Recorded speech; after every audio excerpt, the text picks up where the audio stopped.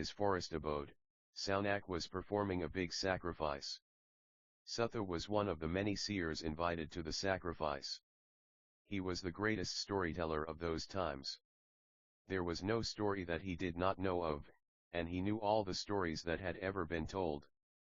After giving Sutha a warm welcome, the sages assembled there gathered around him and requested him to tell them some of the many stories that he knew of and which were appropriate for the occasion.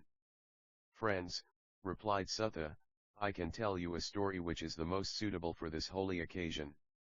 It is the Mahabharata, composed by the great sage, Vedavyas." "Do tell us," everyone asked.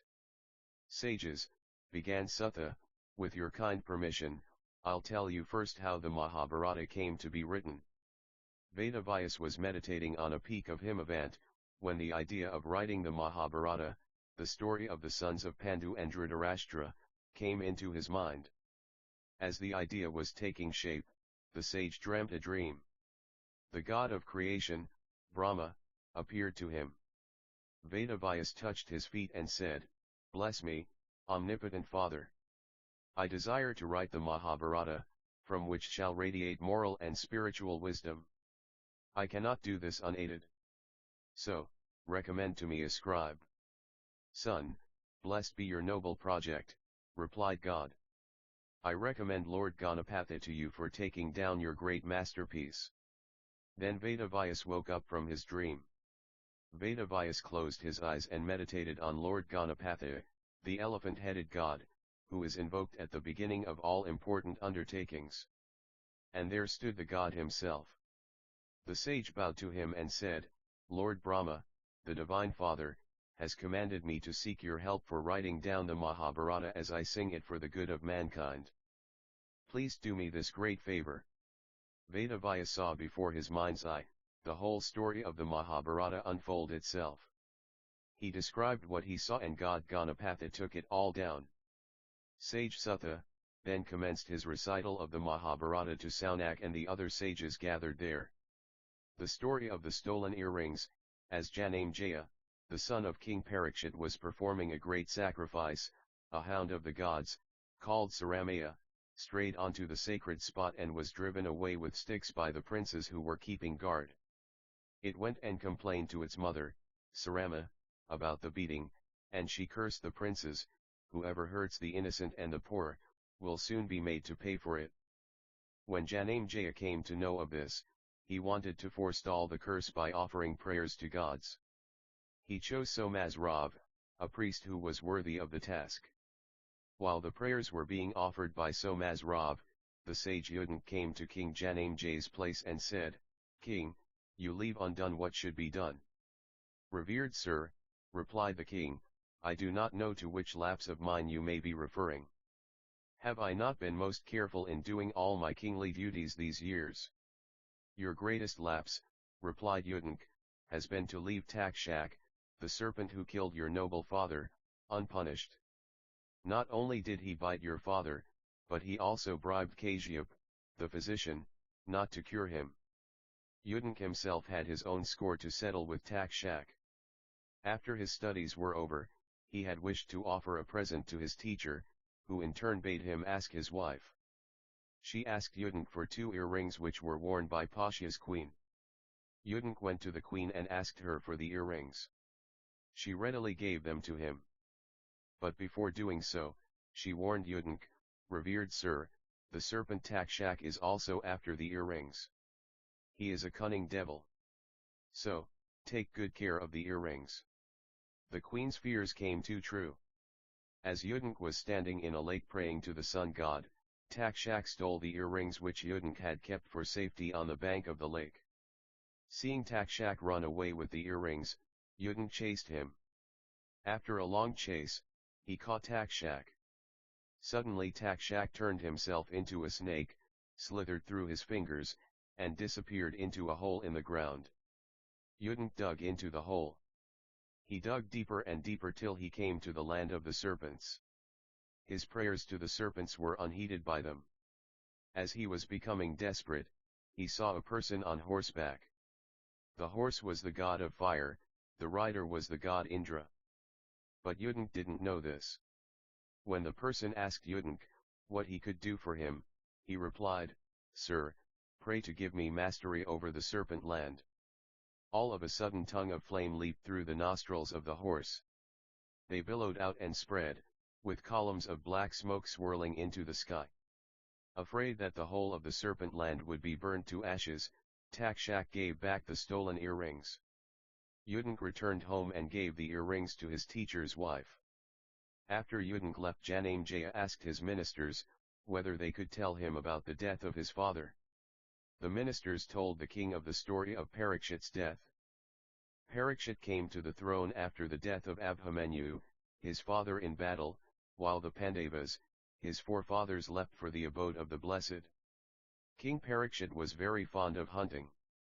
Whilst he was chasing a deer, he came across a sage, lost in meditation, and asked him, "Sir, can you tell me in which direction the deer was gone?" The sage made no answer, and Parikshit in a fit of anger picked up a dead snake with his arrowhead and slung it around the neck of the sage. The sage's son, hearing of this, came to the spot where his father was and cursed the man who had put the dead snake around his father's neck, saying that the doer of the deed would die within a week, of serpent Takshak's bite.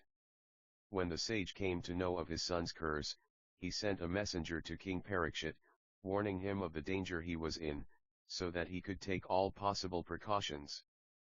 Parikshit repented for his rashness, and upon hearing of the curse was very much afraid. His ministers built a fortress of black granite for him and made it snake-proof. They stocked the fortress with anti-snake bite herbs and medicines. Eminent physicians were sent for from the most distant places. The king lived in the fortress with his ministers and felt safe. 6 days passed by uneventfully. On the 7th day, Kashyap, an eminent snakebite specialist, was going to Parikshit's fortress in order to cure him if he was bitten by the snake.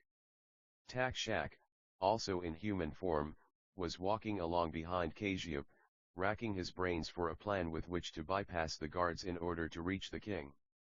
Both of them met. When Kashyap told Takshak of his errand, he was interested. "What can you do, sir?" asked Takshak, "for people bitten by snakes?" "I have antidotes for the bites of the most venomous snakes," replied Kashyap, "and can bring back to life even those dead of snakebite." "Impossible," exclaimed Takshak. "I can show you if you like," replied Kashyap. "That may be true of other snakes, sir, but not of Takshak's bite," boasted Takshak. "I am Takshak, my friend. My bite is a little different from that of the other snakes in the world. Those I bite don't just die. They perish and are reduced to a handful of dust. Your healing will be of no avail to them. So, it is best for you to return home, sir." "Not so soon, sir," replied Kashyap. "Even from the dust, I can bring the dead back to life." Takshak challenged Kashyap to a test and bit a big banyan tree. In a jiffy, a big heap of white ashes lay where the tree had stood. Kashyap closed his eyes and read an incantation.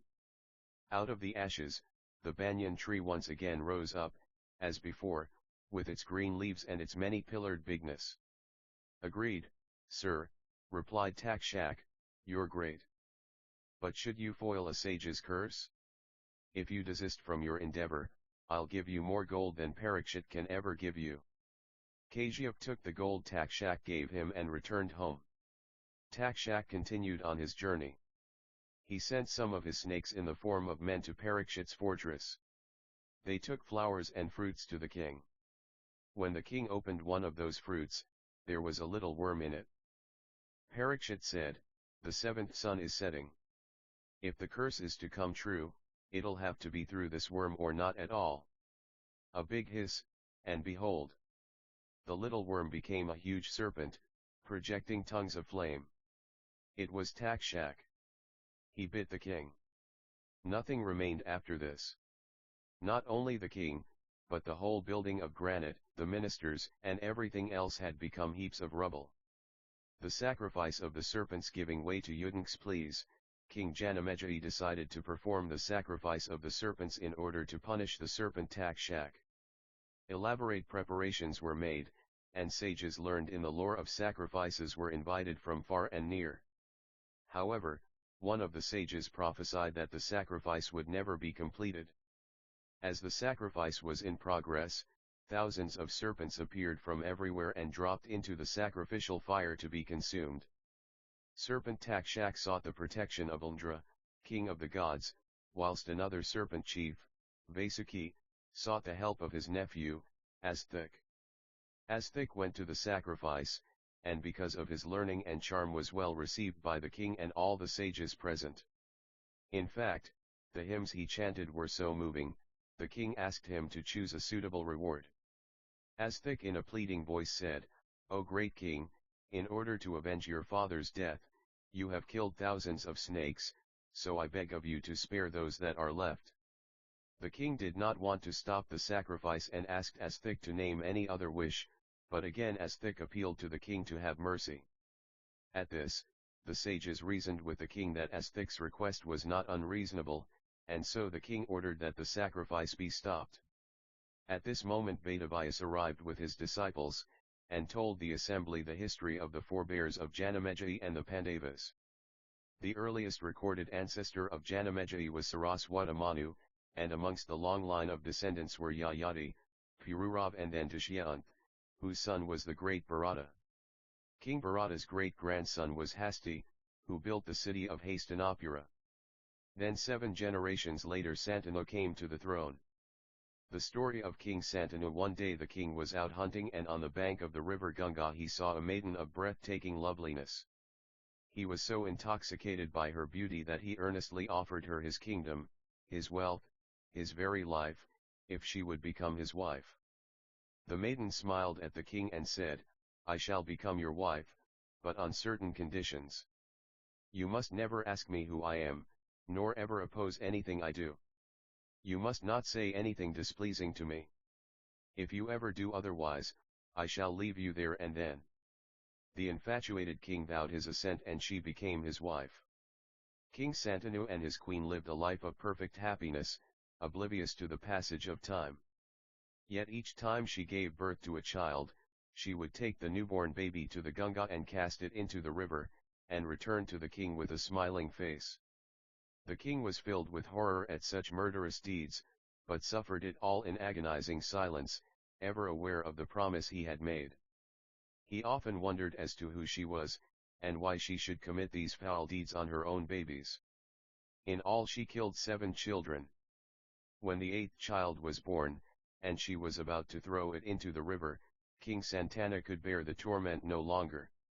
He rushed forward, and catching her by the arm, shouted, "Stop, you cruel woman! How can you so fiendishly murder your own innocent children?" "My king," she replied, "you have forgotten your promise, but now you may have your child for you do not need me any more. I am the goddess, Ganga, I came to earth at the request of these 8 sons of yours. They are gods, who were cursed to be born as men. They begged me to marry you and mother them. It was also their wish, that I should drown them so they could return to their abode in heaven." She placed the baby in Santanu's arms. "Take good care of him, for he will live long and bring great glory to the Kuru race. Now I must leave you." Saying this, the goddess disappeared. Santanu's grief knew no bounds. He loved Ganga very deeply, and now his only joy was his little son. On him the king lavished all his affections, and the child, named Devavrata, grew up to be a truly noble prince, and was crowned the heir apparent. Many years went by. Then one day as the king was riding by the river Yamuna, the air was filled with a fragrance so divinely sweet that the king had to find from whence it came, and he traced it to a girl sitting on the bank of the river. Santanu was so overcome by her beauty, that he begged her to marry him. "I am Satyavati, a fisherwoman," said the girl, "my father is the chief of the fishermen and first you must ask his consent." King Santanu wasted no time in going to see her father, and earnestly begged for the hand of Satyavati in marriage. "I will consent to this marriage," said the father, "provided you promise that if my daughter has a son, he shall be king after you." The king could not make this promise, as it meant setting aside the rights of Devavrata, his son by goddess Ganga. He therefore returned to his palace, sick with baffled desire. He did not tell anyone of his sorrow, and as the days went by, he could neither eat nor sleep. The prince Devavrata worried over his father's plight, and questioning the king's charioteer, he soon discovered the reason for his father's anguish. He went to the chief of the fishermen and besought the daughter's hand on his father's behalf, readily promising that a son by the marriage would succeed his father as king. The chief of the fishermen was greatly moved. "You are a great and noble prince, and I have no doubt you will keep your word, but how can I know that children born of you would not seek to seize the kingdom which was your birthright?" Although startled by this demand, Devavrata was still determined to fulfill the king's desire, so he vowed with upraised arm, "I shall never marry, and I dedicate myself to a life of celibacy." As he uttered these words, the gods showered flowers on his head, and the air resounded with cries of Bhishma, Bhishma. From then onwards, the prince was known as Bhishma, the one who takes a solemn vow and fulfills it. So, King Santanu married Satyavati, and 2 sons were born, Chitrangada and Vishitravirya. Eventually Chitrangada came to the throne, but was killed in battle, and died without any children. He was succeeded by Vishitravirya, who had 2 sons named Dhritarashtra, who was born blind, and Pandu. When they came of age, Dhritarashtra married the Gandhara princess, Gandhari, and Pandu married the princess Kunti. As Dhritarashtra was blind, Pandu ascended the throne on the death of Vishitravirya.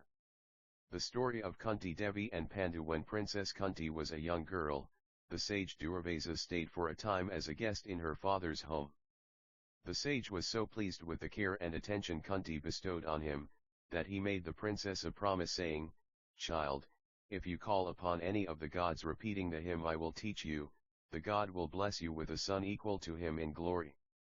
Out of childish curiosity, Kunti recited this divine hymn to the sun god. A child with a suit of gold armor and diamond earrings was born to her. Kunti was aghast and wondered what she should do with the child.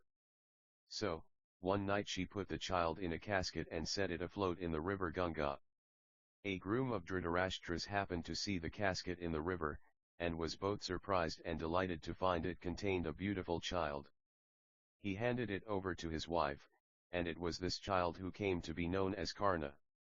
On the advice of Bhishma, and in accordance with the custom of that time, Pandu took a second wife, Madri, the sister of the king of Madra. One day King Pandu was out hunting, and seeing a pair of deer, shot the male deer, ignorant of the fact that it was a sage in the guise of a deer. With his dying breath the sage put a curse on Pandu that he would never be able to have any children. Pandu was heartbroken at this curse, and retreated into the forest to live in solitude with his 2 queens, and it looked as if Pandu would die childless. Then Kunti told Pandu about the sage Durvasa's promise that she could have children after invoking the gods. Pandu, although still in the throes of despondence, readily agreed, and soon Kunti had 3 sons by the gods. Later Kunti prayed to the gods on behalf of Madri, and she in turn was gifted with 2 sons. But Pandu still could not find any happiness in life.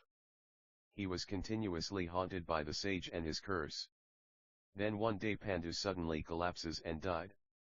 Madri could not contain her sorrow, and she burned herself on the pyre of her husband, entreating Kunti to remain and be a mother to her children.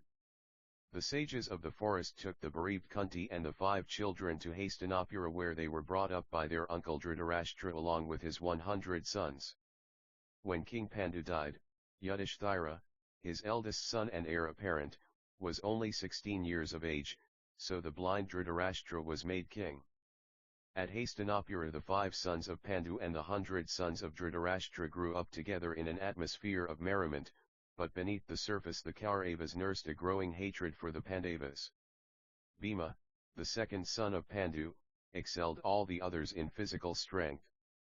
He would bully his Kaurava cousins, and was wont to lift one of his cousins high above his head and run with his helpless and screaming victim around a garden. Nothing Bhima liked better than to dive into a pool with 1 or 2 of his cousins clasped in his arms, and stay under water until his struggling cousins were well nigh drowned. The Kauravas had many bruises as a result of Bhima's practical jokes, and Duryodhana, the eldest of Kauravas, was extremely jealous of Bhima's strength, and in his warped thinking, he felt that if only Bhima was out of the way, the powers of the Pandavas would decline, then Yudhishthira could be prevented from becoming king.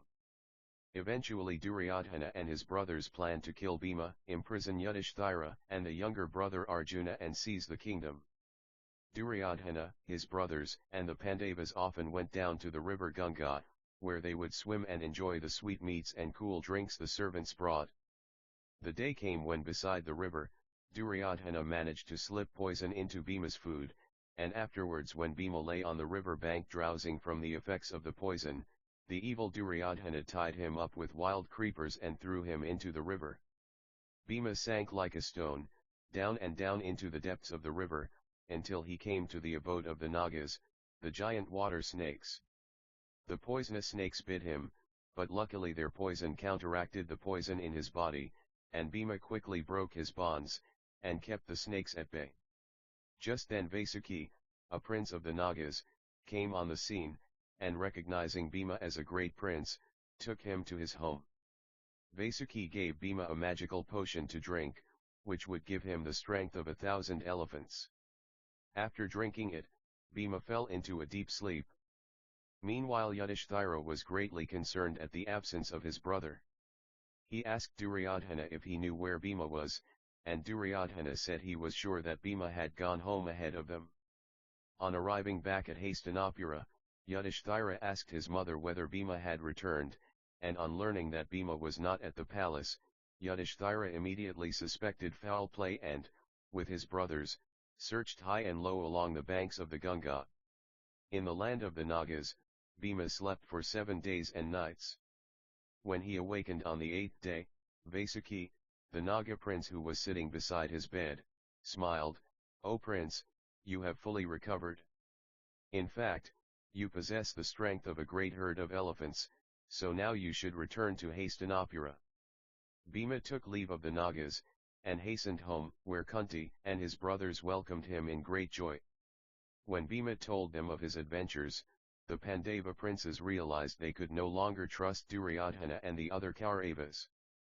Kunti sent for Vijaya, the king's chief counselor, and told him in confidence, "Duryodhana is wicked and cruel. He has already tried to kill Bhima because he wants to rule the kingdom." "What you say is true," replied Vijaya, "but you have no cause to worry, for your sons are blessed with long life."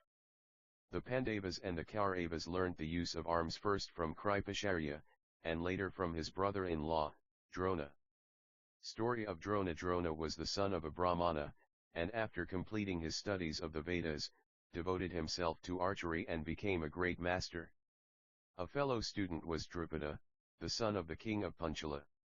They were such good friends that Drupada often said, "When I am king, you shall have half of my kingdom." Later, Drona married Kripacharya's sister, and a son, Aswathama, was born to them. Drona was devoted to his wife and son, and for their sake, resolved to acquire sufficient wealth. Hearing that one, Parasurama had decided to distribute his riches among the Brahmanas, he hurried to him. Alas, he was too late, as Parasurama had already given away his wealth and was about to retire to the forests. But Parasurama was anxious to help Drona, and as he was recognized as the master of weapons, he offered to teach Drona his skills. Drona readily agreed, and great archer as he already was, he became the unrivaled master of the bow and other weapons. Meanwhile, the king of Panchala died and Drupada had ascended the throne. So, remembering Drupada's lavish promises, Drona journeyed to Panchala, fully expecting to be treated generously. But he found that Drupada had changed, and now drunk with power, he received his former friend with scorn and derision. Drona was turned out of the palace as though he was a beggar, and vowed to punish this arrogant king, who so easily forgot the promises made during their earlier friendship. Drona then decided to go to Hastinapura and enlist the help of his brother-in-law Kripacharya in his search to find some measure of wealth. One day the Kaurava princes were playing with a ball, and in the course of the game the ball fell into a well, and they stood looking into its depths wondering how to retrieve their ball. Drona happened to be close by and seeing their predicament, spoke to them, "Princes, you are descendants of the great King Bharata, and should be so skilled in arms, that recovering your ball should be easy. Let me show you how." Drona took his bow and fired an arrow straight into the ball. Then in quick succession, he shot arrow after arrow, and each arrow hit the arrows fired before until they formed a long chain, by which he lifted out the ball. The princes were amazed at his skill, and asked him who he was, and begged him to accompany them to the palace. Drona smiled, "O princes, ask your uncle Bhisma. He will tell you who I am." When Bhisma heard the story, he knew the Brahmana could be no other than the famous master Drona, the ideal person to teach the princes the use of arms. So, Drona was received at the palace with special honor, and engaged to teach the princes his skill with weapons. Of all his pupils, the Pandava prince Arjuna was by far the best, displaying natural skill with the bow. One night Drona discovered Arjuna practicing in the dark and he was amazed at the prince's marksmanship. "Bravo, my prince," cried Drona, "one day you will be the greatest warrior of all." From that day onwards Arjuna became Drona's favorite pupil, and he taught the prince all the skills and cunning of war he knew. As soon as the princes had mastered their weapons and the art of warfare, Drona, ever remembering the insult he had suffered from Drupada, sent Arjuna with an army to take Panchala and capture Drupada. Arjuna and his army conquered Panchala, and brought Drupada and his ministers, bound in chains before Drona. Drona was jubilant, and greeting the dismayed Drupada said, "Have no fear, Drupada. When we were young, we were great friends and you often promised me half your kingdom. But when you became a king, you insulted me and turned me out of your palace. Now, I have conquered your kingdom, so I am a king, but I still wish to be your friend, and I hereby grant you half your kingdom." Drona thought he had acted nobly, but Drupada's pride had been humbled, and his hatred for Drona was deep and tormenting. He fasted and made sacrifices to the gods to grant him a son who would one day slay Drona. His wishes were answered, when a son was born. He was named Drishtadhyumna, who eventually became a great warrior. Drupada also had a daughter, Draupadi, who was destined to become the consort of the Pandava princes. The story of Ekalavya. In the great forests around Hastinapura, lived many important tribes. The chieftain son of one of these tribes, was named Ekalavya, who having heard of Drona's fame as a teacher of archery, went to Hastinapura feeling sure that Drona would accept him, as a pupil. Drona refused to take a mere tribal chief's son as one of his pupils, and although Ekalavya was bitterly disappointed, he still determined to become a great archer. So, he made a life-size image of Drona in clay, and setting up the statue in a glade, he stood alongside it and practiced with his bow. Such was his faith, that he soon became as skilled as any of Drona's pupils. Then one day the Pandava and Kaurava princes were out hunting in the forest close to where Ekalavya lived. One of their hounds, running far ahead, suddenly came upon this image of Drona, and decided that here was something it could attack. Ekalavya from a distance, saw what was happening and to save his tutor from being demolished, let fly 6 arrows which all hit the dog symmetrically on each side of its muzzle. The princes hearing the dog yelp with pain, and thinking it was being attacked by some ferocious animal, made haste to the spot, but when they saw the dog, they seemed more concerned at the amazing marksmanship of the archer than the wounds of the poor dog. Calling to Ekalavya, they asked him who he was and who taught him such mastery of the bow. "Sirs," replied Ekalavya, bowing to the princes, "I am Ekalavya, the son of the chieftain, and I am a disciple of Drona the great archer." The princes were surprised that Drona should be teaching such a person, even though he was a tribal chief's son. But more so Arjuna, who was seething with envy and anger, and when they got back to Hastinapura, he immediately confronted Drona and without a word of greeting, shouted, "You promised that none would ever excel me at archery. Yet today I met Ekalavya, one of your pupils, whose skill is equal to mine." Drona was at a loss for words, and in the end demanded that Arjuna take him to meet this so-called pupil of his. The next day Arjuna took Drona into the forest, and there in the same glade was Ekalavya shooting arrow after arrow with perfect precision. As soon as Ekalavya saw Drona, he threw down his bow and rushed forward. "O master! I am glad you have come," cried Ekalavya, "for I am your humble pupil." "If that is so," said Drona, "what will the pupil give his master as a present?" "Anything you may command, noble sir," replied Ekalavya. "Then," cried Drona, "give me your right thumb." Without a word, Ekalavya drew out his sword and cut off his right thumb, and presented it to Drona. The tournament Drona strode into the audience hall, where Vedavyas, Bhisma, Vijara, and Kripa were discussing matters of state with King Dhritarashtra. Bowing to the king, Drona said, "Your Majesty, the princes are now trained in weapons and warfare. Let there be a tournament, so that they can prove their skill and valor." "You have done well," replied the king, "by all means a tournament, let us fix a date and then proclaim it throughout the kingdom." So, an arena was built surrounded by pavilions for the royal household and gaily bedecked tents for the nobles.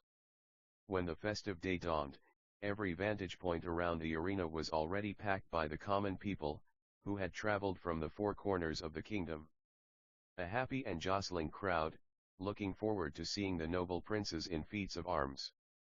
Soon after the arrival of the king, the trumpeters sounded the commencement of the tournament, and then led by stately Drona, the princes marched into the arena. Chariot races started the day.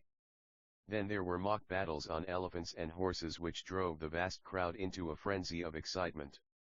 A mock fight with maces between Bhima and Duryodhana soon developed into a deadly combat, each remembering the past tried to brain the other, until Drona stepped between them, and reminded the princes of the laws of chivalry.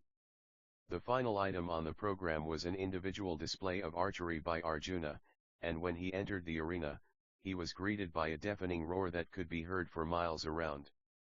Arjuna displayed matchless skill with his weapons and the vast assemblage was lost in wonder and admiration. His prowess with the bow seemed superhuman. Targets the length of the arena were hit with perfect ease. Duryodhana could scarcely hide the envy and hate he held for Arjuna.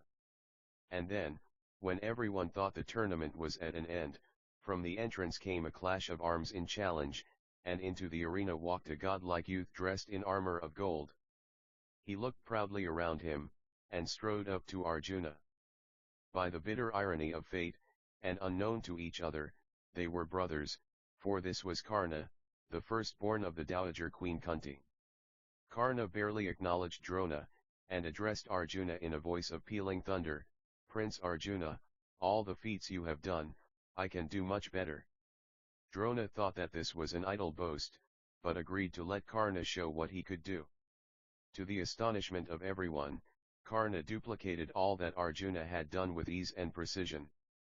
Duryodhana was overjoyed, and rushing into the arena, threw his arms around Karna, "Welcome great warrior, I and all this kingdom are at your command." "I am grateful," replied Karna, "but only one thing I desire and that is single combat with Arjuna." Arjuna, mad with anger, confronted Karna and in a contemptuous voice shouted, "You, who come here uninvited, shall die the death of a braggart." The two combatants grasped their weapons, and as they were about to fight, Kripa, well versed in the laws of chivalry, stepped between them. "Stop. The rules of single combat do not allow a prince to fight with unknown adventurers." Then turning to Karna, he said, "Speak up and name your parentage." Karna hung his head in shame, but Duryodhana was not to be outdone. "If this combat cannot take place, merely because Karna is not a prince, that is easily remedied," Duryodhana said, and raised his arm high. "I hereby crown Karna king of Anga." Having obtained the assent of his father, King Dhritarashtra, Duryodhana had a throne brought into the arena, and the priests performed all the necessary rites and invested Karna with sovereignty of the kingdom of Anga. All this time Kunti, sitting in the royal pavilion, had realized that Karna was her firstborn son, and she was stupefied with anguish, not knowing what to do to stop her sons from fighting in mortal combat. But then the sun had set and the trumpets sounded the end of the tournament, and so Duryodhana took Karna in his chariot and drove away. The house of wax. When at last, King Dhritarashtra announced that Yudhishthira was the rightful heir apparent to the throne, Duryodhana's mad envy and jealousy knew no bounds. To make matters worse, the people held the Pandava princes in high regard, and Yudhishthira came to be named Dharmaraya, the sustainer of the law. It soon became common knowledge in the palace that the people were muttering that Dhritarashtra had no right to be king, and that Yudhishthira would make a far better ruler. Dhritarashtra was in many ways a wise ruler, and although he loved his brother's sons, he was weak-willed and was easily swayed by the evil counsel around him. Duryodhana conspired with his nefarious uncle Sakuni, and his uncle's minister Kanaka, on ways and means to get rid of the Pandava princes. One day Duryodhana went to his father in a towering rage. This state of affairs can no longer be endured. The people are already hinting that Yudhishthira should be crowned king immediately. The Pandavas must go, otherwise what is to become of us? Are we to rely on their charity for our future? The old king was sorely worried. Son, what you say may be true, but if we openly oppose or harm the princes, the whole kingdom will rise against us. You are wrong, shouted Duryodhana, quivering with rage. We have powerful allies in Kripa and Drona and his son Aswathama. I beg you, send the Pandavas to Varanasi, otherwise there will never be peace in the kingdom. Dhritarashtra refused at first to listen to Duryodhana's evil schemes, and then Sakuni and Kanaka lost no time in trying to convince the king that to allow the Pandavas to remain at Hastinapura would be an ever-growing menace to him and his sons. But if the Pandavas were induced to go to Varanasi, Duryodhana and his brothers would regain their popularity, and perhaps in time the Pandavas could be allowed to return. In the end Dhritarashtra yielded to the conspirators' oily words, and in his weak judgment began to believe that with the removal of the Pandava princes, the Kauravas would forever reign supreme. Kunti Devi and the princes welcomed the suggestion of a prolonged visit to Varanasi, for it would be a relief to get away from the treacherous atmosphere of the court at Hastinapura. Duryodhana, delighted at the turn of events, lost no time in planning with Sakuni and Karna on a fatal accident that would rid the world of the princes. The conspirators hit upon a scheme that seemed bound to succeed. They sent for Purochan, an architect of dubious character, and gave him instructions which he swore to carry out. Before the Pandavas left for Varanasi, Purochan hastened there well in advance, and with his own artisans and laborer built a beautiful palace to house the Pandavas. Everything in this palace was constructed of the most inflammable material which would burn rapidly. The plan was to set fire to this house of wax when the Pandavas were sound asleep, and as it would burn fiercely, they would stand no chance of escaping, and the Kauravas could never be blamed for such a tragic accident. The day came when Kunti Devi and the princes took leave of their relatives and friends, and set off on their journey to Varanasi. Vijaya, the wise counsellor, accompanied them part of the way, and before returning to Hastinapura, spoke words of warning to Yudhishthira.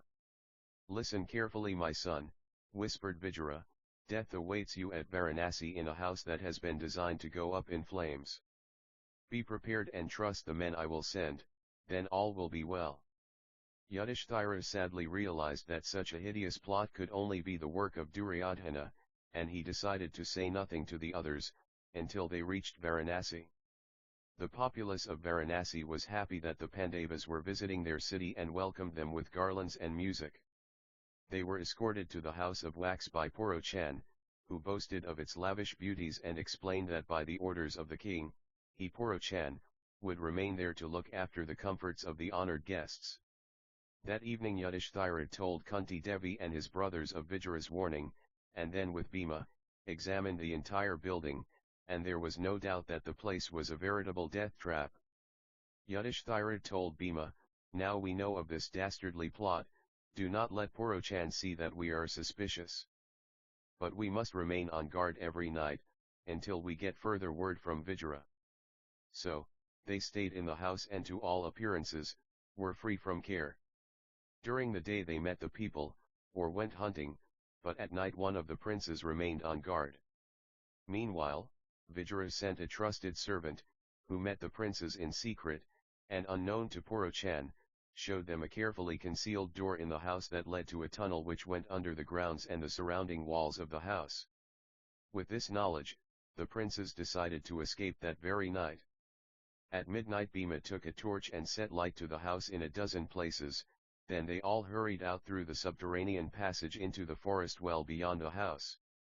The house of wax was soon a roaring blaze that lit up the sky, and a fast-swelling crowd of citizens could do nothing to stem such an inferno, only stand and lament on the fate of the princes and their mother. The house was reduced to ashes, and in the debris lay the remains of Purochan, a victim of his own dastardly scheming. When the news reached Hastinapura, Dhritarashtra and his sons shed tears, and performed the most solemn funeral rites for their kinsfolk, who they fondly believed had perished in the fire. In the forest, the Pandavas groped their way through the tangled undergrowth till they came to the river Ganga.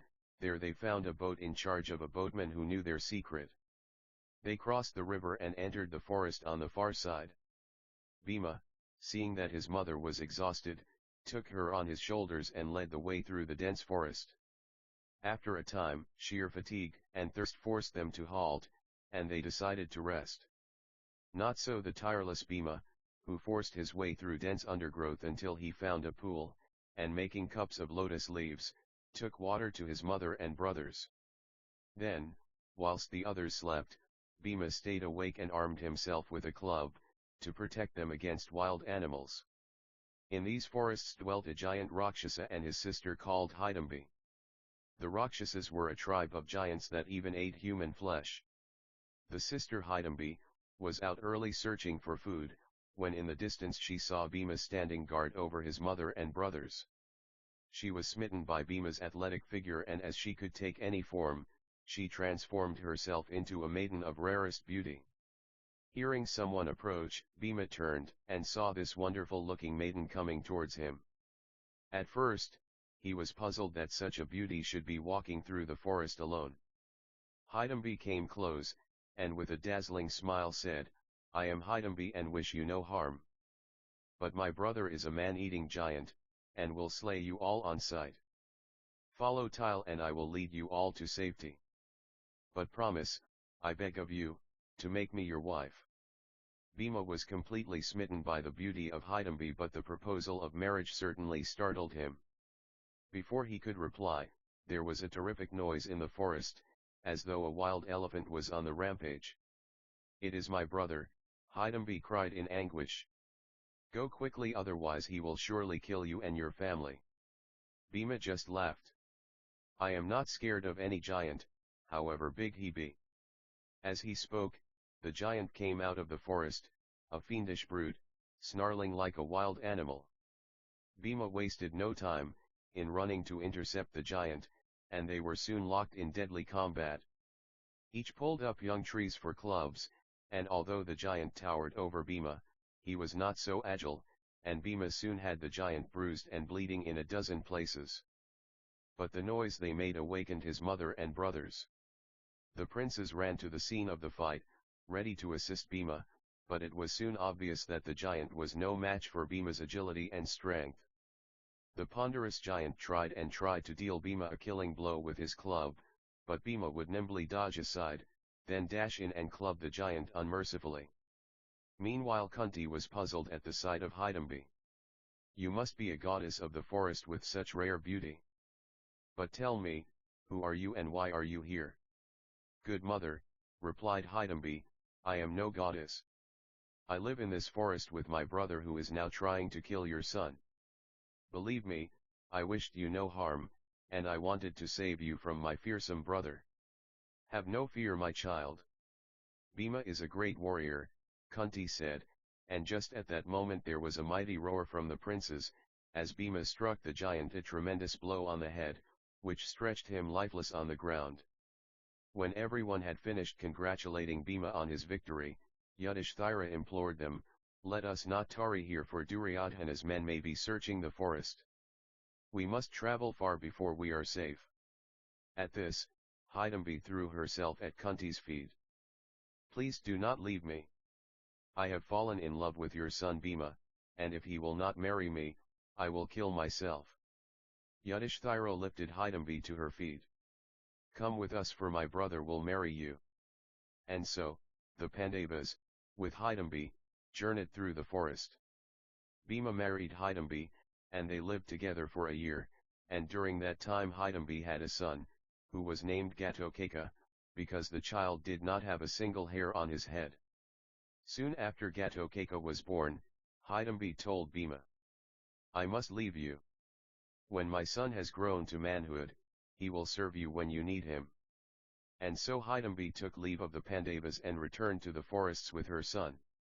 The Pandavas then decided to move further on, and in their journey suffered many hardships and overcame many dangers. They met Vedavyas on the way, from whom they received encouragement and wise counsel. He advised them to put on the garb of Brahmins, and go to the city of Akashakra and there live in a certain Brahmin's house, till better days dawned. In the city of Akashakra, the Pandavas stayed in the guise of Brahmins, begging for their food in the streets. One day, when the other brothers had gone to beg for alms, Bhima stayed with his mother, and they heard a loud wailing from the house of their Brahmin landlord. Thinking some calamity had befallen the family, Kunti went inside the house to find out what was amiss. The Brahmin and his wife could hardly speak for weeping, but in the end Kunti gathered that it had been decreed that one of the family had to be sacrificed to a Rakshasa who lived in a cave on a nearby hill. This Rakshasa dominated the people of the city. The king was weak and unable to protect his people, and those who had tried to wreak vengeance on the Rakshasa were killed. The Rakshasa had been in the habit of indiscriminately killing and eating men, women, and children. Then the citizens begged the Rakshasa to stop this wholesale killing, and it was agreed that once a week someone would drive a bullock cart laden with food to the Rakshasa's cave, and the Rakshasa would make a feast of the food, the bullocks, and the driver. This week it was the turn of the landlord's family to go to the Rakshasa.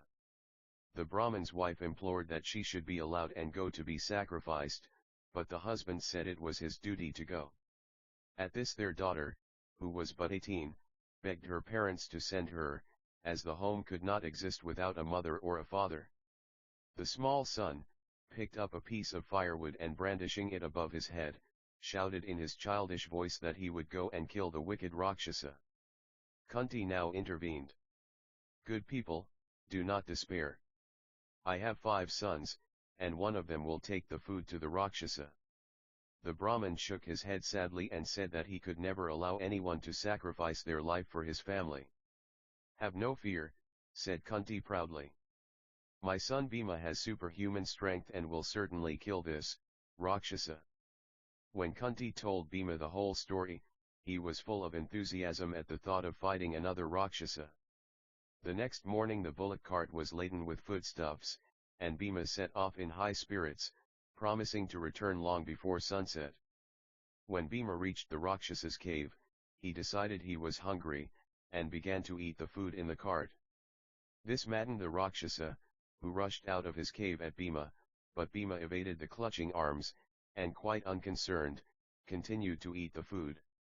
At this the Rakshasa uprooted a tree and threw it at Bhima, who merely brushed it aside. Bhima then strode up to the Rakshasa and a great fight ensued. But Bhima was by far the stronger, and in the end, he threw the Rakshasa down, and broke his back. Bhima dragged the carcass of the Rakshasa to the gates of the city, and the people wept with joy that the awful menace hovering over their heads had been removed at last. The Swayamvara of Princess Draupadi. While the Pandavas were living as Brahmins at Akashakrapura, they heard of the approaching celebration of the marriage of the Princess Draupadi, daughter of the Drupada, king of Panchala. All the monarchs and princes of northern India were invited, and in accordance with the ancient Swayamvara custom, the bride would choose her husband from among the assembled royalty.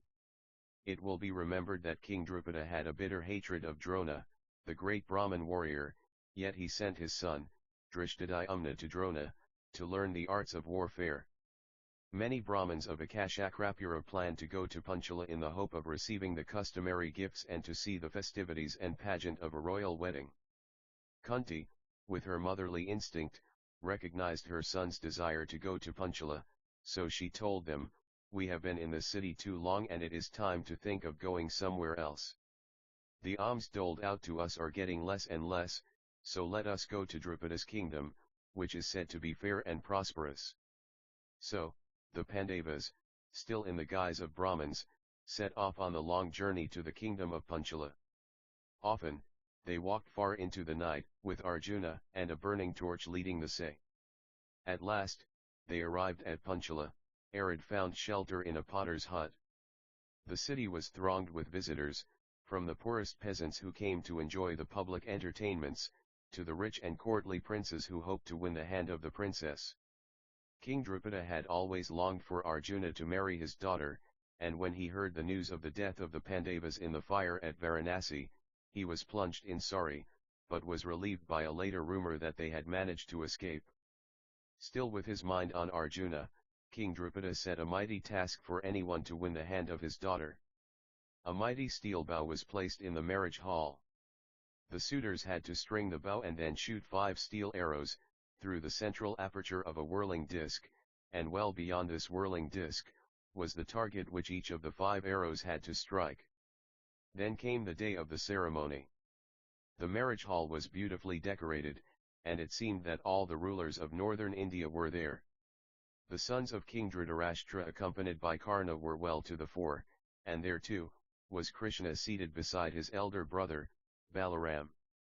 To the sound of 100 trumpets, Princess Draupadi entered the hall, accompanied by her brother Drishtadyumna. She coyly danced at the valiant princes, who on their part looked at her in open admiration.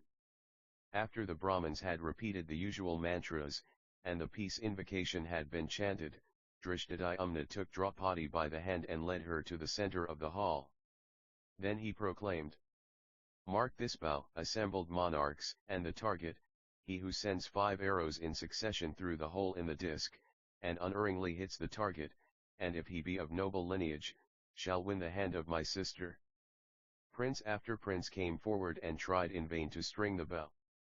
Now it was the turn of Karna, who strung the bow with surprising ease, but before he could fire an arrow, Draupadi proudly exclaimed as the daughter of a monarch, "I will not wed the son of a groom."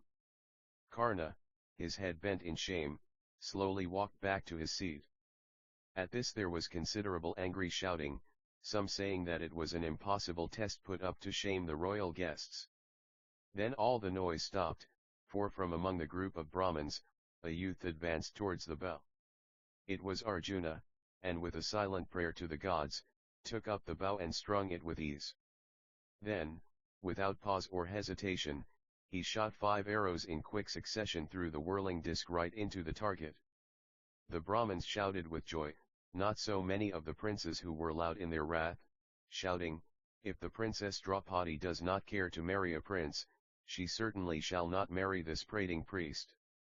At this one of the princes started to draw his sword, but Bhima was already at Arjuna's side, ready to fight one and all. Then Sri Krishna, who not deceived by the Brahmin robes, had realized that the Pandava princes were involved. He strode amidst the irate suitors, and his calm voice and righteous words calmed the angry monarchs. Meanwhile the Pandava princes accompanied by Draupadi, hurried back to the potters but to tell Kunti their mother, of the good fortune that had been theirs that day. When they got to the hut, they left Draupadi outside in order to surprise their mother.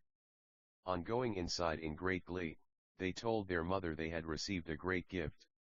"Enjoy the gift in common," replied their mother, not knowing what it was. And as a mother's command cannot be disregarded, Draupadi became the common wife of the 5 brothers. The kingdom of Indraprastha. When the news of what took place at the Swayamvara reached Hastinapura, Vijaya was overjoyed. He immediately went to King Dhritarashtra and said, "O king, our stars are strong because the daughter of King Drupada is now our daughter-in-law." The king, in his befuddled thinking, assumed that it was his son Duryodhana who had won the hand of Princess Draupadi. Turning to Vijaya, he cried, "You must go at once and bring Draupadi to Hastinapura, so that we can all celebrate my son's happiness." "No, your majesty," said the jubilant Vijaya. "The Pandava princes and Kunti escaped from that awful fire, and it was Arjuna who has won Draupadi." And now the Pandavas are well and happy under the care of King Drupada. This was a sad blow for the king, and he did his best to conceal his anguish. I am indeed glad to hear that the Pandavas are really alive. This is wonderful news, and we must invite them back to Hastinapura, together with our new daughter-in-law. But Duryodhana's hatred and jealousy were uncontrollable when he learnt that the Pandavas had managed to escape from his house of wax, and were now even more to be feared, with the alliance of the powerful king of Panchala. He and Karna stormed into the king's chamber, and Duryodhana, without mincing words, shouted, "These accursed Pandavas are now stronger than ever. They must be aware that we tried to murder them at Varanasi, so either we destroy them now, or we ourselves will perish." "True, my son," replied the king. "Our position is certainly desperate. But how do you propose we rid ourselves of the Pandavas?" Duryodhana shook his head. "I really do not know. But perhaps we can take advantage that the Pandava princes are not born of the same mother and create enmity between them. Or better still, can we not bribe the king of Panchala to become our ally?" Karna, standing there, just smiled and said, "This is but futile talk." Duryodhana glared at Karna. "Have you a better plan to offer?" "Your proposals are no good," replied Karna. "When the Pandavas were here, your attempts to drown Bhima, and murder them at Varanasi proved useless. Now the Pandavas will be hard to deceive.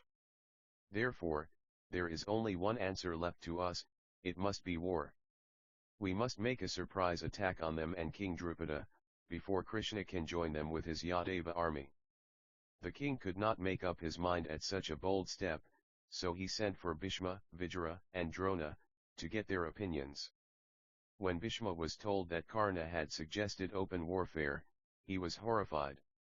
"This is evil advice, and evil has a way of not only destroying itself, but others too. The proper course will be to welcome the Pandavas back and give them half the kingdom. This is the only way to dispel all the loose talk and suspicion of what occurred at Varanasi, and to maintain the dignity of our family. This is my advice." Drona, without hesitation, gave the same counsel and suggested sending a suitable envoy to Panchala to bring about an amicable settlement and establish peace. Listening to all this, Karna completely lost his temper. "This is the talk of cowards. I am surprised that Drona, who has received such power and wealth in this kingdom, should be frightened of the Pandavas." Drona, his eyes blazing with anger, turned on Karna. "You speak like a child. If the king does not do what Bhishma and myself have advised, the Kauravas will certainly meet with destruction." At this Dhritarashtra appealed to Vijara for his opinion. "O king," solemnly declared Vijara, "the advice given by Bhishma and Drona is wise and just. It is true that Drupada and his son as well as Krishna, and the Yadavas, are staunch allies of the Pandavas, and it would be impossible to beat them in battle. Remember also, that there is talk that we tried to kill the Pandavas at Varanasi, and the people will not stand for further injustice to the Pandavas. So be wise, and follow Bhishma's advice." In the end, and to Duryodhana and Karna's dismay, the king determined to establish peace by giving half his kingdom to the sons of Pandu, and he entrusted Vijara to go immediately to Panchala and bring the Pandavas and Draupadi to Hastinapura. Vijara lost no time in going to Panchala, taking with him jewels and many costly gifts. After paying due honor to King Drupada, Vijara requested him, on behalf of Dhritarashtra, to send the Pandavas to Hastinapura. Drupada, who mistrusted Dhritarashtra, merely said the Pandavas could do as they pleased. When Vijara later met Kunti, she said, "I am suspicious of Dhritarashtra's intentions, but you saved our lives at Varanasi, so we shall do as you advise." "Fear nothing," said Vijara. "Your children will never meet with destruction. For they will inherit a great kingdom and acquire renown far and wide." And so, Vijara returned to Hastinapura accompanied by the Pandavas, Kunti, and Draupadi. In jubilant welcome to their beloved princes, who were returning home after many years, the streets of the city were strewn with flowers and thronged with crowds. In accordance with Dhritarashtra's decree, The Kuru kingdom was accordingly divided. King Dhritarashtra and his sons retained the eastern and richer portion with its ancient capital Hastinapura on the Ganga. Yudhishthira, the eldest of the Pandava princes, was crowned king of the western portion of the kingdom, which was then a forest and a wilderness on the river Jumna. The sons of Pandu cleared the forests, and the ruins of the ancient city of Kandavaprastha, and built palaces and forts, for a new capital, which they named Indraprastha. The exile and wanderings of Arjuna. Yudhishthira, the eldest of the 5 sons of Pandu, and now king of Indraprastha, ruled his kingdom with glory. The great sage Narada came to Indraprastha in the early days of the new kingdom, to see the Pandava princes and their queen mother Kunti. When Narada heard the story of Draupadi's marriage, he was somewhat disturbed and lost no time in giving the princes his learned advice. "My sons," expounded the sage, "living according to certain ethical standards is a necessity of life. Not one of you should ever intrude on the privacy of each other, and the breaking of such a rule can only be atoned by a year's pilgrimage." The princes agreed that they would always abide by the sage's advice. This worked well, until one day a Brahmin in great distress came to Arjuna to help find a sacred cow that was missing. Arjuna, ever ready to help anyone in need, searched for the sacred cow, but in doing so, he inadvertently broke into the presence of one of his brothers who was talking at the time to Draupadi. Arjuna felt that he had erred, and notwithstanding the pleas of his brothers, he was adamant that only a year's pilgrimage would atone for his sin. Arjuna, in this self-imposed exile, wandered far across the country. Coming to the river Ganga one afternoon, he decided to bathe. No sooner had he entered the water when he was confronted by a Naga princess, who, taking him by the hand, took him deep down into the water till they reached Nagaland. Here Arjuna tarried for several weeks, and when he took his leave, the princess, who was named Ulakai, bestowed upon him power to defeat anything that existed in water. Now Arjuna decided it was time for him to return to Indraprastha. On his return journey the rains came, and on one occasion Arjuna was forced in a heavy deluge, to take shelter beneath an old banyan tree. A youth was also sheltering under the tree, and whilst they awaited the storm to abate, Arjuna was surprised to learn that the youth hailed from Yadava, which was ruled by his friend and mentor, Sri Krishna. The youth was full of praises for Yadava, and especially so for Subhadra, the sister of Krishna. Hearing the princess spoken of in such glowing terms, aroused Arjuna's curiosity, and he vowed to break his journey and visit Dwarka, the capital of Yadava, and pay his respects of Krishna and his sister. When he reached Dwarka, no one, excepting Sri Krishna, could recognize Prince Arjuna, in his guise as a wandering holy man. Arjuna was overjoyed when he saw Princess Subhadra. The youth he had met had certainly not exaggerated her beauty, and although he had known the princess when she visited Hastinapura as a young girl, she had grown into a woman of surpassing loveliness. Arjuna lost his heart to the fair princess, and took the first opportunity of confiding to Krishna his desire to marry the princess. Sri Krishna was overjoyed at the prospect of such a marriage, but he realized that there were obstacles to be met.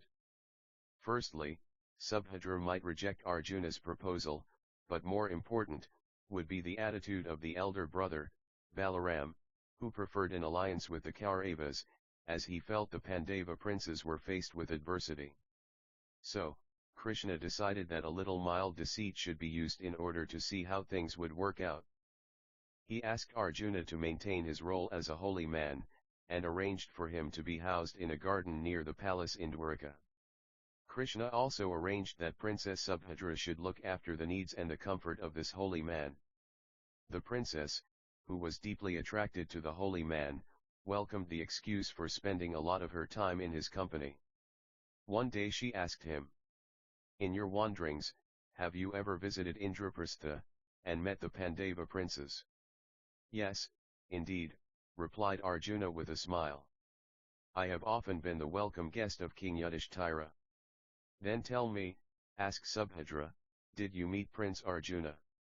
Arjuna sadly shook his head. "Poor fellow, I understand he went into exile for a year." but I did hear a rumor that he may even now be in the city in the garb of a holy man." Princess Subhadra gasped with delight, for she realized that the holy man was none other than Prince Arjuna. With a gay smile she said, "When you meet him, please tell him that I would very much like to see my prince again." Somehow, the story soon circulated that Prince Arjuna was in Dwarka, with the purpose of marrying Princess Subhadra. Sri Krishna, to avoid any unpleasantness with his brother Balaram, announced a 12-day festival at Antardvipa, a large island some 12 miles from Dwarka. When the princess heard of this, she ran into her brother in anguish, fearing that she was to be parted from Arjuna. "Fear nothing, dear sister," said Krishna smiling. "I shall leave you here in good company. And I will attend your marriage when the day arrives." The marriage of Princess Subhadra and Prince Arjuna was arranged in secrecy. As everyone was away at the island festival, a problem arose as to who would be present at the wedding ceremony. Arjuna decided to invoke God Indra, his divine protector. When he made the sacrifice and the invocation, the god arrived with his consort Sachi. The god was also accompanied by the sages Vasishta and Narada. Then just before the wedding ceremony, Sri Krishna presented himself, with his mother Devaki and his consort Rukmini. When Balaram heard of the marriage, he was livid with anger. Calling a council of war, he accused Arjuna of insults and treachery, and demanded that the Yadavas declare war and wipe out these accursed Pandava princes. "Brother," said Sri Krishna in gentle tones, "you speak in anger. We cannot undo this marriage, and bloodshed is no answer. If, as you demand, we were to destroy the Pandava princes, it would mean lifelong grief and suffering for our own beloved sister." All the elders of the Yadavas could see the wisdom of Sri Krishna's words, and they managed to persuade Balaram to accept and bless the marriage. In due course Arjuna took his bride to Indraprastha, and the loveliness of Princess Subhadra and her sweetness won the hearts of everyone. Soon afterwards the Yadava princes arrived at Indraprastha with gifts for the happy couple, and this led to a stronger bond of friendship between the Yadavas and the Pandavas. In course of time, Subhadra had a son, who was named Abhimanyu or the Fearless. This son was destined to become a great warrior, like his father. The following summer Sri Krishna and Prince Arjuna, with Draupadi and Subhadra, spent many pleasant weeks beside the river Yamuna. One morning as they were all reclining on the bank of the river, a strange bearded figure came towards them from out of the forest. "Fear not," said Krishna with a smile. "For I recognize our visitor. It is Agni, the god of fire. But he looks as though he is in pain." When the god of fire came close, he raised his arm in greeting. "Hear me, O princes," he roared, with his deep voice. "Brahma, the god of creation, has advised me to burn down the medicinal forest of Khandava in order to cure my accursed indigestion. But Indra, the king of gods, will not permit the burning. So, I crave your protection whilst I carry out this task." The princes readily assured the god of fire of their protection. But Arjuna, who realized the difficulties, said, "O god of fire, as you know, a warrior must never underrate his opponents, nor can he afford to be unmindful of his fighting gear and weapons. We badly need a chariot that is light and fleet, with horses to match, together with a bow that will never break, and other weapons so that we can combat with the power of the gods in fighting us." Immediately the god of fire invoked the presence of Varuna, the god of the waters. When Varuna appeared, Agni beseeched him to give the princes the Gandhava, which was the magic bow with a never-emptying quiver of arrows. Agni also asked for the war chariot with the likeness of god Hanuman on its pennant, and for the discus. The god of the waters gave the weapons, then promptly disappeared. The discus in the hands of Krishna was a deadly weapon, and when thrown could kill several opponents, and then uncannily return to the hands of the thrower. Now well armed, the princes told the god of fire to start burning down the forest. Soon the whole sky was lit with huge tongues of fire. Huge medicinal trees were roaring torches of flame. Nothing could exist in such a conflagration. Wild animals tried to escape from the inferno, but the princes drove them back into the flames, as a sacrificial offering to the god of fire. Now all the gods in heaven hurried to their king, the god Indra, and begged that Indra fight this terrible fire. Indra commanded Parjanya, the god of rain, to put out the flames. But all his efforts were in vain. The downpours he sent merely turned to vapor in the terrific heat. God Indra became furious and commanded Parjanya to allow torrential cloud bursts to quench the flames. But Arjuna, with the Gandhava bow and the magic arrows, shot hundreds of arrows into the air, which formed a roof over the forest, so that not even one drop of water could penetrate. When it was obvious that nothing could now prevent the entire Khandava forest being reduced to ashes, the guardian of the forest, Takshaka, the serpent chief, escaped with his life to Kurukshetra. Not so fortunate was Aswasan, his son, who tried to escape with his mother. Arjuna, catching sight of them, let fly with an arrow, which killed the mother, and cut off the tail of the son, who, badly mutilated, managed to wriggle into safety. God Indra sent a shaft of brilliant light directed at Arjuna, but even this had no effect. Then the demon inhabitants of the forest banded together to fight against the princes. But the devastating discus in the hands of Sri Krishna, and Arjuna's magic arrows, very soon slaughtered the demons. With the exception of the demon Maya, who begged the princes for his life, which they granted. The devastating fire had by now spent all its fury, and the god of fire regained his former health. Then, blessing Sri Krishna and Arjuna, the god vanished. God Indra, who had been forced to admire the powers of Krishna and Arjuna, appeared before them in all his shining glory. My sons, he commanded, ask any boon of me and it shall be granted. Arjuna, whose mind forever dwelt on becoming invincible, humbly asked to be given magical weapons. Most valiant son, Indra said, one greater than myself, Lord Shiva, will descend from Kailas to give you a terrible weapon. But meanwhile let me bestow on you both gift of greater value. As you are bosom friends, from henceforth you will be invulnerable to attacks by mankind or the gods. When the god Indra departed, the princes, followed by Maya the demon, made their way back to the river Yamuna. Trotting alongside Arjuna, Maya the demon, was full of praises for the princes. Noble prince, he exclaimed, clutching Arjuna's arm. I owe my life to you, and beg to give a gift in return. As I am the architect of all demons, I will build for you a wondrous palace, the like of which the world has never seen. Arjuna shrugged him off. Listen, my friend, he said. We princes of Kuru never accept gifts for the protection we give to the weak and needy. But Maya would not accept no for an answer, and in the end, Arjuna consulted Krishna on Maya's offer. Krishna smiled as he listened to the arguments raised by Arjuna and Maya. You should accept Maya's offer, he said to Arjuna. As you know, your worthy brother Yudhishthira is desirous of building a magnificent palace at Indraprastha. So why not build it for him? In the end Arjuna agreed, and with Draupadi and Subhadra journeyed back to Indraprastha, where they recounted to Yudhishthira all that had taken place on the river Yamuna, and Maya's offer to build a palace. On an auspicious day, Maya presented the princes with his plans for the palace. Everyone, including Krishna, was amazed at the breathtaking beauty of the building that Maya had envisaged. Maya gathered a lot of his building materials from the banks of Lake Bindu, where he had previously planned to build a palace for the demon king, Vrishaparva.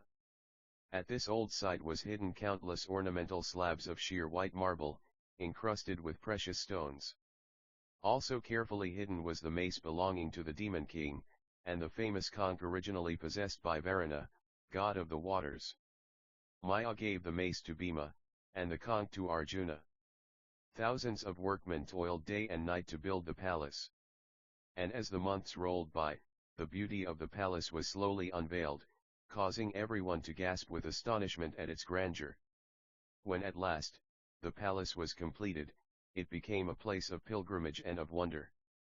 Inside the palace many of the ornate pillars and decorations were inlaid with precious stones.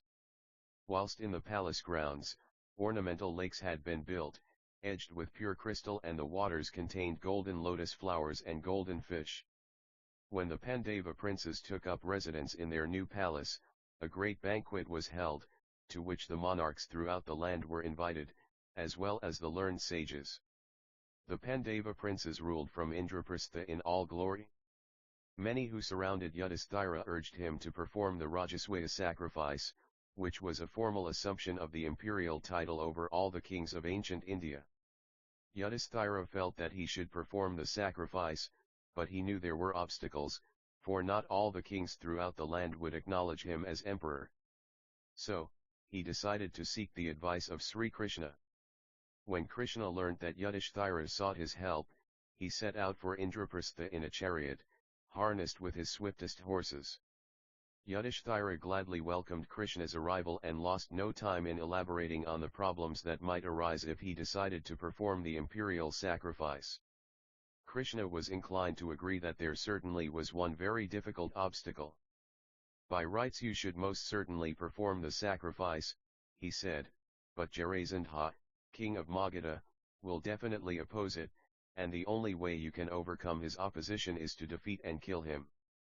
Then, and only then, will all the monarchs, especially those who languish in Jarasandha's prisons, bow to your supremacy.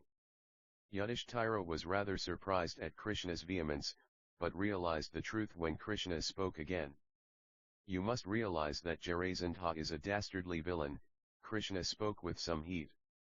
Everyone is afraid of him. You should remember I and my people were forced to fight a bitter conflict against Jarasandha, and we had to acknowledge defeat and flee to Dwarka. But, replied Yudhishthira in a doubtful tone, if you and the mighty Yadava suffered defeat at the hands of Jarasandha, what chance have we? Bhima, who was present, did not care for this talk of defeatism. Success goes to the bold, not to the timid, shouted Bhima. Strength reinforced with stratagem will surely defeat this rogue. With Sri Krishna to advise us, and with my strength and Arjuna wielding his might bow, we shall surely vanquish Jarasandha. At this Arjuna jumped to his feet and cried, what is the use of an existence if we are not prepared to do heroic deeds, worthy of our race? We know we are strong, and we should not be afraid of using our strength to accomplish something which is right. Krishna was delighted with the brave words of Bhima and Arjuna, and he convinced Yudhishthira when he said, the noblest duty of a Kshatriya is to be true to his race and faith, and overcome his foes in righteous battle, to win glory. Now that Yudhishthira was persuaded that it was his duty to perform the imperial sacrifice, he felt they should immediately plan a campaign of conquest. Patience, my friend, expounded Krishna. First let me tell you the history of Jarasandha, then you will know how to defeat him.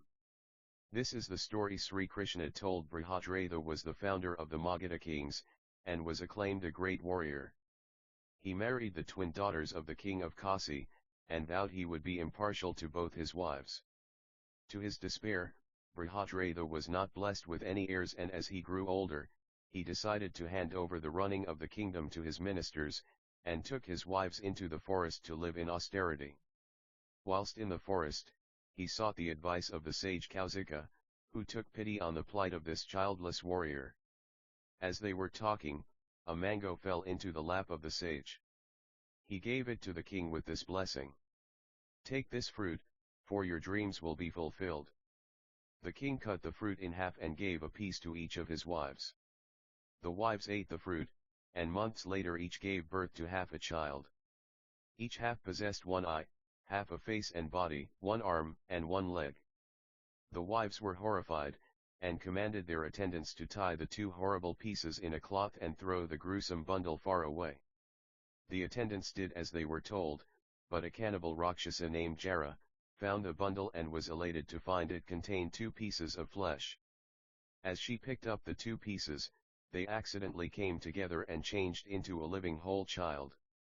The giantess did not wish to kill the child, and being a Rakshasa, she took the form of a beautiful woman and going to the king, presented him with the child saying, "This is your child." The king was delighted, and decided that the child be named Jarasandha, as the child was put together by Jara, the giantess. Krishna completed his story by saying, two parts joined together will still remain weak with a tendency to split. So, against Jarasandha it is useless to talk of fighting with armies. He must be provoked to fight Bhima in single combat, without weapons. Yudhishthira soon saw the wisdom of Krishna's strategy, and it was agreed that Krishna would accompany Arjuna and Bhima to Magadha. Disguised as men who had taken religious vows, the three would-be conquerors of the redoubtable Jarasandha, entered the kingdom of Magadha, and made their way to the capital, which was also called Jarasandha.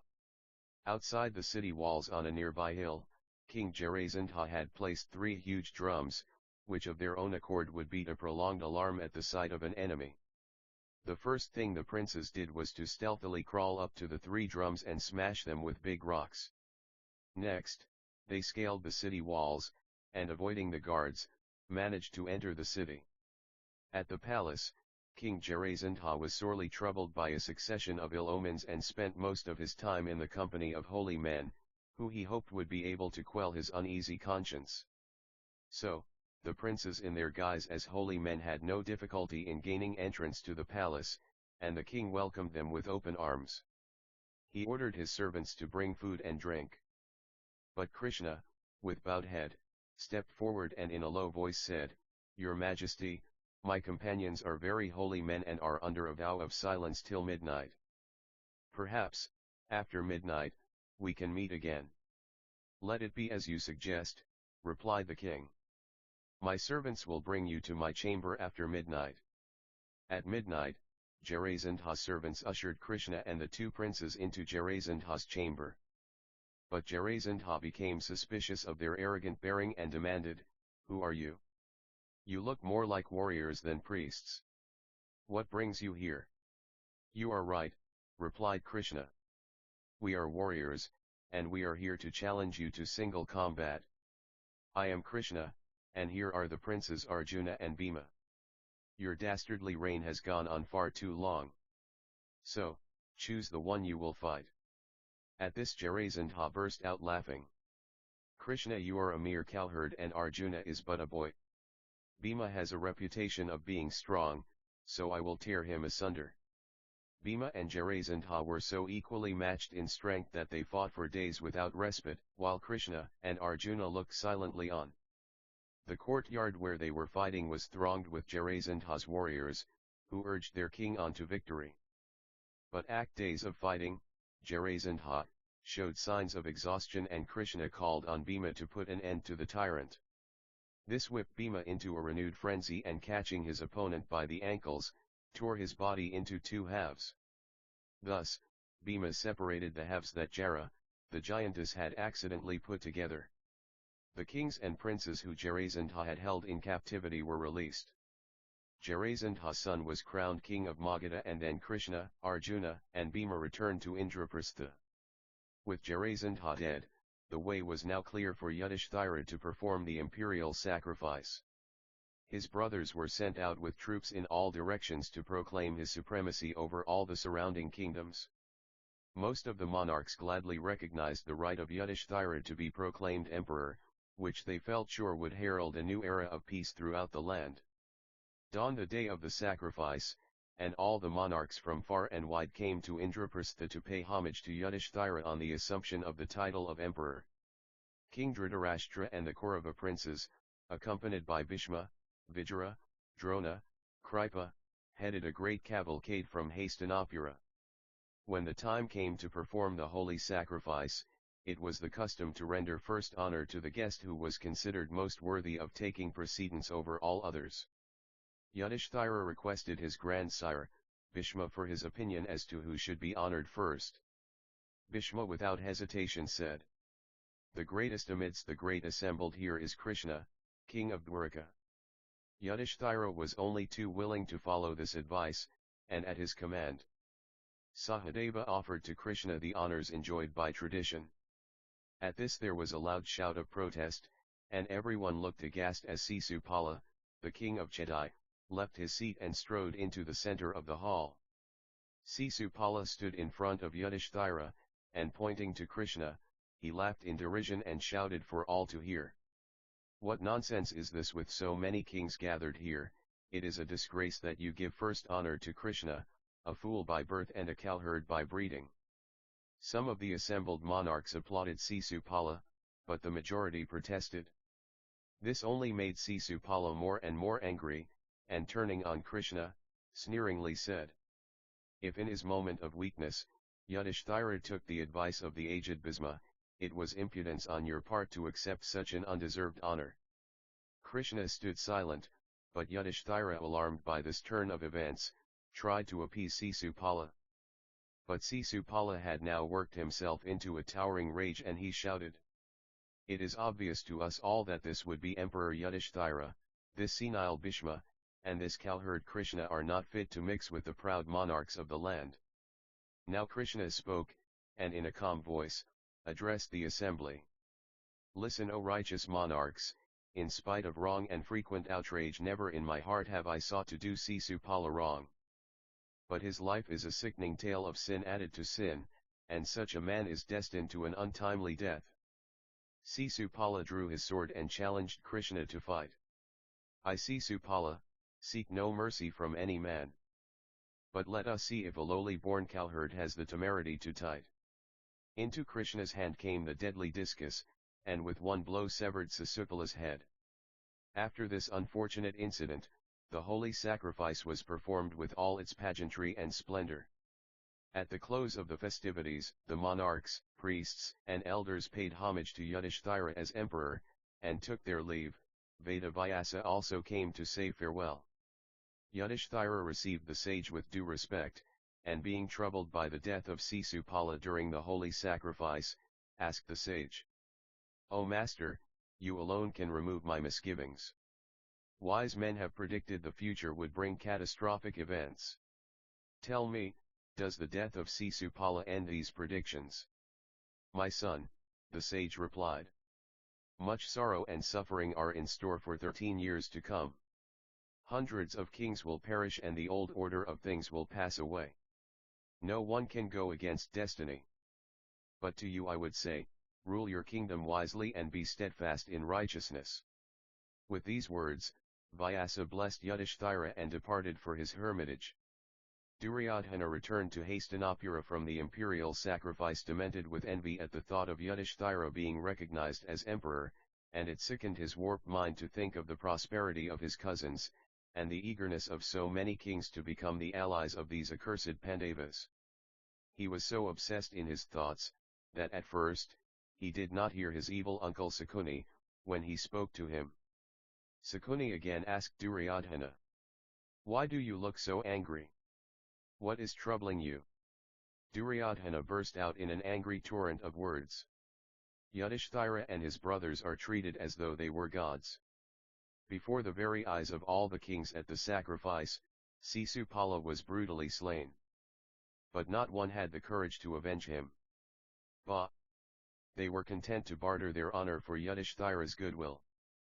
I cannot go on living whilst the Pandavas surround themselves with wealth and glory."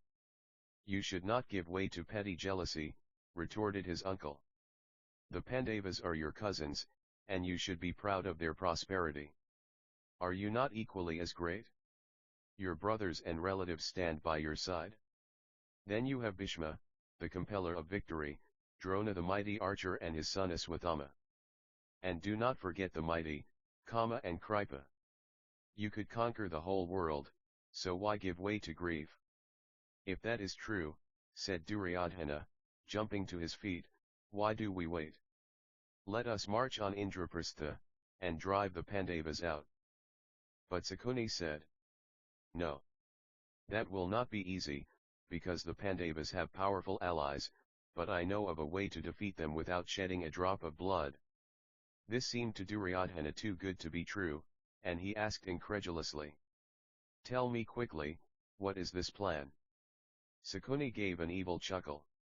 "You know, nephew, it is a point of honor among princes never to refuse a challenge to a game of dice. And you also know, that Yudhishthira is passionately fond of the game. So, he will certainly accept an invitation to a game. Then all we have to do is to see that he loses. How can we be sure of that?" Yudhishthira is a poor player, said Sakuni, with a smile. Whereas I know more about crooked dice than any man living, now let us go and induce your father to send an invitation to Yudhishthira. The blind king, Dhritarashtra, listened to what the two conspirators had to say, but he shook his head in sorrow. Even if you win, this game of dice will lead to enmity. And once passions are aroused, blood will flow throughout the land. But Duryodhana refused to listen to his father. Why dwell on bloodshed? A game of dice is an ancient pastime which all princes enjoy. And if we are able to win, where is the harm? I know I am getting old, Dhritarashtra said coldly. But what you suggest is fraught with danger, and one day you will repent this madness. In the end, tired of trying to dissuade Duryodhana, the king agreed to the invitation being sent to Yudhishthira. But later the same day he discussed the matter in secret with Vijara. Having listened to the king, Vijara said sadly, "This will lead to the destruction of our race." Dhritarashtra knew in his heart that what he was doing was wrong, but he had not much choice, so he commanded Vijara to go to Indraprastha and invite Yudhishthira on his behalf to come and play dice. At the sight of Vijara, Yudhishthira anxiously inquired, "You look so downcast, my friend. Have you brought bad news from Hastinapura?" Vijara shook his head. "I have come on a special mission on behalf of the king, to invite you to come and see the new gaming hall and to play dice. Wagering games tend to create quarrels, which wise men should avoid.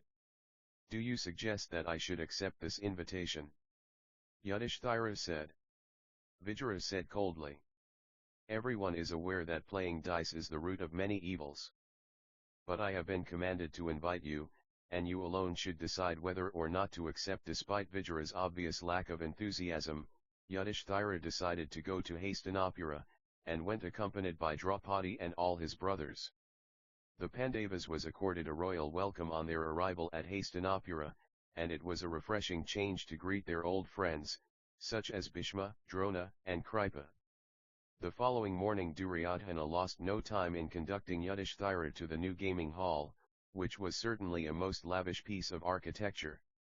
When everyone had finished admiring the hall, Sakuni announced to Yudhishthira that the cloth for playing the game had been spread, and nothing they could do to prevent it. At first, luck seemed to be on the side of Yudhishthira, but this did not last for long, and then he lost continuously. Was it ill luck or was the trickery of Sakuni too much for him? At first, they wagered for jewels and later for gold, and then chariots and horses. When Yudhishthira had lost all these, he staked his elephants, his armies, and even his servants, and lost them too. Eventually all his possessions were lost, even his own jewelry and the jewelry his brothers were wearing. But Yudhishthira in his stubborn madness, refused to stop playing, and even wagered his brothers, and lost them with everything else. The wicked Sakuni asked, "Is there anything else you can offer?" Yudhishthira replied, "Yes. Here is myself. If you win, I shall be your slave." Sakuni promptly accepted, and casting the dice, won that wager. Then jumping to his feet, Sakuni announced to the onlookers, that all the 5 Pandava princes were now his lawful slaves. Turning to Yudhishthira, he said in a mocking voice, "There is still one jewel you possess, by which you can regain all that you have lost." Yudhishthira was horrified to see that Sakuni was pointing at Draupadi, his queen. But now he could not stop, and in a despairing voice, said, "I pledge her." There was audible distress and emotion from where the elders sat. For they knew that this marked the beginning of the end. After Yudhishthira and his brothers left the gaming hall, each trying to solace the tearful Draupadi, an angry discussion broke out between the Kaurava princes and their father, the blind king Dhritarashtra. Duryodhana was seething with anger and upbraided the old king unmercifully. "Why did you release them from bondage?" he shouted. "Cannot you realize that now they are free, with the help of their powerful allies, we shall have no peace?" The old king tried hard to regain his regal dignity. "You speak foolishly, my son," he said. "Your mind is besotted with the downfall of our cousins, the Pandavas. Yet never will you realize that your madness will lead to the destruction of us all. Such talk is nonsense, angrily replied Duryodhana. Then turning to the assembly, he went on with his tirade. Do you not all agree that we must defeat these arrogant Pandavas by guile? If they are now permitted to go free, sooner or later they will turn on us, and conquer this kingdom. So, I say, now is the time for us to deprive them of all their power and glory. There were immediate shouts of assent from his brothers, and from such hotheads as Karna, but Vijaya and Drona remained silent. As you all seem bent on courting disaster, said the old king in a melancholy voice, tell me, what do you propose to do? It is all very simple, said Duryodhana, with a sly look at his uncle Sakuni. We shall invite Yudhishthira to another game of dice. If he wins, then he shall regain all that he has lost. But should he lose, then the Pandava princes will have to endure 12 years of exile. In those 12 years, assuming they lose, he went on with an evil chuckle, we shall be able to make ourselves so powerful the Pandavas would no longer be a threat to our kingdom. As usual, the weak-willed king gave in to Duryodhana's arguments and the entreaties of his other sons, and it was agreed to invite Yudhishthira to a further game of dice. When the invitation was handed to Yudhishthira, his brothers Arjuna and Bhima exclaimed hotly that this was yet another trick to disgrace them, and the invitation should be treated with scorn. But Yudhishthira argued that a challenge to a game of dice cannot in honor be refused, and at least it was an opportunity to win back all that they had lost. So, Yudhishthira once again sat down to play against Sakuni, who was obviously gloating and anxious for the game to start.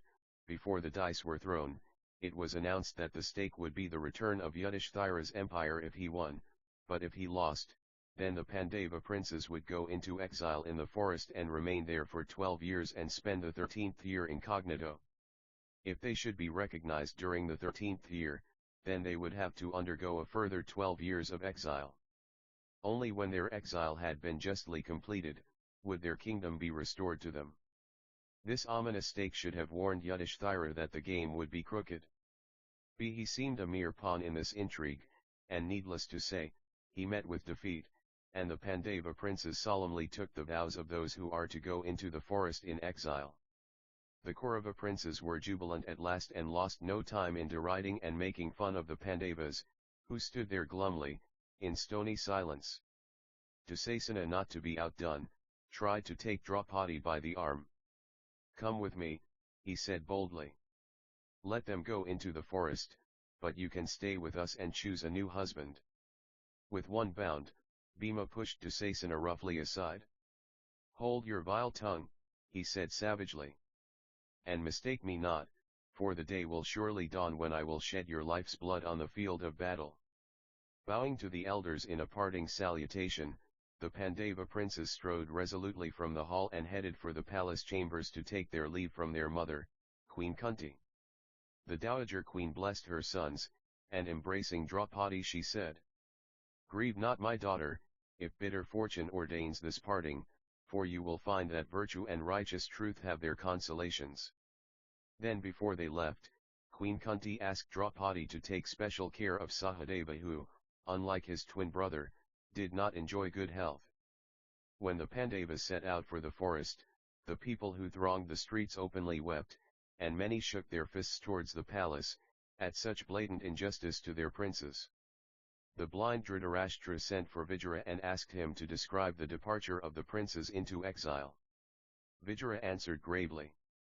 This is a sorrowful day for the kingdom, but destiny cannot be changed. The people are accusing you and your sons of driving the princes into exile. I fear that this day's deeds will bring terrible retribution to the Kauravas. Duryodhana, hearing Vijaya's ominous words, turned to Drona and spoke. Surely you agree that what we have done, is right. Drona sadly shook his head. I believe that the Pandavas are of divine birth and are unconquerable, yet my duty lies with the sons of Dhritarashtra. I will strive with you, but destiny is all-powerful, and when the Pandavas return, we shall have to fight a war which the gods have ordained we cannot win or survive. when the Pandava princes accompanied by Draupadi, set out for the forest. There was considerable unrest amongst the people of Hastinapura, who bitterly lamented that their beloved princes had been forced into exile. The princes, dressed in the garb of homeless exiles, wended their way to the forest. Yudhishthira begged the weeping crowds that followed them to return home, but he allowed Dhaumaya, their priest, to come with them. At nightfall the weary party, following the river Ganga, came to a huge tree where they decided to camp for the night. As the days passed, the princes, living in such austerity, found it increasingly difficult to find food sufficient to feed themselves, and the many priests who came to visit them in exile. The sun god took pity on the princes and one morning appeared before Yudhishthira, and gave him the Akshaya Patra, a wonderful vessel which held a never-ending supply of food. As the sun god handed Yudhishthira the vessel, he said, "Take this, my son, and for the 12 years of your exile you shall have sufficient food to eat. Not till everyone has been fed, will this vessel become empty for the day." Meanwhile at Hastinapura, Dhritarashtra the blind king, suffered from remorse, as he realized that he had been weak-willed and allowed himself to be misled by Duryodhana and his evil-minded followers. He craved the counsel of the elders, hoping against hope that they would find excuses for his sons, and so lighten the burden that wrapped him in worry and anxiety. Vijaya, the wisest of all, would give the king no comfort in his distress, and often told him in harsh words, "Your sons have committed a great wrong.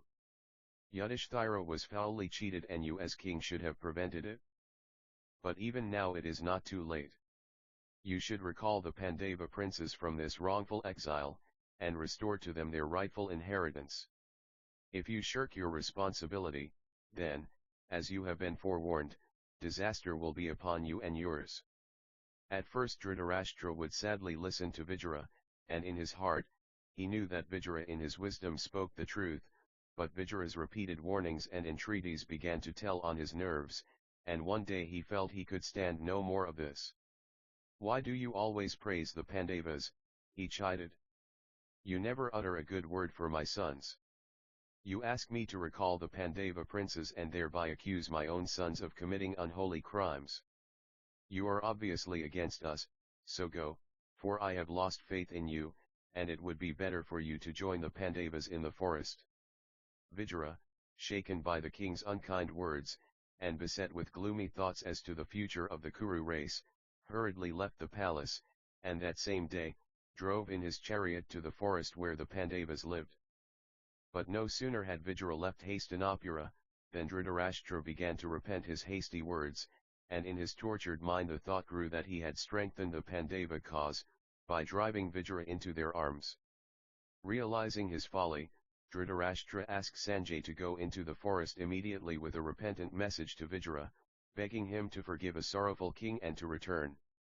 Sanjay hurried to the hermitage, where the Pandavas were staying, and found them poorly clad, sitting with sages and Vijaya in their midst. When Vijaya heard the king's repentant words, he was greatly moved, and explained to Yudhishthira that it would be for the best if he returned to Hastinapura. But Vijaya's return to Hastinapura was the cause of yet more trouble. Duryodhana openly resented his father recalling Vijaya, who always spoke of making peace with the Pandavas. Whereas he, Duryodhana, only aspired to exterminate these troublemakers. Karna, backed by the oily-mouthed Sakuni, and the hot-headed Dusasana, were all for Duryodhana leading a strong force into the forest and ending this enmity once and for all. Duryodhana welcomed this base suggestion, and plans were secretly made to invade the hermitage in the forest and kill the Pandavas. As this conspiracy was underway, the sage Maitreya came to the court of Dhritarashtra and was welcomed with great respect. Dhritarashtra craved the sage's blessing and asked him, "You have met the Pandava princes in the forest. Are they well? And will the day come when there will be peace between us?" "It is for you to make peace," replied the sage sternly. "When I heard of what transpired at Hastinapura, I wondered how such things could happen whilst Bhisma and you were alive."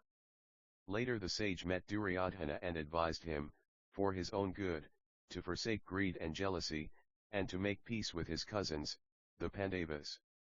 The foolish Duryodhana merely burst out laughing, slapping his thighs in derision at such an absurdity.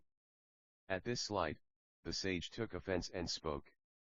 Are you so arrogant that you slap your thighs at one who means you well? Take heed, for those thighs will be broken by Bhima's mace and you will die on the battlefield. Hearing these ominous words, Dhritarashtra fell at the feet of the sage and begged him to forgive his son. The sage shook his head. Unless you make peace with the Pandavas, my curse will certainly come true. The blind king, Dhritarashtra, uneasy in mind, and anxious to grasp at anything to ease his conscience, sent for Vijaya on his return, and asked him to describe how the Pandavas were living in exile. The princes are living in a hermitage in the forest, Vijaya replied. All the sages visit them and the sun god has given Yudhishthira the Akshaya Patra, a wonderful vessel which holds a never-failing supply of food for their daily needs. I am glad the princes do not suffer in exile, the king said, in a tone that was far from convincing. But tell me, the sage Maitreya said that Bhima killed the demon Kimera single-handed. Surely that cannot be true. It certainly is true, Vijaya said with a smile. According to Yudhishthira, this is exactly what happened one evening towards dusk. The princes were walking through the forest, when they were startled by a loud crashing through the undergrowth. Fearing attack from some wild animal, the princes quickly surrounded Draupadi, but to their horror instead of some beast of prey, they were confronted by the bestial demon Kimera, a ferocious cannibal, carrying a huge lighted torch. Draupadi was petrified at the sight of this awesome figure and even the princes looked grim. The demon was nearly twice the size of an ordinary man. He was dark-skinned, with a mane of greasy yellow hair, and protruding from his great slit of a mouth, were long fangs, like those of a tiger. Lumbering towards the princes, the demon growled, "You soft human beings will make a fine meal, but who are you, that dare venture in my domain?" Yudhishthira stood resolute. "We are the Pandava princes, and although we are unarmed, we do not fear the likes of you." "The Pandava princes," the demon roared, then suddenly he stopped and peering in Yudhishthira's face snarled. "If you are the Pandava princes, where is this famous Bhima who is supposed to have killed my brother Bakasura?" Bhima, always eager for a fight, pushed his brothers aside, and uprooting a young tree, made straight for the demon. The demon threw his torch at Bhima, but Bhima jumped to one side, then rushed in and dealt the demon a hefty blow on the side of the head, which sent him sprawling on the ground. As the demon tried to get to his feet, Bhima jumped on his back, and his strong fingers were soon entwined round the demon's throat. The demon tried to roll over and crush Bhima with his great weight, but Bhima held on grimly, and gradually the demon's efforts weakened as he gasped for breath. Then Bhima suddenly shifted his grip to the demon's hair, and placing his knee in the middle of the demon's back, pulled the wretch's head back until the bones in the neck snapped. As Dhritarashtra listened to the story of how Bhima slew the notorious Kimera, his mind was troubled with thoughts that one day, the fury of the Pandavas would engulf his own sons. Meanwhile, when Sri Krishna learnt of the events at Hastinapura, the cunning of Duryodhana and Sakuni, and the exile of the Pandavas, he at once set out for the forest where the Pandavas were living. Krishna was accompanied by many nobles including Drishtidhyama, Draupadi's brother. Krishna listened in stony silence as the Pandavas recounted all that had occurred at Hastinapura, and when a tearful Draupadi, between sobs, told how Duryodhana and his brothers had treated her so outrageously, Krishna was deeply moved and in a righteous voice made a solemn vow. "I swear that your grievous wrongs shall be avenged. Those who tormented you, will be stricken by death on the field of battle." Turning to Yudhishthira, Krishna said, "When this calamity befell you, I was not in Dwaraka. Had I been there, I would have prevented this fraudulent game of dice taking place." "We wondered as to your absence," Yudhishthira said inquiringly. "It is not a pleasant story," Krishna said, still looking grim. "Whilst I was at your imperial sacrifice, Silwa, the brother of Sisupala, learned of his brother's death at my hands, so he promptly laid siege to Dwaraka, and the city had to face terrible privations. When I saw what had befallen Dwarka, Krishna continued, I immediately attacked Silva's kingdom, but Silva, with recourse to magic powers, proved to be elusive. Then a messenger brought me the news that Silva, making himself invisible, had returned to Dwarka and slain my father. At the same time of hearing this, my father's lifeless corpse fell out of the sky at my feet. At first, I was stunned by shock, then I realized it was all made-believe. So, I hurled my discus, which hunts its quarry wherever it be, and so Silva died. Soon afterwards Krishna took his leave and returned to Dwarka, and Drishtadyumna went back to Panchala. In their exile, Bhima and Arjuna would often try to convince Yudhishthira that they should attack the Kauravas and win back their kingdom now, instead of being content to dwell tamely in the forest for 13 years. Yudhishthira found it difficult to restrain his impetuous brothers, but he rightly pointed out that the Kauravas were powerful, with such able leaders as Bhisma and Drona, and skillful fighters like Karna and Aswathama, the son of Drona. Later, the sage Vyasa advised Arjuna to go into the Himalayas and practice austerities for the purpose of pleasing God Indra, who then may give Arjuna the weapons of the Devas. So Arjuna took leave of his brothers and Draupadi, and armed with his famous Gandhava bow, set out through the dense forests and reached the mountain of Indrakila. It was here that Arjuna suddenly came upon an old sage standing under a tree. The ascetic smiled and spoke affectionately to Arjuna. "My son, why are you clad in armor and carrying weapons? What do you seek in this abode of saints who have conquered anger and passions?" Before Arjuna could reply, the figure of the old sage changed into the radiance of Indra, the king of gods. Arjuna fell to his knees and said, "O father, bless me with the weapons of the Devas. Why not ask to enjoy the pleasures of paradise?" Indra asked. Arjuna ruefully shook his head. "O king of gods, I do not seek pleasures. I seek only new weapons in order to defend my brothers. Do penance unto the god Siva, and if you obtain his grace, you will receive the weapons you desire." Saying this, the god Indra disappeared. Arjuna, refreshed by the words of the god Indra, went further into the mountains, intent on doing penance to obtain the grace of Lord Shiva. Entering a glade that was filled with the scent of all the wild flowers and the song of thousands of birds, Arjuna sat underneath a great flowering tree, and began his penance to the Lord Shiva. So deep and devout were his meditations, that all the sages of the forest went to the abode of Lord Shiva and begged him to help this youth. Lord Shiva, under the guise of a huntsman and accompanied by his divine wife Umadevi, entered the glade where Arjuna was meditating. At the same time, a huge wild boar broke into the glade intent on charging Arjuna. Arjuna jumped to his feet, and fitting an arrow to his bow, let fly at the boar. The huntsman Lord Shiva also shot an arrow at the boar, and the animal fell lifeless, transfixed with 2 arrows. Arjuna turned on the huntsman and shouted in anger, "Who are you?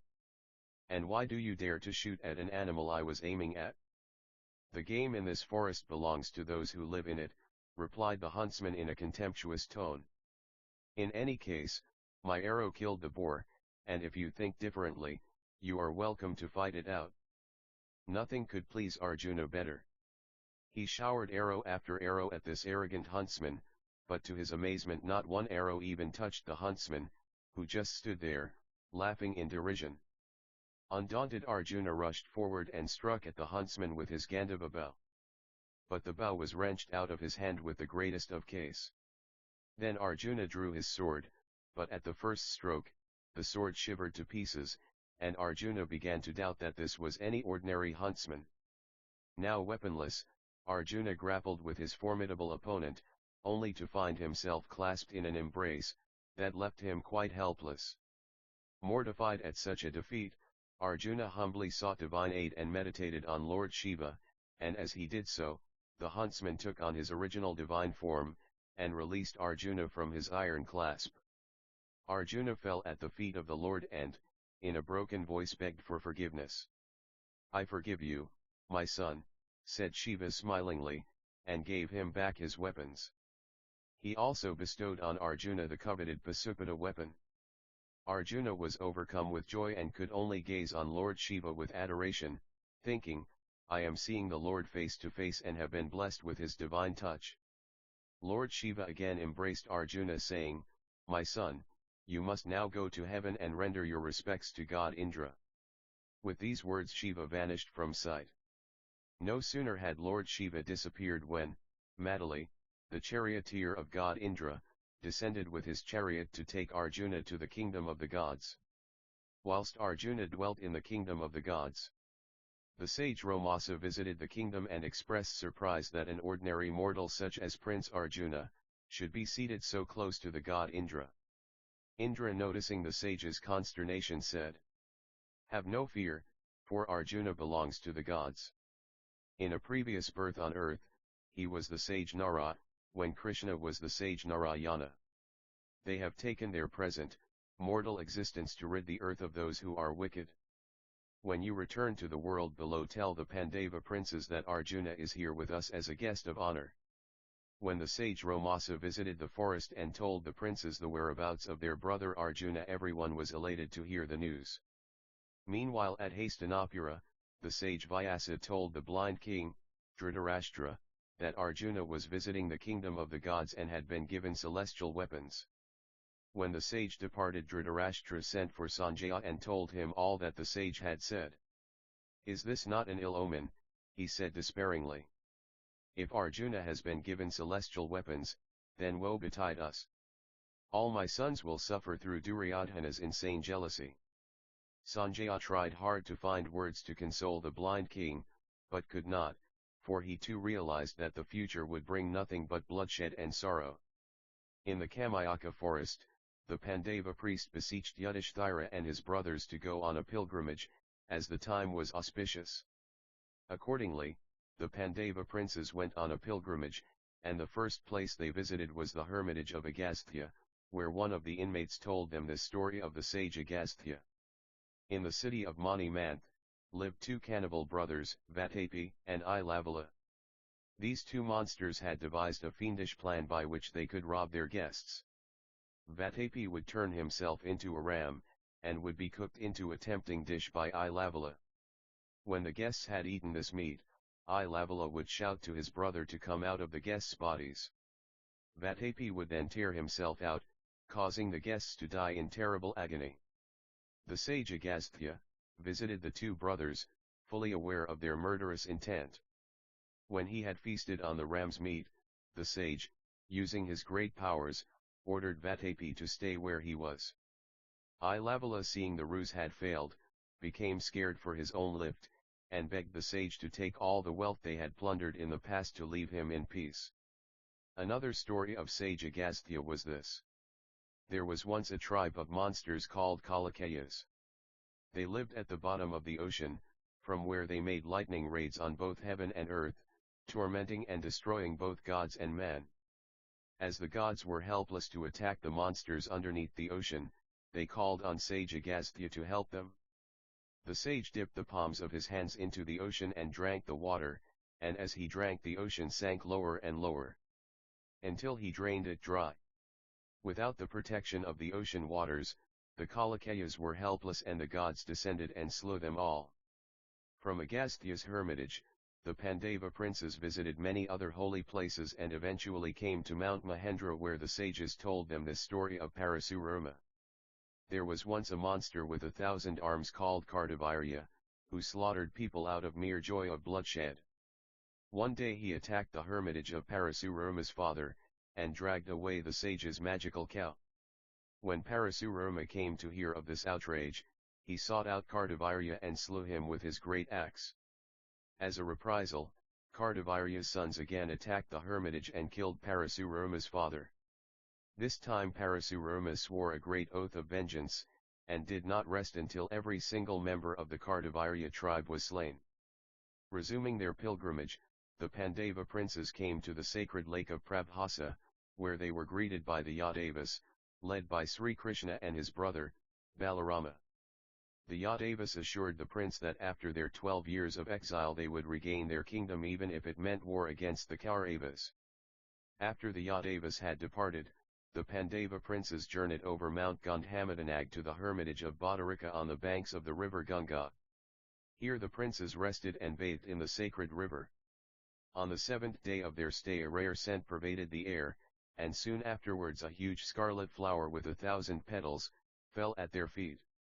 Draupadi was enraptured by this lovely flower and begged Bhima to find the tree so that it could be transplanted in their abode in the Kamayaka forest. Bhima, delighted to do anything for Draupadi, set out to find this flowering tree. His search took him through glens carpeted with wild flowers and over hills bursting with the song of gorgeously plumed birds. As he wandered on his way, Bhima sang so loud, his voice echoed through the hills. Coming to a lake, Bhima gave a great shout of joy and was soon enjoying a swim in the cool waters. Now this happened to be close to the abode of god Hanuman, who recognized the voice of his brother Bhima. Hanuman was glad that they were going to meet, but impishly decided to play a joke on Bhima. So, he lay across the path Bhima would have to take, and lashed his tail on the ground making a noise like a clap of thunder. Bhima, wondering what this noise could be, hurriedly dressed and rushed along the path to see who was causing such an unholy disturbance. When Bhima saw what he thought was a huge monkey blocking the pathway, he tried to frighten the animal out of his way by shouting at it, but Hanuman just smiled and spoke. "Who are you?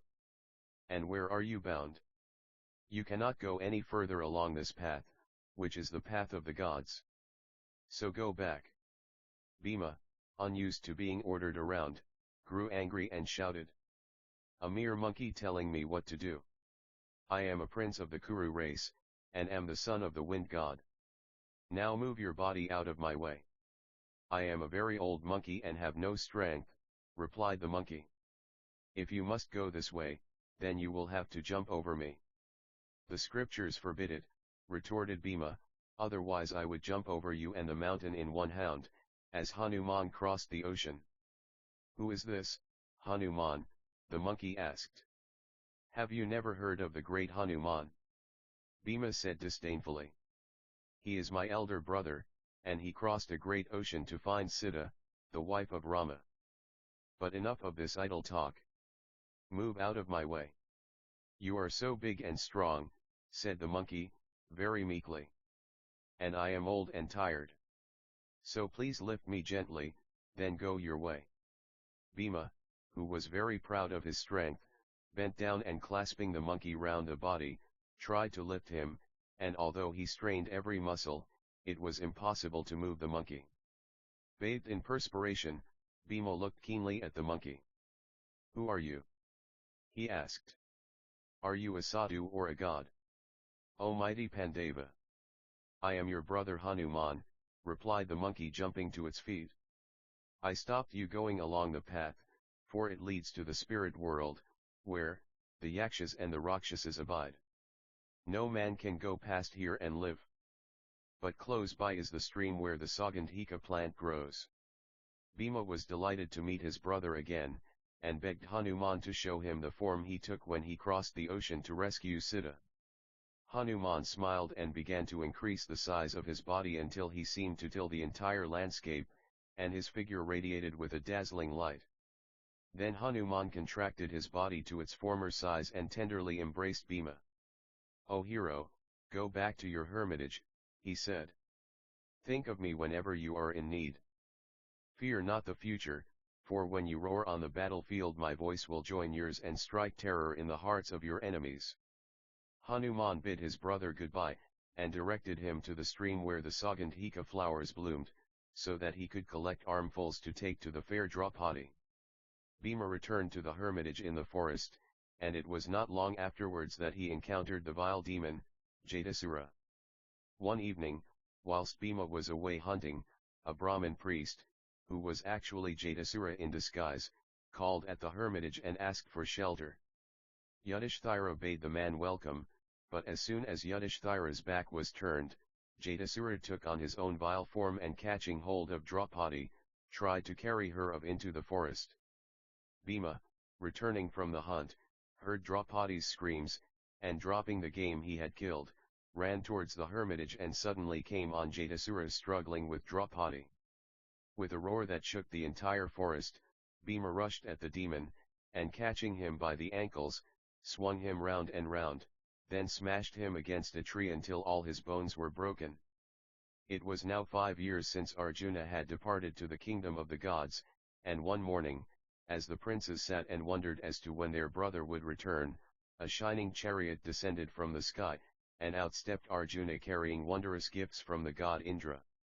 There was great rejoicing at Arjuna's return to earth. For many hours Arjuna sat and told his brothers of all the marvels he had seen during his stay in the kingdom of the gods, and afterwards he showed his brothers and Draupadi the powerful celestial weapons which had been conferred on him by the Lord Shiva and the great god Indra. After the return of Arjuna from the kingdom of the gods, the Pandava princes spent more than 4 years wandering on the Gandhamadana mountains. As the 10th year of their exile was drawing to a close, Yudhishthira decided that they return to the plains. Back again in the great forest, Bhima one morning, decided to set out alone to hunt wild animals. As the forest abounded with game, Bhima had no difficulty in killing a variety of animals, which he dragged to a clearing by the pathway. As he stood congratulating himself on the number of animals he had slain, there was a rustling in the grass behind him. Turning round quickly, Bhima was amazed to see an immense python slithering towards him. This was certainly the largest snake he had ever seen. Green and gold in color, with a huge evil flat head, and when it opened its gaping mouth, Bhima realized this monster could swallow a grown man easily. Bhima bid his time, then pounced to grab the loathsome reptile at the back of its head. But the snake was much too fast, and Bhima found himself wrapped in the coils of the reptile. With all his great strength, Bhima was absolutely helpless, held in a vice-like grip, that threatened to crush him to death. Just then, there was a shout from close at hand, and Yudhishthira, with the priest Dhaumaya, who had been looking for Bhima, came on the scene. Yudhishthira felt this could be no ordinary snake, but probably a demon in this malevolent guise. "O king of serpents," he said, walking closer. "If you are hungry, we will supply all the food you require. But release my brother, I beg of you." "Your brother is my lawful prey," snorted the snake. "And if you remain here, your body will add to my meal." "Tell me, who are you?" Yudhishthira asked. "I am Nahusha, a Kuru ancestor of yours," replied the snake. "I resided in the kingdom of the gods for many years, but my arrogance was the cause of my ruin. I insulted the sage Agastya, who in his anger cursed me to become this awful snake, to roam the earth until someone can answer the riddles he set. Then and only then, will I be restored to my natural form." Yudhishthira without hesitation said, "Ask me your riddles, and I will do my best to answer them." "What makes the sun shine every day?" asked the snake. Yudhishthira replied, "The power of Brahman." "What rescues a man in danger?" "Courage is man's salvation in danger." "What is happiness?" "Happiness is the result of good conduct." "What is the greatest wonder in the world?" "Every day men die and depart to Yama's abode, and yet, those who remain, seek to live forever. This verily is the greatest wonder." The snake asked many more riddles, but Yudhishthira answered them all. In the end the snake announced, "You have answered all my riddles." As it spoke, it released Bhima from its coils, and suddenly changed into the natural form of man. But before anyone could speak, he who had been cursed vanished into thin air. Soon after this episode, Sri Krishna and his queen, Satya, visited the Pandava princes in the forest. Addressing Yudhishthira, Krishna said, "Soon your long years of exile will end. These years of adversity have proved you to be a man of honor. The time is approaching when, I am sure, you will regain your rightful inheritance." Yudhishthira was greatly moved and thanked Krishna. "With you as our friend and philosopher, we shall face life with courage. If war against the Kaurava princes becomes inevitable, your guidance will be our strongest weapon."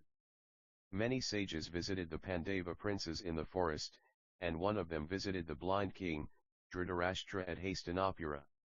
The sage told the king that the princes were undergoing many privations whilst they were in exile. Though Dhritarashtra tried to convey words of sympathy, his mind was troubled with thoughts of the future. Why did we become a prey to greediness? Why did we take the path of injustice? Wrong cannot but yield a bitter harvest, and the Pandavas will cry out for vengeance. These thoughts perpetually haunted the blind king, and gave him no peace.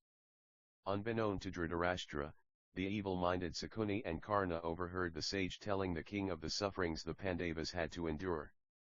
Their elation at such good news filled them with joy, and they lost no time in hurrying to Duryodhana so that he too could share the pleasure of knowing the Pandavas were being made to suffer. Duryodhana gloated over the Pandavas' hardships, but Sakuni, who hated the Pandavas, thought now was the time to rub salt into the wounds they had inflicted. Let us go and see the distress of the Pandavas. Their kingdom has become ours, so we should go to the Dwaita forest and show these vanquished exiles a glimpse of our great prosperity. It would be the joy of joys for me to see the sufferings of the Pandavas with my own eyes, replied Duryodhana. But the king is mortally afraid of the Pandavas, so he would never grant permission for me to go. But Karna already had a bright idea to overcome any difficulty with King Dhritarashtra.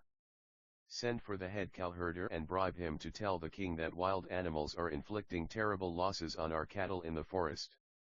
The king will be only too pleased for us to go and kill the wild animals. Duryodhana and Sakuni applauded such a thought and lost no time in sending for the head cowherder. When Dhritarashtra was told the concocted story, he shook his head in doubt. The wild animals should certainly be hunted, but I cannot agree that any of you should go. The Pandavas are residing in the forest and the sight of you will only add to their anger. Duryodhana became vexed. Have we got to give up hunting because of the Pandavas? We shall certainly not go anywhere near them. Sakuni also added his oily words, and as usual, the weak-minded king gave in and in a doleful voice said, Go if you must, but avoid meeting the princes at all costs. The Kauravas set out the next day with a great army and many followers. Duryodhana and Karna made no attempt to conceal their joy at the thought of being able to gloat over the Pandava princes. They took care to have their luxurious tents raised within easy distance of where the Pandavas were living. At the end of a day's hunt, Duryodhana and his followers came to an attractive lake close to the hermitage of the Pandavas.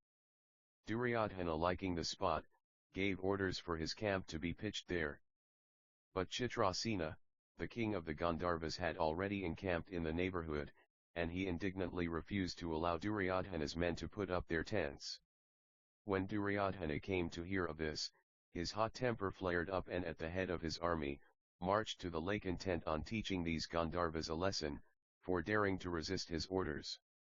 A great battle ensued between the Kauravas and the Gandharvas.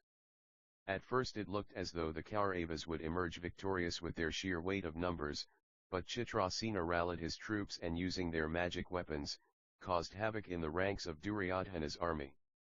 Karna and the other Kaurava princes had to flee from the battlefield. Duryodhana stayed and tried to reassemble his troops, but Chitrasena soon took him prisoner, and placed him in his chariot bound hand and foot. The remainder of the Kaurava army fled in all directions and some of the fugitives took refuge in the Pandavas' hermitage. When Yudhishthira and his brothers were told of the battle and the capture of Duryodhana, Bhima was delighted and turning to Yudhishthira, said, The Gandharvas have done what we should have done and Duryodhana richly deserves his fate. But Yudhishthira rebuked Bhima. Brother, the Kauravas are our kith and kin, and we cannot stand idly aside when they are attacked by strangers. We must do our utmost to rescue them. So, Yudhishthira and his brothers went to the Kaurava camp and rallied the routed army. When they offered to fight the Gandharvas, Chitrasena said he had no wish to fight the Pandavas and would willingly release Duryodhana and the other prisoners as he only wanted to teach the arrogant Kauravas a fitting lesson. Duryodhana, shamed and dejected by being so badly beaten in battle, refused to be consoled by Yudhishthira's kind words, and rode back to Hastinapura, embittered and angry at being rescued by these accursed Pandavas. Sakuni, riding by his side, tried to soothe him. Why do you fret and fume over these Pandavas? You possess their kingdom and all their riches.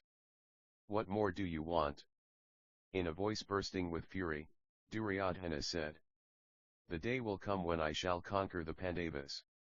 On the journey back to Hastinapura, Sakuni and Karna tried hard to make light of the unfortunate affair, and wove a story as to how the Pandavas must have conspired with the Gandharvas to bring about the disgrace of Duryodhana.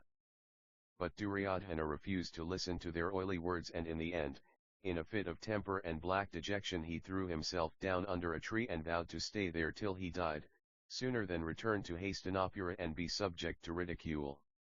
Sakuni refused to be dismayed by this display of heroics, and in a sarcastic voice upbraided Duryodhana, Why do you act like a spoiled child? We have cheated the Pandavas out of their kingdom and we possess all their riches. One minor reverse is nothing. The day will surely dawn when we shall exterminate the Pandavas, then you will become the emperor of all domains.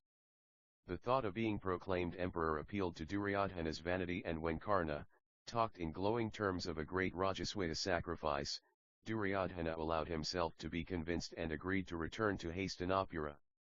When the court at Hastinapura learned what had occurred in the Dwaita forest, the blind king, Dhritarashtra, his mind filled with omens of evil days to come, sat in silence.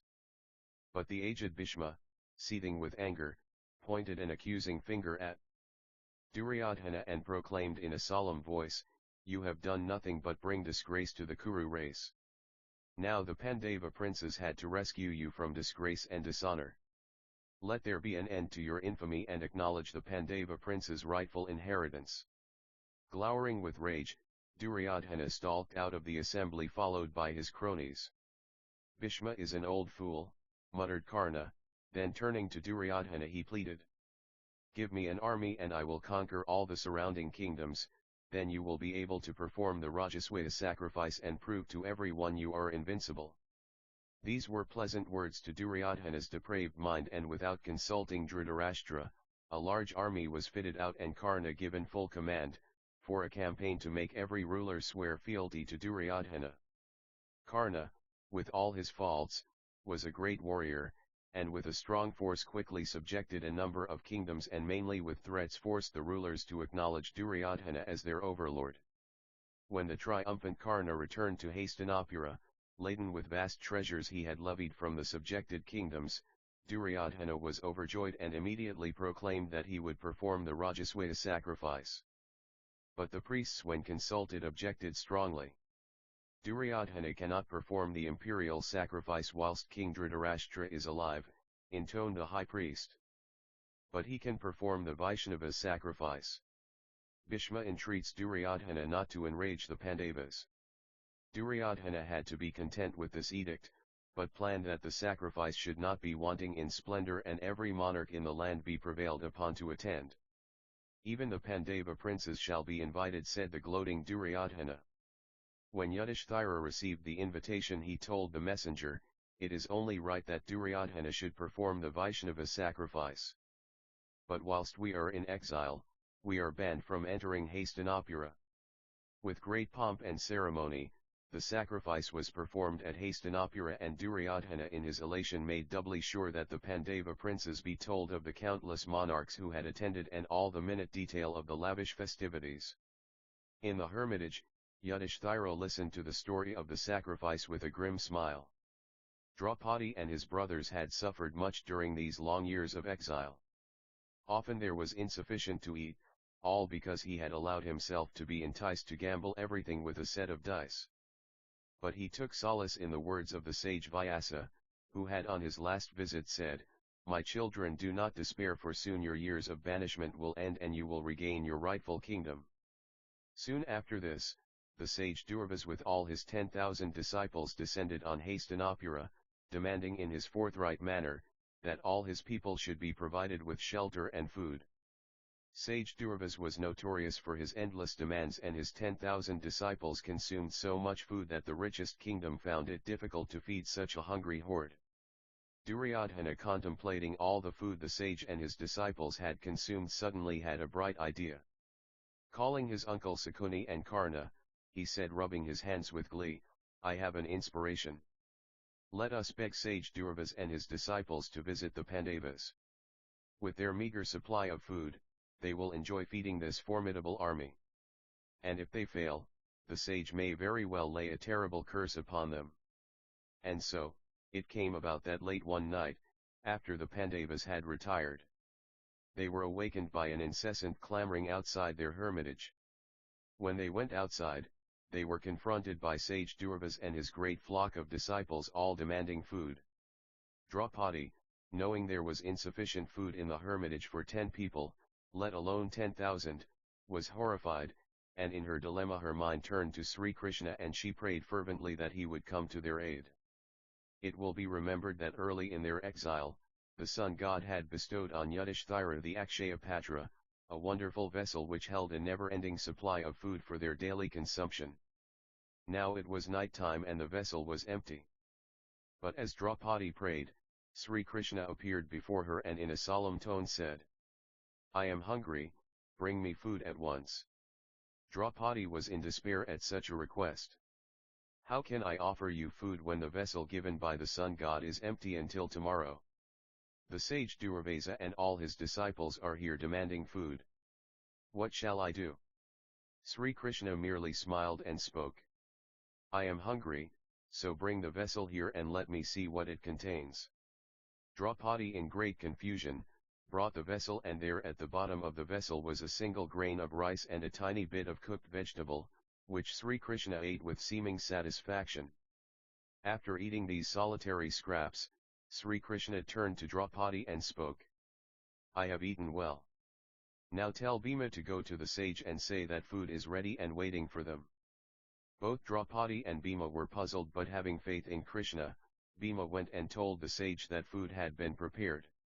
To Bhima's astonishment, the sage cheerfully said, "We already feel well fed and cannot eat any more. Tell Yudhishthira to forgive us." Soon afterwards the sage and his disciples departed. Some months after this, Yudhishthira and his brothers planned a hunting trip, but before setting out they arranged for Draupadi and their priest Dhaumaya to stay with the sage Trinabindu in his hermitage. Here, Draupadi should have been perfectly safe. But one morning Jayadratha, king of the Sindhu country and an ally of Duryodhana, was passing the hermitage with a strong escort, when he saw Draupadi walking in the grounds. Thinking here is a golden opportunity to win favors from Duryodhana, Jayadratha decided to abduct Draupadi and hold her as a hostage. At the sight of Jayadratha's repellent figure, Draupadi tried to run away, but Jayadratha soon caught her and brutally dragged the screaming queen to his chariot. Dhaumaya the priest, hearing Draupadi's cries for help, rushed out and tried in vain to stop the chariot. Soon afterwards, Yudhishthira and his brothers returned from their hunting trip, and when Dhaumaya tearfully explained that Draupadi had been kidnapped, they set off in pursuit of Jayadratha, who, thinking that the Pandavas would never dare attack his strong force, camped close by, eager to torment Draupadi with threats to hand her over to Duryodhana and his brothers. Without warning, the enraged Pandavas rushed into Jayadratha's camp, and Bhima with his great mace and Arjuna armed with the Gandhava bow, created terrible havoc, and the remnants of Jayadratha's men fled in horror. As soon as Draupadi was released, Bhima and Arjuna prepared to chase after the fleeing Jayadratha. Yudhishthira laid a restraining arm on Bhima's shoulder. "By all means capture the miscreant," he said firmly. "But remember, he is a relative of the Kaurava queen Gandhari, so let no harm befall him."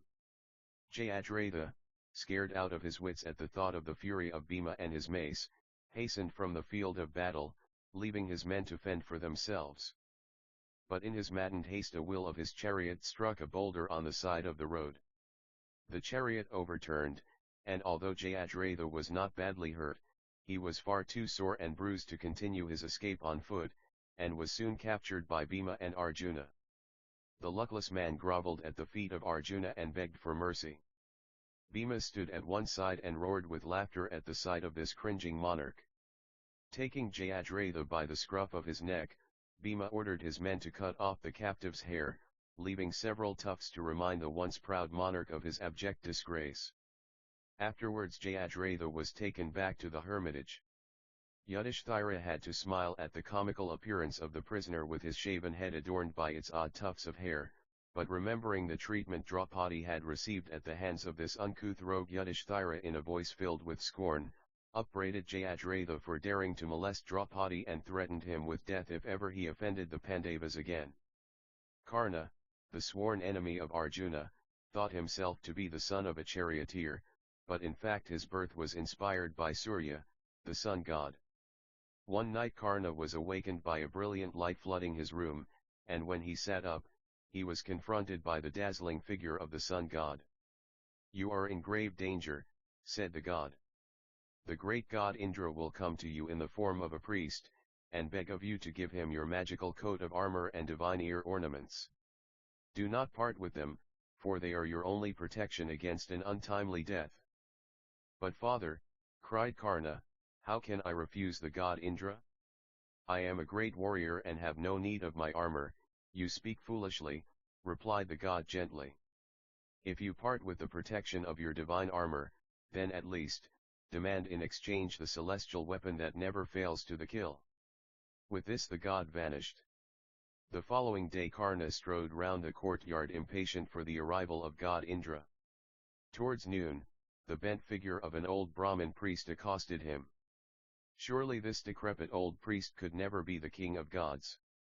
But, when Karna asked the priest what he wanted, the man said, "Give to me your impenetrable coat of armor and your ear ornaments." Karna now knew that this could be no other than god Indra. "I will gladly give you anything," cried Karna passionately. "But in return will you not give me the celestial weapon that slays all to which it is directed?" God Indra agreed and from the air produced the celestial weapon, and took Karna's armor and ear ornaments. When this news reached the Pandavas in their forest hermitage, Arjuna said viciously, "I bore in silence the insults of that son of a charioteer. But divine armor, nor celestial weapons will stop me slaying him when the day comes." Not long after this, a Brahmana came rushing up to the Pandava princes and in great agitation shouted, "A deer is running away with my fire kindler.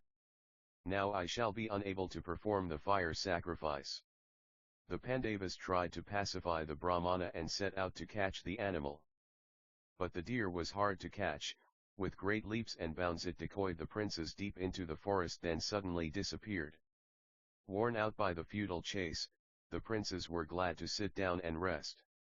Yudhishthira, like the others, was tormented with thirst, so he asked his younger brother Nakula to climb a tree, and see if there was water nearby. Nakula soon climbed a tree, and gave a joyous shout that there was a large pool close by. So, Yudhishthira bade him fetch some water so that they could all quench their thirst. When Nakula reached the pool, he knelt down on the bank and was about to slake his thirst when a voice shouted, "Not so fast, son of Madri. This pool belongs to me. So, answer my questions before you drink."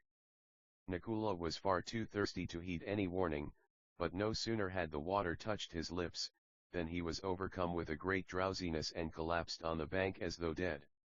When Nakula did not return, Yudhishthira sent Sahadeva to see what had delayed his twin brother. The same fate overtook Sahadeva, and when he failed to return, Arjuna picked up his Gandhava bow and went in search of his brothers.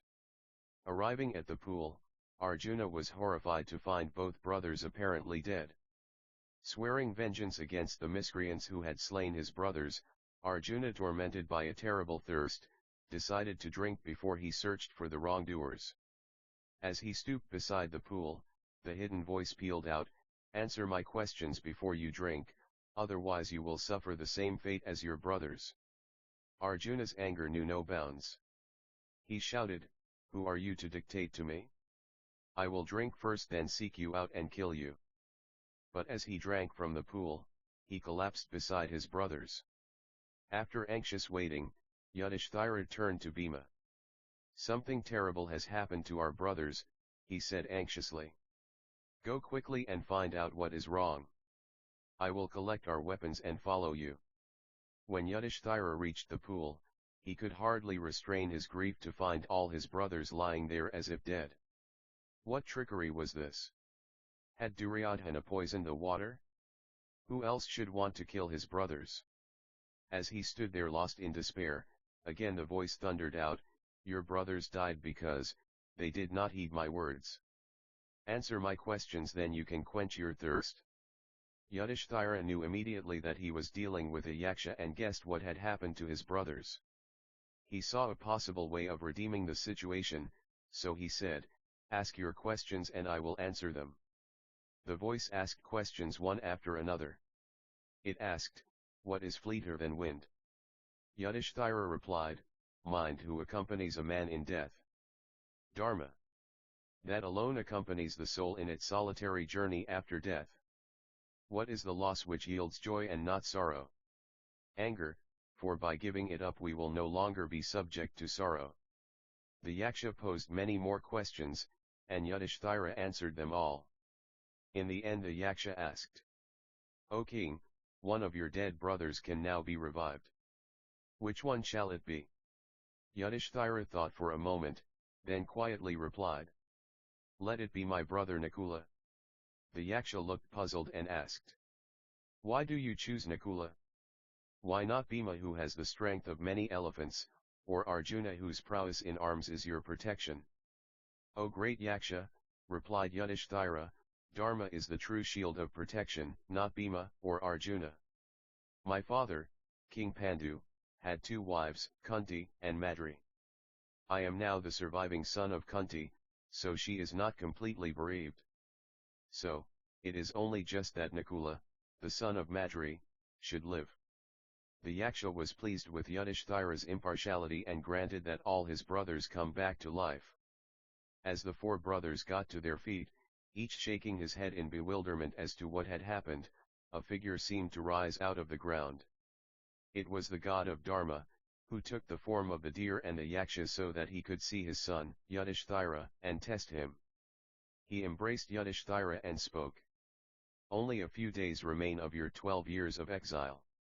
The 13th year will also pass by and you will successfully fulfill your undertaking." Then he added in a sorrowful voice, "You will regain your kingdom but only after much bloodshed and tears." At the hermitage in the forest, the Pandava princes and the Brahmanas, who had willingly shared these long years of exile, sat silently in the clearing before the crude hutments, each thinking of the past and wondering what the future held in store. Yudhishthira slowly stood up and addressing the Brahmanas said, "O Brahmanas, the time has come for us to part. As you know, we were deceived by the sons of Dhritarashtra, and cheated out of our kingdom. We have managed to live through these 12 years of exile, and now we have to spend a year in concealment, ever afraid of being discovered by Duryodhana's spies. Before you depart, bless us and wish us well until the day dawns when we can meet again in our rightful surroundings." Dhaumaya the priest then spoke. "Parting is always hard, and the dangers facing you are many, but you have proved yourselves to be wise and undaunted. A year will soon pass by, then like the great gods of the past, you will conquer your enemies and win prosperity."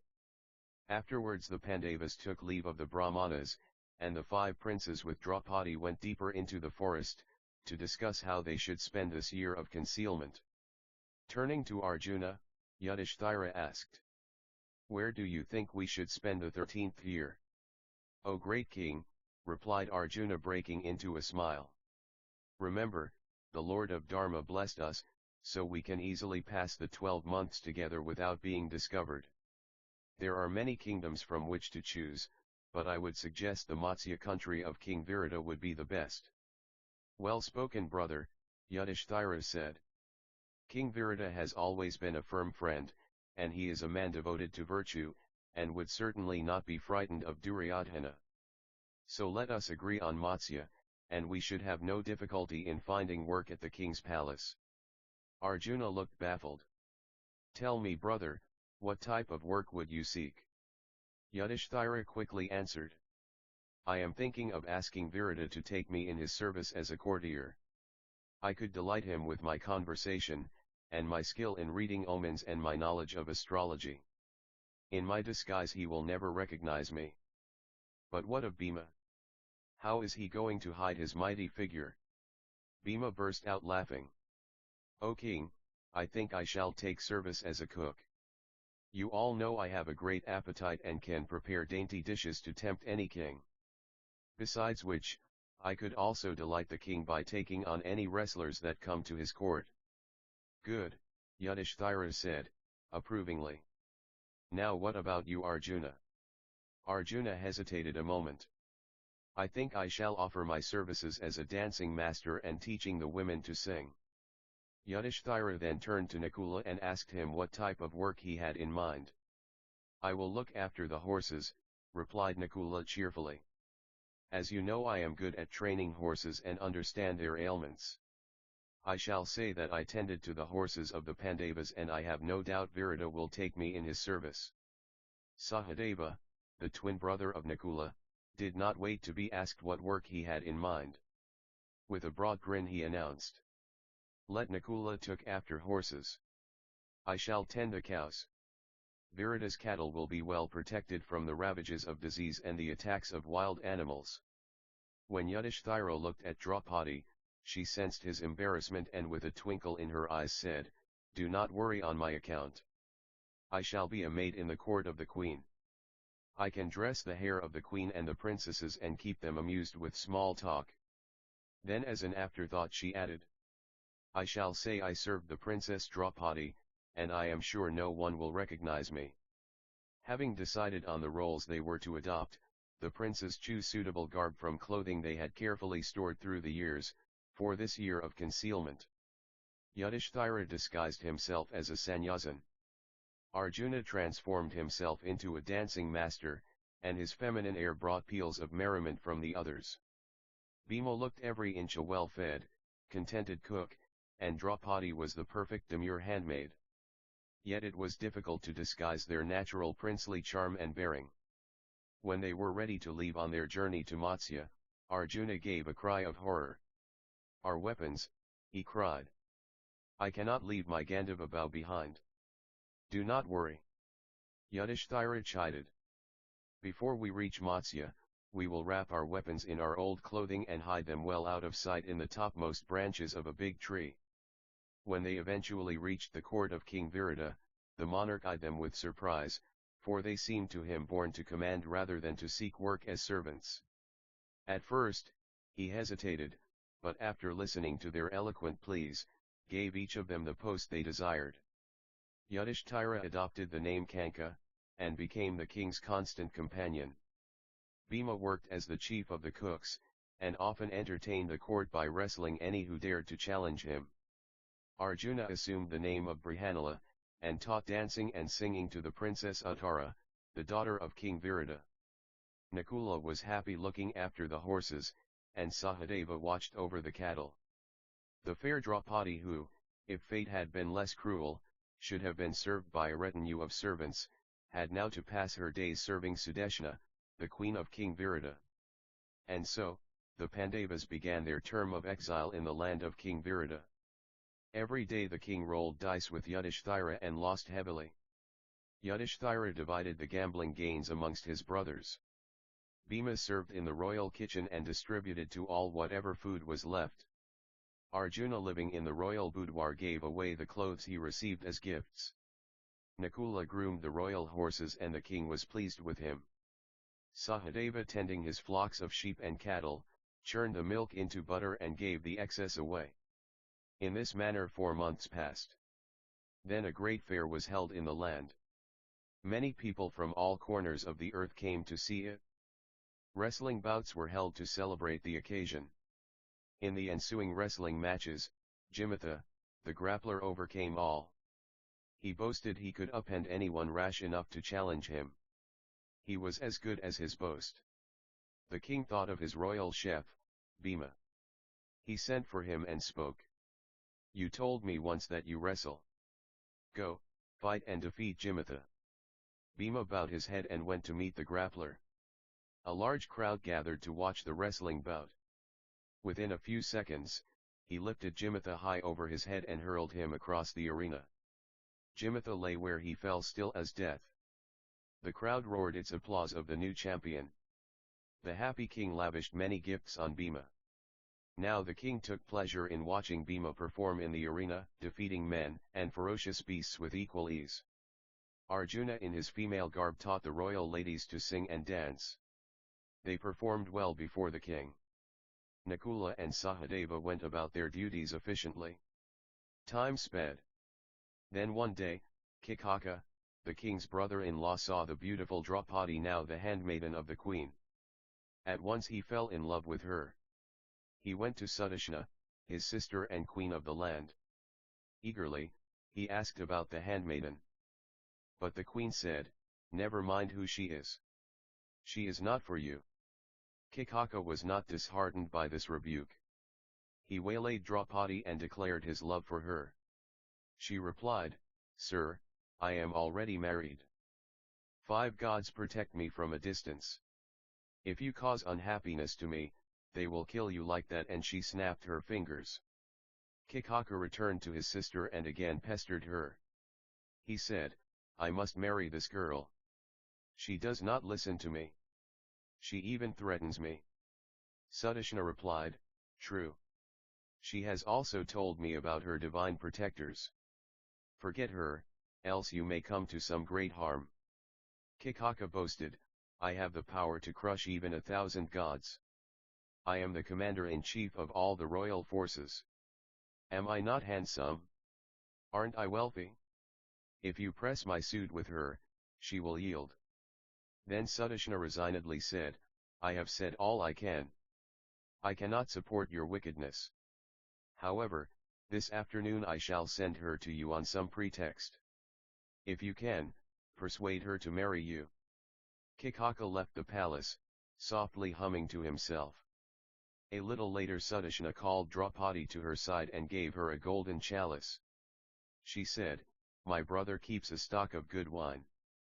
He promised to give me some. Go and bring it." But Draupadi refused. She said, "Oh, Queen, I do not wish to go there. Your brother's behavior is not satisfactory. If I go there, he may harm me." The queen tut-tut and said impatiently, "How silly can you be? My brother is a good sort. If he tries to harm you, I will put a stop to it. Do not be afraid. Go and do my bidding." Draupadi reluctantly walked towards Kikaka's palace. When he saw her coming towards him, he was overjoyed. As she came inside the palace, grandly he said, "Look here, woman, marry me, and I will give you all the jewels and all the clothes in the kingdom." Draupadi retorted, "Sir, I came here to do the queen's bidding. You promised to give her some choice wine. Pour it into this chalice and I will carry it back." Kikaka snorted, "What's the hurry, woman? Come to me," and suiting words to action, he seized her by the hand. Draupadi pushed him away and ran to the royal court. Kikaka chased her there and in the middle of the hall again seized her by the hair. Yudhishthira and Bhima boiled with rage at this sight. Bhima looked around for a handy weapon and his eyes fell on a large tree. Yudhishthira understood what he intended and hinted loudly, "Oh, chef, are you looking around for good firewood? That tree will not suit you. Look elsewhere." Bhima sat down in obedience to that unspoken command. Draupadi realized that the Pandavas were not in a position to help her. So, she turned to the king and said, "Oh, king, see how this wicked man insults me. Yet you keep quiet. Even, my divine protectors, for some reason best known to them, are unwilling to come to my aid." The king answered, "Woman, you ask me to interfere in your personal affairs. How can I settle your complaint without knowing what has happened?" Then Yudhishthira, now known as Gangapatar, said, "Woman, go to your apartment. You say, you have divine protectors. Then, leave this matter to them. There must be a reason why they have not come to your aid now. Do not be afraid. Those who try to harm you will be punished." Draupadi took the hint and went to the queen. Sudashna noticed her tears and asked, "What is this? Why are you unhappy? Has someone caused you harm?"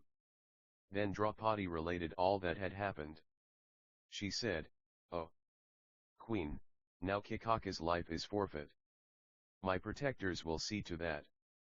Sudashna became alarmed at these words. She realized that Kikaka had brought some terrible danger upon himself. But what could she do? Draupadi swore vengeance on Kikaka, and at the dead of night, she went to Bhima. Bhima lay restlessly on his bed smarting under the insult of the morning. When he saw Draupadi he said, "Thank God, you have come. This morning I wanted to dash Kikaka's brains on the palace floor. But elder brother warned me. But I will not rest until I have killed Kikaka and wiped out the insult to you." Draupadi said, "True. We should not be rash and disclose our identities so soon. That is what your brother meant. I shall make that wicked Kikaka come to this place through a trick." Bhima nodded his head. "Right," he said. "I wanted to toss everyone at the dice hall over my head, even Duryodhana and Dusasana. But I was helpless.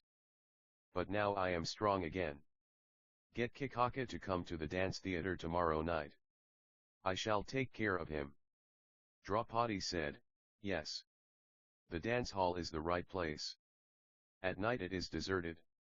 I will tell Kikaka to meet me there secretly. He will be only too glad to come." Bhima replied, "Just let me get my hands on him. He will return feet foremost. For insulting you in the royal hall, I will tear him limb to limb." Draupadi agreed but said, "Everything must be done on the sly. When they find Kikaka's corpse in the morning, they will think that my divine protectors have taken a terrible vengeance. After all, everyone in Virata know that I have divine protectors."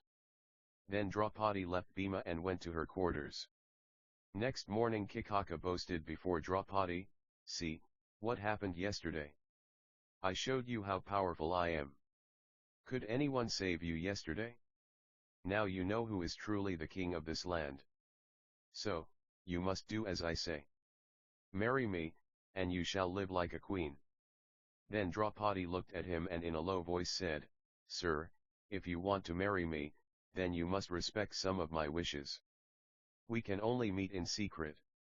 Neither the king nor the queen must suspect us, and for my part, I shall not tell my divine protectors anything, because if they know they will surely kill you." Kikaka could hardly believe his ears. This proud woman was to be his at last. Eagerly he said, "Good. Where shall we meet?" Draupadi replied, "In the dance hall. No one comes there at night. We can meet there. Tonight, I shall expect you there." Kikaka, humming happily to himself, went back to his apartment. Then Draupadi ran to the waiting Bhima and informed him of the night's tryst. Bhima roared mightily and said, "I shall kill this monster. If he dies, then the power of this land will be reduced. His death will be a warning to all other wrongdoers. Then no one will ever trouble you with his unwelcome attentions."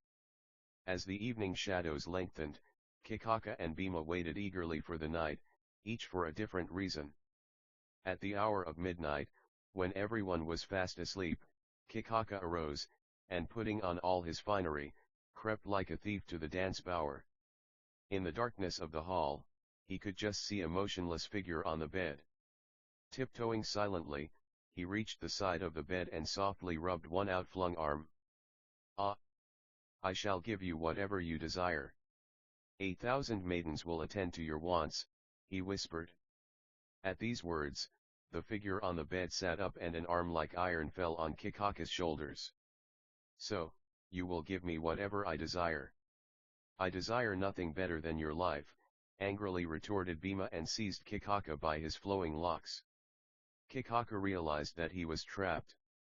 An immensely strong man was pinning him down. What a fool he had been to come. Bhima caught him by the waist, lifted him and threw him heavily on the ground. Kikaka got up slowly and rushed at Bhima. But that redoubtable Pandava warrior gave no quarter. In a trice, he kicked Kikaka hard in the stomach, and followed it up with a vicious karate chop on the unguarded neck. Then raining blows on Kikaka, he snapped his neck and the latter crumpled on the ground like a lifeless doll, his head rolling on one side. Then Bhima called Draupadi and said, there is the man who insulted you, now be happy. Let everyone know that those who misbehave with you will share a similar fate. Draupadi, feeling very happy, rushed out of the dance hall and told the guards to go and see for themselves what had happened. The news of Kikaka's horrible death spread all over the palace, and his kinsmen gathered to lament over his mangled body. When they saw Draupadi, their anger knew no bounds. This woman is the cause of cousin Kikaka's death. Let us burn her alive on the funeral pyre of our cousin, they shouted. Then they went to the king and sought his assent for their foul deed. The king agreed, and Kikaka's brothers dragged Draupadi to the cremation grounds. The hapless woman cried out forlornly to the Pandavas to save her from this awful fate. Her despairing cry reached Bhima, and quickly disguising himself, he rushed to the cremation grounds. Then, uprooting a large tree, he charged the 105 strong clansmen of Kikaka. When they saw his savage onslaught, they began to run helter-skelter, shouting all the while that Draupadi's divine protector was killing them. Shaking with fear, they began to run towards the palace gates. But Bhima pursued them and made short work of them. Then he comforted Draupadi and went back to the royal kitchen. Eyewitnesses to the massacre of the 100 reported to the king the gruesome details. "Oh, king," they said, "this Draupadi is not only possessed of a fatal charm, she has powerful protectors who destroy everything in their path. We tremble lest they destroy the city also." The king grew uneasy at these words, and after arranging for the disposal of the dead, sought out his queen. He said to Sudeshna, "Oh, queen, I am afraid of what might happen to us if your maid's divine protectors turn their wrath on me. Therefore, go and request her to leave this palace. But mark you, behave respectfully, lest she be annoyed again." The ladies of the palace looked at Draupadi with new respect in their eyes. Her fame spread all over the land, and many avoided her out of fear. Even Bhima, the royal chief, to keep up appearances, bowed low before her and asked in a solemn voice whether it was true that an aerial sprite had saved her from dishonor. Draupadi replied that it was indeed true. Then she walked back to her boudoir. There Arjuna, now in the guise of a dancer, spoke to her. "Is it true," he asked, "that a powerful protector saved you from dishonor?" Draupadi retorted rather sharply, "Thank God for that divine sprite. Else I would have fallen into the clutches of an evil man. In any case, what do you care? You are having a merry time dancing and singing." Then Arjuna mollified her by saying that he was always thinking of her sorrows and was ever ready to come to her rescue. Queen Sudeshna sent for her maid, and repeated what the king had said. She must leave the land at once. Then Draupadi implored her to wait for another 13 days. After that her 5 protectors would escort her out of the land. Kikaka's glory death at the hands of a divine sprite became known in all the land. The king of Matsya became despondent at the thought that he was no longer powerful and therefore an easy prey for his enemies. At the same time, elsewhere Duryodhana's spies were trying hard to discover the whereabouts of the exiled Pandavas. But all their efforts proved futile. They thought that the Pandavas were dead. Then they passed on to Duryodhana the news of Kikaka's strange death and the destruction of the 105 at the hands of a divine sprite. Meanwhile, Duryodhana called an assembly of his kinsmen and courtiers. He declared before them, "The exile of the Pandavas will end in a few days. But we must discover their whereabouts immediately, otherwise they will claim my throne. If they are found within this period, then we can send them again to their exile in the forest." Karna and Dusasana declared that spies should be sent to the 4 corners of the earth to find the Pandavas. Drona opined that the Pandavas were dead. Bhishma said wisely, "Wherever the Pandavas are, there the land will be prosperous and happy. The people will be good and rain will fall during the proper season. Find out which land that is, and you will have found the Pandavas."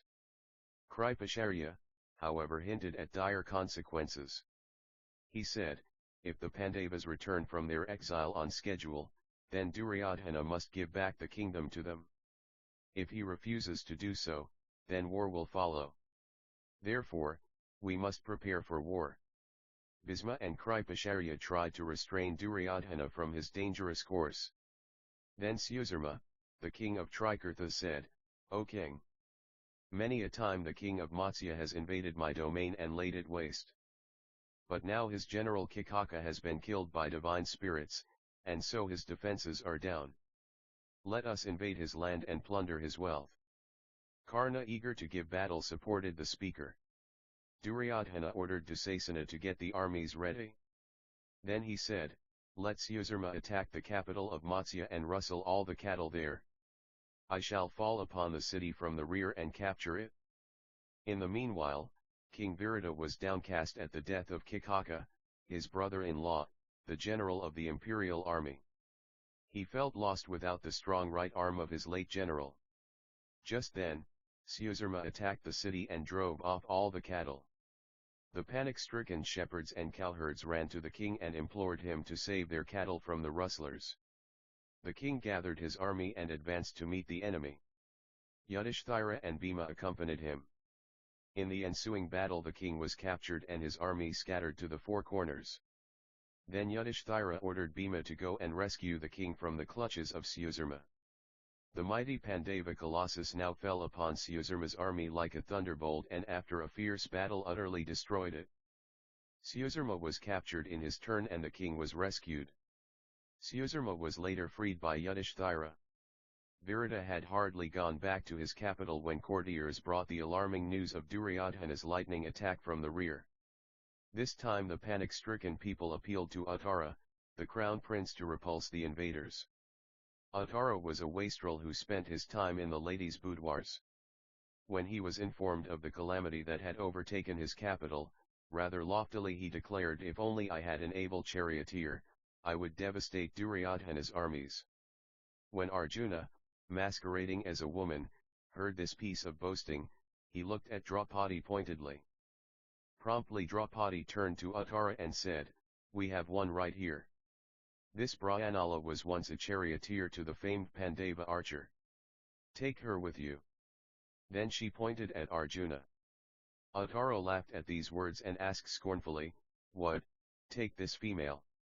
Then Arjuna said, oh, Prince, I can drive a chariot well. Let us go and teach that Duryodhana a good lesson and bring back our cows. Then the ladies of the royal chamber said in a chorus, that would be fine.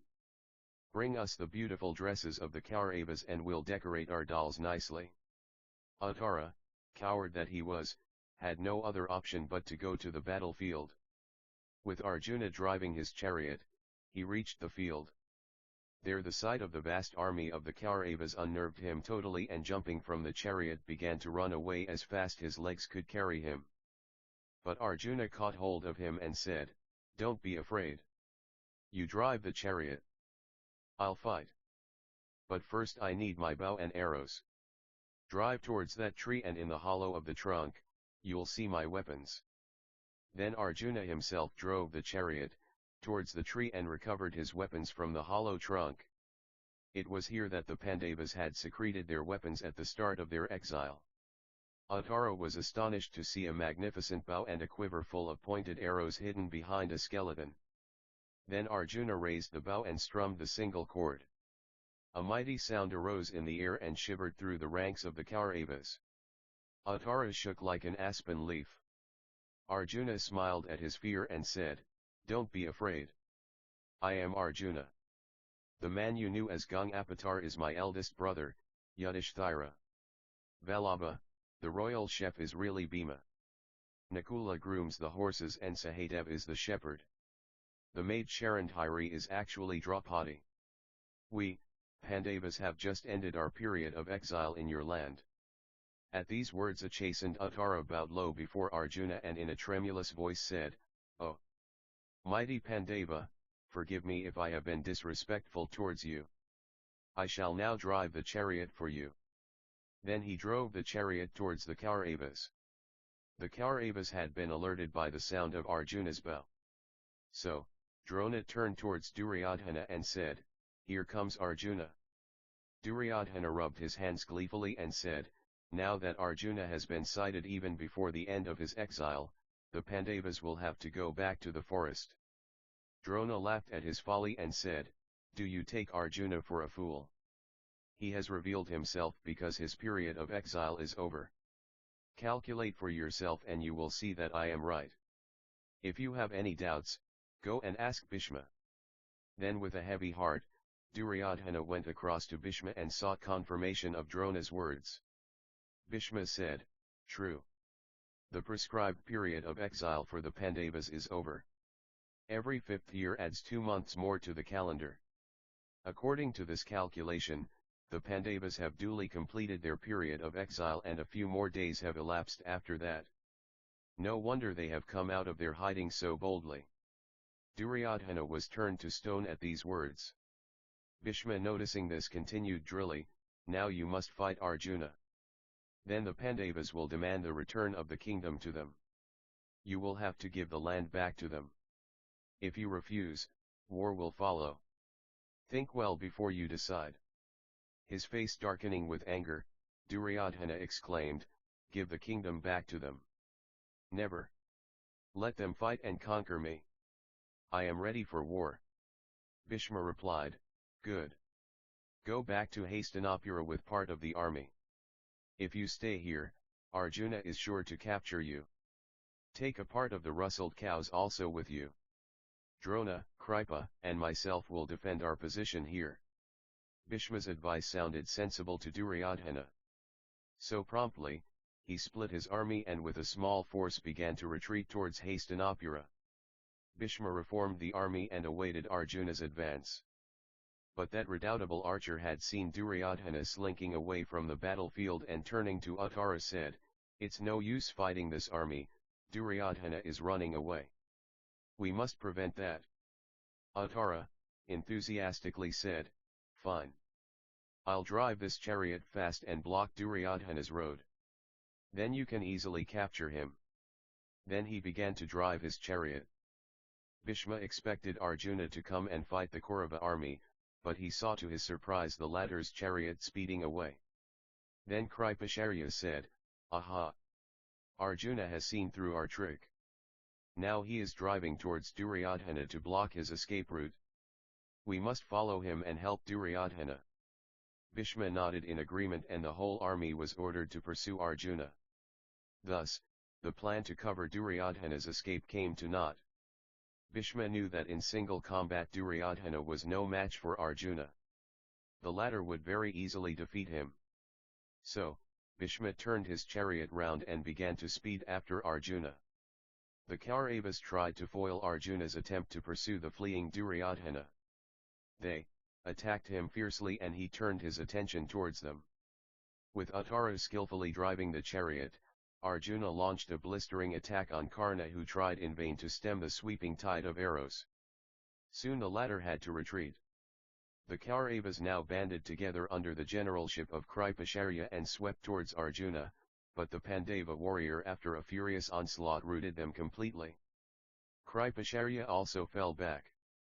Then it was Drona's turn to attack Arjuna. For a brief second Arjuna paused in his attack because he did want to wound his former teacher. Drona, noticing his hesitation, quickly notched an arrow and sent it across. Recovering himself, Arjuna blocked the arrow with a barb of his own and soon rained a shower of arrows on Drona who, unable to stand up to the fusillade, fell back. Aswathama came to aid his father but was ultimately defeated. Then Dushasana and Karna returned to the fray, but once again they fell back against the pointed attack of Arjuna. Then Bhishma drove up in his chariot and a veritable battle royal ensued between the two. Thick and fast flew the arrows until at last, bleeding and unconscious, Bhishma slumped in his chariot. In the meanwhile, Duryodhana had turned back and seeing the plight of Bhishma, charged at Arjuna. Again, the mighty bow twanged and a steel-tipped arrow pierced the breastplate of Duryodhana. Frightened by this close brush with death, Duryodhana turned his chariot round and drove away madly from the battlefield. At this Arjuna laughed mockingly. Stung by his mocking laughter, Duryodhana again flung himself into the battle and the other Kauravas renewed their attack on Arjuna. Finally, Arjuna fitted a barb known as Samahanastra to his bow and shot it at his enemies. The arrow struck the Kaurava host like a bolt of lightning and they fell to the ground senseless. Arjuna turned to Uttara and said, "Oh, Prince, go and collect their silken sashes and helmets. Have you forgotten your boast to the ladies of the boudoir that you will bring back the clothes of the Kauravas to adorn the statues at home? Take the sashes and helmets of Kama, Duryodhana, Aswathama and the others, but do not touch that grand old man, Bhishma." Uttara did as he was bid and came back with the headgear and sashes of the Kaurava leaders. At that moment, Bhishma lifted his head and saw what was happening. He propped himself up and resumed the battle with Arjuna. But the Pandava bowman killed his horses and set him afoot. When Duryodhana recovered from his faint, he saw the chariot of Arjuna speeding away. "Don't let him escape, block the chariot," he shouted at his soldiers. Then Bhishma said, "You fought against him for a long while. Why didn't you capture him then? When we were in that dead faint, he could have killed us all easily. He merely took away your helmets and sashes. Admit you are defeated and let him drive away the flocks of sheep and cattle."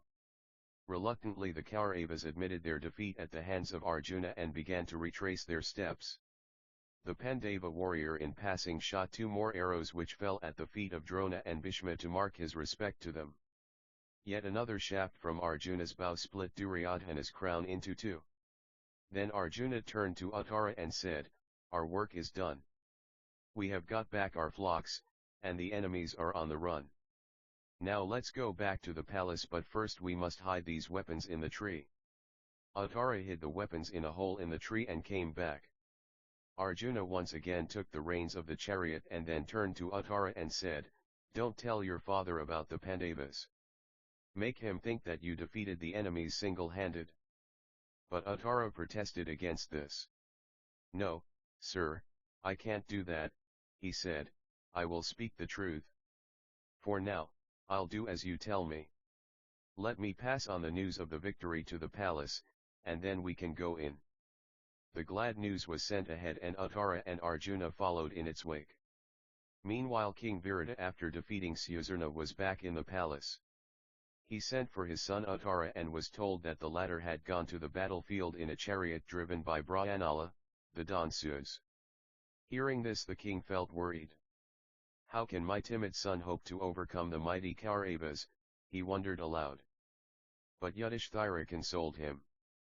"Don't worry, sire," he said, "as long as Bryanala is with him, he will certainly return victorious." Then some soldiers brought the glad tidings of Uttara's victory over the Kauravas. Yudhishthira turned to the king and said, "What did I tell you, sire? I was right. As long as Bryanala is with him, victory will always be his. There can be no doubt about that." Virata felt a surge of annoyance at these words. A mere Dansus responsible for his son's victory. Impossible. However, he stifled his anger and ordered the city to be gaily decorated to mark his son's grand achievement. Then he invited Yudhishthira to throw dice with him. The two began to roll the dice. Then the king addressed Yudhishthira, "Have you noticed how brave my son is? He has defeated even the mighty heroes of the Kauravas." Yudhishthira, intent on the dice, replied calmly, "I told you once before, sire. As long as Bryanala drives his chariot, victory will always be his." Now at these words, Virata's anger rose uncontrollably. "Listen, you stupid old fellow," he shouted at Yudhishthira, "every time I speak of my son's victory, you insist that Bryanala was the cause. If you repeat that again, I'll not be responsible for what happens." But Yudhishthira, clicking the dice, replied absent-mindedly, "Even the gods cannot win over Bhishma, Drona, Kripa, and Kama.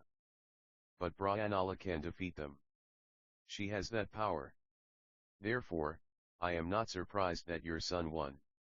At these words, tossed so carelessly by Yudhishthira, rage blinded the eyes of King Virata. Quick as thought he picked up the heavy dice and flung them at Yudhishthira with all his strength. They struck Yudhishthira's face with a thwack and blood began to dribble from his nose. Draupadi seeing this, ran to his side and hold a golden chalice under his beard so that the blood may not spill on the ground. A messenger ran in to tell the king of the arrival of Uttara and Bryanala. "Send them in," said the happy king. Yudhishthira stopped the messenger and said, "Send only Uttara. Let Bryanala go to her chamber. If she saw my bleeding face, your king's life would be in danger." A little later, Uttara came in and bowed before his father. When he raised his head, he saw the wound on Yudhishthira's face and asked in an anguished voice, "Who has done this foul deed?" King Virata replied, "I hit him with the dice. Each time, I praised your victory, he would say it was all due to Bryanala. I got angry and flung the dice at him." Uttara became highly agitated at these words. He cried out, "Oh! Father, what have you done? You have insulted a venerable old Brahmin. Apologize to him for your conduct." King Virata, sensing that something was wrong, begged Yudhishthira to forgive him. Yudhishthira replied, "Sire, I am not angry with you. Should even a drop of my blood fall on the ground, great harm will come to your land. I was only worried about that." By now, the bleeding from his nose had stopped. Then Uttara ushered Bryanala into his father's presence. Virata looked at her and said loudly, "Uttara, you are truly a brave son, worthy of me. Who can match your courage and skill? But tell me, how did you defeat Karna, Bhishma, Drona, and Aswathama? Even the mighty Duryodhana, a peerless warrior, was defeated by you. What a magnificent victory that was!" But Uttara replied solemnly, "Father, you misunderstand. I had nothing to do with my victory over the Kauravas. A god came to my rescue. When I was running away from the battlefield, this god stopped me, asked me to be his charioteer, and with his skill and bravery, routed the enemies completely." The Virata king, eager to know the identity of the god who had come to the aid of his son, said, "Uttara, who was that god? Why did you not bring him with you? I would have expressed my heartfelt gratitude to him." Uttara replied, "He disappeared soon after defeating the Kauravas. He may come here tomorrow or the day after." The king did not know that Arjuna masquerading as Bryanala was indeed that god. Then Uttara presented the colorful sashes of the Kauravas to the ladies of the boudoir, who dressed their dolls with these and rejoiced in the victory of the prince. Next day, the Pandavas resumed their identities and went to the king's court dressed in their regal splendor. King Virata, entering his court, was rather surprised to see them sitting on the high thrones meant only for monarchs. Annoyed, he addressed Yudhishthira, "Oh! Brahmin, do you desire to sit on a king's throne? Have you forgotten your own status?" Then Arjuna replied, "Oh! King, this Brahmin deserves to sit even on Indra's throne. His honesty is well known. When he was a sovereign, many kings bowed low before him. Even Duryodhana trembles at the mere mention of his name. And yet you prattle so, because he dared to sit on a puny throne." Overwhelmed by these words, the king stammered, Then he is Yudhishthira, Kuntidevi's eldest son? Where are his brothers, Bhima, Arjuna, Nakula, and Sahadev? And what has happened to Draupadi?" Arjuna replied smilingly, "Here you see them all. There is the mighty Bhima, who went by the name of Vallabha in your court. He was the Gandharva who killed Kikaka. Nakula was your groom in the royal stables. Sahadev tended the flocks of sheep and cattle. Draupadi served the queen as her maid under the name of Sarandhiri. As for us, we spent our period of exile in your land, happily and comfortably. We give you thanks for that." Then Uttara spoke, "Father, here stands before you that mighty bowman Arjuna. It was he who came to my aid and routed the Kauravas. The sound of his war horn alone sent the enemy reeling." Then the king, overcome with joy, said, "Truly, I am fortunate that the Pandavas chose my land for their exile. Though they were ordinary men in my service, yet their valor alone saved my land from disaster. Why, it was Bhima who saved me from Syuzurma. Arjuna saved my country from the Kauravas. And as for Yudhishthira, I am ashamed to recall the indignities heaped upon him. I ask pardon for all that I have said and done to the Pandavas. Then bowing before Yudhishthira, humbly he beseeched him to rule over Virata. Sir, he said, everything that you see here is yours, my land and my possessions, all belong to you. Pray, accept my daughter Uttara as a bride for Arjuna. Tell me what you think of this proposal. Hearing these words, Yudhishthira looked questioningly at Arjuna, who turning to the king said, Your Majesty, I can accept Uttara, only as my daughter-in-law. That would be proper. After all, I was her preceptor. I taught her the art of dancing. Besides, I am like a father to her. Therefore, it is not proper that I should marry her. Acknowledging this, the king said, True, what you say is true. Your son, Abhimanyu, is the proper suitor for her hand. I am indeed lucky that our families will be united in marriage. So, Yudhishthira announced an auspicious date for the wedding, and an invitation was sent to Lord Krishna at Dwarka. Now that their period of exile had ended, the Pandavas began to live at a place called Upablaviya, where they were soon joined by their friends and the hosts of the neighboring kings. The kings of Kasi, Sibhya, Drupada, the Upapandavas, Sikandi, and Drishtadhyumna came. The Virata king welcomed them hospitably and accorded them all honor due to their rank. Lord Krishna arrived from Dwarka, accompanied by Abhimanyu, Balarama, Kritavarma, Satyaki, Akrura, and Samba. The palace of King Virata now began to resound to the noise of drums and pipes. The visiting kings were treated to a magnificent royal pageant, full of dance and music. Then the day of the wedding dawned. To the accompaniment of Vedic chants and joyous cries of the people, Abhimanyu wed Uttara. After the wedding, all who had gathered there began to discuss the future of the Pandavas. Said Lord Krishna, Yudhishthira lost his kingdom in the deceitful game of Sakuni. Everyone knows how Duryodhana usurped the kingdom of the Pandavas. Though they had the power to oppose their enemies, they chose to abide by their promise to live in exile for 12 years. Now all that is over. We cannot praise them enough for undergoing stoically all the adversities of life. Whatever we decide now must be fair to both Yudhishthira and Duryodhana.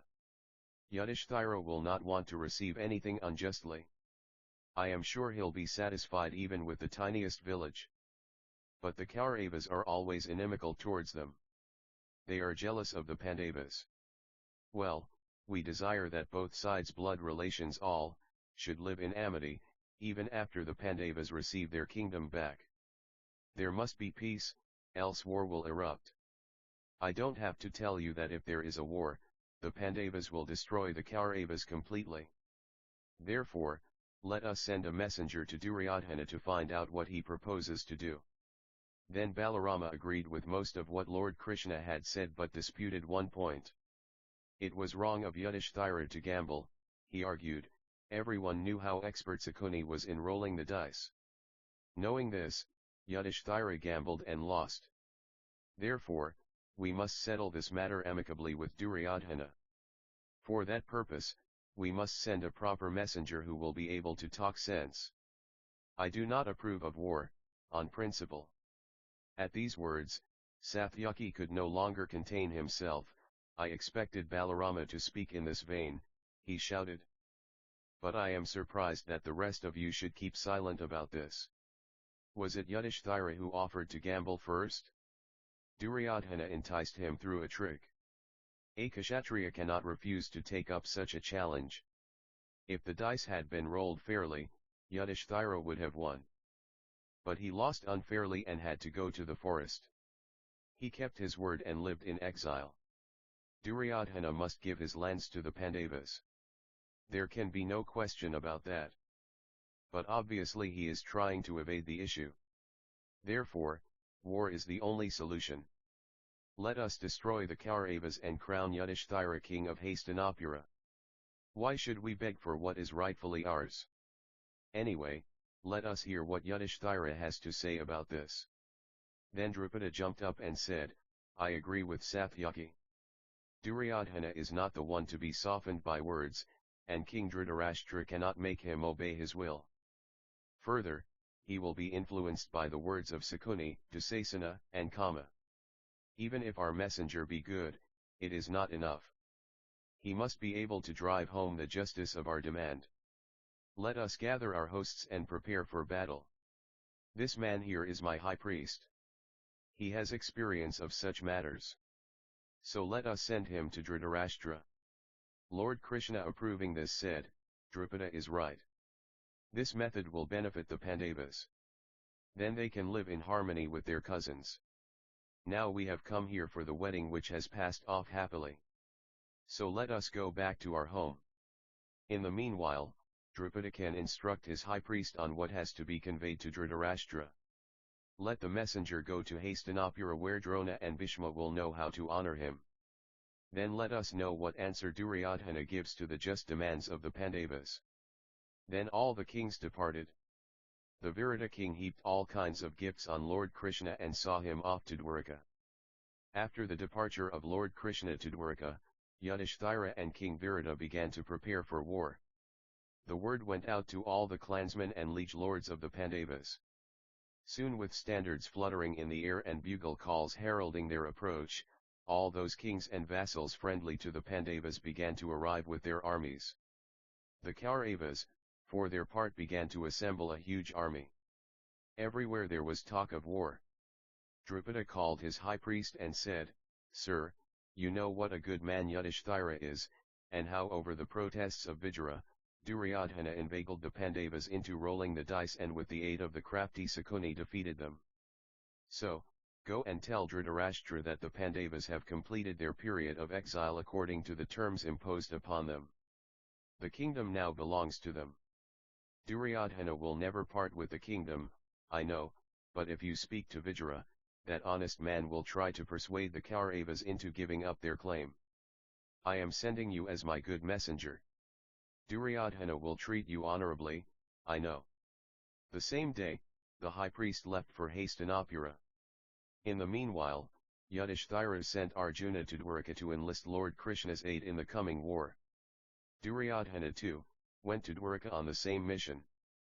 The two sworn enemies entered Lord Krishna's palace at the same time and were escorted into his bed chamber. Krishna was deep in slumber when the two were ushered into the chamber. Duryodhana sat down near his head and Arjuna stood near the Lord's outstretched feet respectfully. A little later, Krishna woke up and his eyes fell on Arjuna. He smiled and said, Arjuna, I am glad to see you. But what brings you here at this hour? Then Duryodhana spoke up from his place, Krishna, I arrived first. You don't seem to have noticed me. Krishna turned, smiled sweetly and replied, Duryodhana, is it indeed you? When I woke up, the first person I saw was Arjuna. Never mind. After all, Arjuna is younger, so it is only proper that he should state his business first. Arjuna said, Krishna, in the event of a war between the Pandavas and the Kauravas, I want you to help us. Duryodhana promptly took up the cue and said, Krishna, I came to you on the same mission. You are dear to both of us. Besides, you are an impartial judge of our affairs. I know you will not take sides. Therefore, I want you to help us. Krishna cupped his chin in his hands, looked at each in turn and said, You put me into a dilemma. I should like to help you both. So, this is what I'll do. I'll lend my army to the one who wants it and I'll place my personal services at the disposal of the other. So, choose. But first, let Arjuna make his decision. Duryodhana was alarmed at these words. What will Arjuna choose? It would not matter much if he chose Krishna, who after all was only one individual. But if he chose the well-equipped and powerful Narayana army, then all was lost. But Arjuna's words dispelled his fears. Oh! Good, said Arjuna. The Pandavas want nothing better than to have you on their side. We don't need your army. Duryodhana was elated. Now he could command the vast forces of Lord Krishna. So, hiding his joy, he said, I want only your armed forces. So be it, replied Lord Krishna beaming at him. Then Krishna turned to Arjuna and said, Arjuna, why didn't you ask for my army? Don't you want to increase the strength of your army? Arjuna replied modestly, Oh, Lord! No matter how vast the enemy forces, as long as we have you to guide and counsel us, how can we ever lose? Then Balarama, who had been a silent witness to all this, said firmly, I shall be neutral in this war. However, Arjuna, you have my best wishes for ultimate victory. Then Duryodhana, happy at the thought that the redoubtable Balarama would remain neutral, went in search of Kritavarma, who lent him a portion of his sizable army.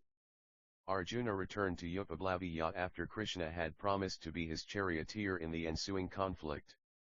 Meantime, Salya, Nakula's uncle, received the Pandavas' summons to join them, and accordingly with a huge army set out from his capital. When Duryodhana was informed of this, he sent out his men to entertain Salya's troops all along their route and provided them with ample hospitality on the way. Salya naturally assumed that all this was Yudhishthira's doing, and so he exclaimed, How can I ever repay such kindness, such hospitality? I must help them to win the war. When he spoke thus, he had in mind the Pandavas, but Duryodhana, who had overheard these words, now came and bowed before him. Sir, it was I who arranged to keep your troops in comfort. Therefore, you must help me. Poor Salya could hardly go back on his word, and so rather reluctantly he promised to be on Duryodhana's side. Then he went in search of the Pandavas and explained bitterly the reasons for the switch over in his allegiance. Yudhishthira comforted him and said, Uncle, you can't go back on your word now. But Karna will request you to be his charioteer, because no one else can drive his chariot. At that time, you must curb Karna's fierceness and protect Arjuna from his barbs. Salya agreed to do this. Then, looking at the Pandavas compassionately, he said, How you must have suffered during your exile in the forest. I tell you, though Duryodhana has a greater army, ultimate victory will be yours, because you have truth and justice on your side. Then Salya narrated the story of Dwasta Prajapatha to illustrate his remark. Dwasta Prajapatha was a powerful prophet who created the three-headed titan Vishvarupa to defeat Indra. The latter, alarmed at the increasing powers of this titan, sent his dancing girls to weaken his fierce concentration. But it was of no avail. Finally, Indra went to battle and, hurling his bolts of thunder, killed Vishvarupa. Dwasta Prajapatha became angry at this reverse and created a second and more powerful titan called Brithra, who launched a fierce attack against the ruler of the gods. In the ensuing battle, Brithra caught hold of Indra and swallowed him, but the latter came out through the mouth and ran for dear life. Then, accompanied by the gods, he went to Lord Vishnu and requested aid to destroy Brithra. Lord Vishnu said, Indra, it's best if you sue for peace. Bide your time. You can't defeat him now. So, Indra pretended friendship and made peace with Brithra, who had also been similarly advised by several prophets. Some days later, while Brithra was strolling along the seashore, Indra crept behind him and treacherously slew him with his bolts of thunder. But the sin of the two murders, that of Vishvarupa and Brithra, fell on Indra, and he went into hiding. Thus, the gods had no ruler, and so they decided to nominate Nahusha as their king. They went in a body and offered the crown to him. Power corrupts, and the new leader forgets his past. He becomes blind to the truth. So, it was with Nahusha.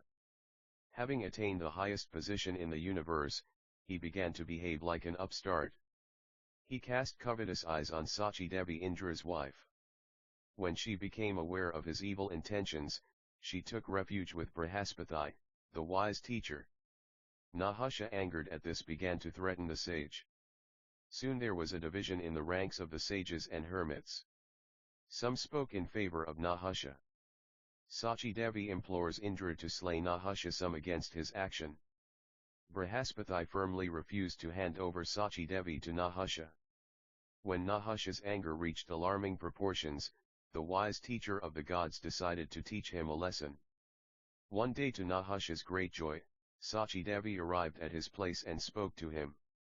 Lord, as long as my husband lives, I cannot marry you. Let me know for sure that he is no more, then I shall consent to marriage with you. Till then you must be patient. Nahusha agreed to wait. In the meanwhile, the gods went in search of Indra and even performed the horse sacrifice to draw him out of his hiding. When Indra saw Nahusha occupying the seat of divine power, he ran off in fright. But his wife pursued him and said, "Lord, kill Nahusha and regain your throne." Indra replied pitifully, "I cannot win over Nahusha in my present state. He is too powerful. Only a trick will save me. Unless he incurs the wrath of the sages through some misdeed or the other and loses their protection, I cannot overcome him. Therefore, make him come to your abode in a palanquin carried by the sages. Then he will fall foul of the sages." So, Sachi Devi sent word to Nahusha accordingly. The upstart ordered the sages to carry him in a golden palanquin. The latter, though taken aback by this insulting behavior, hastened to obey. As Nahusha was being borne along, he carried on a fierce argument with his divine carriers, and once in a fit of temper kicked at Agastya, the venerable sage. Promptly, the hermit cast a spell on him and Nahusha turned into a lowly serpent. Thus, he fell from his high state and lost everything. Indra regained his throne. Salya ended the tale of Nahusha and said, "Thus perish all whom power corrupts." Then bidding farewell to Yudhisthira, he went back to Duryodhana. Now, war preparations on both sides were afoot. To aid the Pandavas came Yudhana, Dristakatu, Jayatsan, the Pandya king, Drupada, King Virata and several more powerful rulers. Many tribal kings with their fierce warriors arrived at Upavlavya to fight under the standards of the Pandavas. On Duryodhana's side came the Titan Bhagadatta, son of Narakasura, Bhavisravana, Salya, Kritavarma, and Jayadratha. Nila, king of Mahishmati, the king of Avanthi, the king of Kakaya, and several more arrived at Hastinapura with their armies to fight against the Pandavas. Duryodhana was hard put to accommodate all his allies, but he did his best to make them comfortable. The various armies were quartered at different centers. Their flags flew at Panchanata, Gurajangal, Proadaranya, Ahikatra, Kakuta, Gungakuta, Varana, and on the banks of the Yamuna river. Drupada's high priest and emissary, wondering at this awesome sight, arrived at Hastinapura. He was well received by Vijaya, Bhishma, and Dhritarashtra. He was invited to speak before the assembly of the Kauravas. Then the emissary addressed the crowded court. "Oh, wise men," he began, "Dhritarashtra and Pandu are kinsmen. They have equal rights to the properties of their ancestors. Now that right is being enjoyed solely by the Kauravas. The Pandavas have been deprived of their position. What is the reason for this? Everyone knows how Duryodhana schemed to deprive them of their lawful inheritance. The Pandavas survived all attempts on their lives. 13 years they spent in hard exile. Yet they have no rancor in their hearts. They desire peace and only claim what is their own. Justice is on their side. Though Duryodhana be strong in armed might, yet ultimate victory will go to the Pandavas. Therefore, let Duryodhana make peace with them. That will be good for all." Bhishma said, "Oh, Brahman, what you say is true indeed. I believe the Pandavas are sincere in their desire for peace. As long as Bhima and Arjuna spearhead the Pandava attack, even the gods will not dare to oppose them." Karna spoke up sharply, "Oh, Brahman, you have not said anything new. Everyone is aware of what really happened. Yudhishthira gambled with full knowledge of the consequences. He lost and went into exile. Now how can he claim the kingdom? We do not fear the might of the Pandavas. Let them give up their claim to the throne and return to the forest." Then Bhishma rebuked Karna. "Karna, words run off your mouth uselessly. Have you forgotten that Arjuna, single-handed routed the Kauravas recently? We must pause and consider our actions. We should not inflame the Pandavas further. Don't be childish in your talk." Dhritarashtra too rebuked Karna for his rash words. Bhishma had spoken for all and was motivated by his desire to restore peace. Then he turned to the priestly emissary and said, "Sir, I shall give the Pandavas my answer through Sanjay." The Pandava emissary had to be satisfied with that. Some time later Dhritarashtra sent Sanjay over to the Pandava camp. The Kaurava emissary was hospitably received by Yudhishthira and the other Pandavas. After replying suitably to their felicitations, Sanjay addressed the assembled gathering of Pandava kinsmen. Dhritarashtra desires nothing but peace and tranquility on earth. War means bloodshed and countless loss of lives. It is barbaric for kinsfolk to kill each other. The Pandavas are great warriors, no doubt. But Duryodhana has also gathered a mighty army. But why should we fight? We can establish peace at the conference table. Therefore, work for peace. This is all I have to say. Yudhishthira replied, "Oh, Sanjay, what you say is right. We don't want a war. We also desire to settle our differences peacefully. Only a fool will resort to war when differences can be resolved amicably. We must bear in mind the plight of all those who will be affected by the outbreak of war. Can we call the man who lights a lamp in the darkness, an incendiary? How can Dhritarashtra who protects the evil Duryodhana be happy? Their fall began when they gambled deceitfully. But if the Kauravas so desire, let there be peace. We shall forgive them for what they did to us. But let them give me Indraprastha. Duryodhana can continue to be the king of kings. I shan't mind." Sanjay bowed his head before these reasonable words. He said, "Good Yudhishthira, you are a just man. You are not avaricious. So, give up the idea of war. Duryodhana will never part with his territory voluntarily. That is why I say you should not engage in war. You are good people. Why should you besmirch your good reputation by resorting to war?" Then Yudhishthira smiled and said, "All that is very well. We shall be just. But should we give up our fundamental rights? There is virtue in facing danger, however unjust the action may be. We have Lord Krishna with us. We shall obey his injunctions in this matter." Lord Krishna got up as though on cue and told Sanjay, "Sanjay, you speak of peace and tranquility. But have you forgotten that to the Kshatriya, war is virtue?" When Duryodhana usurped the Pandava throne, Dhritarashtra spoke not a word in protest. His silence was his seal of approval for an unjust action. Where was justice then? All these years Duryodhana has enjoyed the prosperity that rightfully belonged to the Pandavas. Therefore, it is only proper for him to return the kingdom to the proper heirs. If he fails to comply with their request, then he alone is responsible for the consequences. According to the Kshatriya ideal, war is the solution. Go and tell Dhritarashtra that." Sanjay listened to these words uneasily and then got into his chariot. As he was leaving, Yudhishthira flung these words at him. "Oh, Sanjay! We don't want the entire kingdom. Let Duryodhana give us only a portion of his territory." Sanjay pondered over these words and then promised to convey them faithfully to Dhritarashtra. Then he left for Hastinapura. After his conference with the Pandavas, Sanjaya returned to Hastinapura. He sought out Dhritarashtra and said, "Yudhishthira has promised that he will not go against what is lawful and just. But he has sufficient grounds to condemn the unjust attitude of the Kauravas. Tomorrow, in the royal court, I will convey his message to all of you." After Sanjaya's departure to his quarters, Dhritarashtra invited Vijara the wise, to the palace, and when the latter came, acquainted him of Sanjaya's ominous words. Then Vijara said, "Oh, king, give at least a few villages to the Pandavas. Surely, they will be satisfied with that.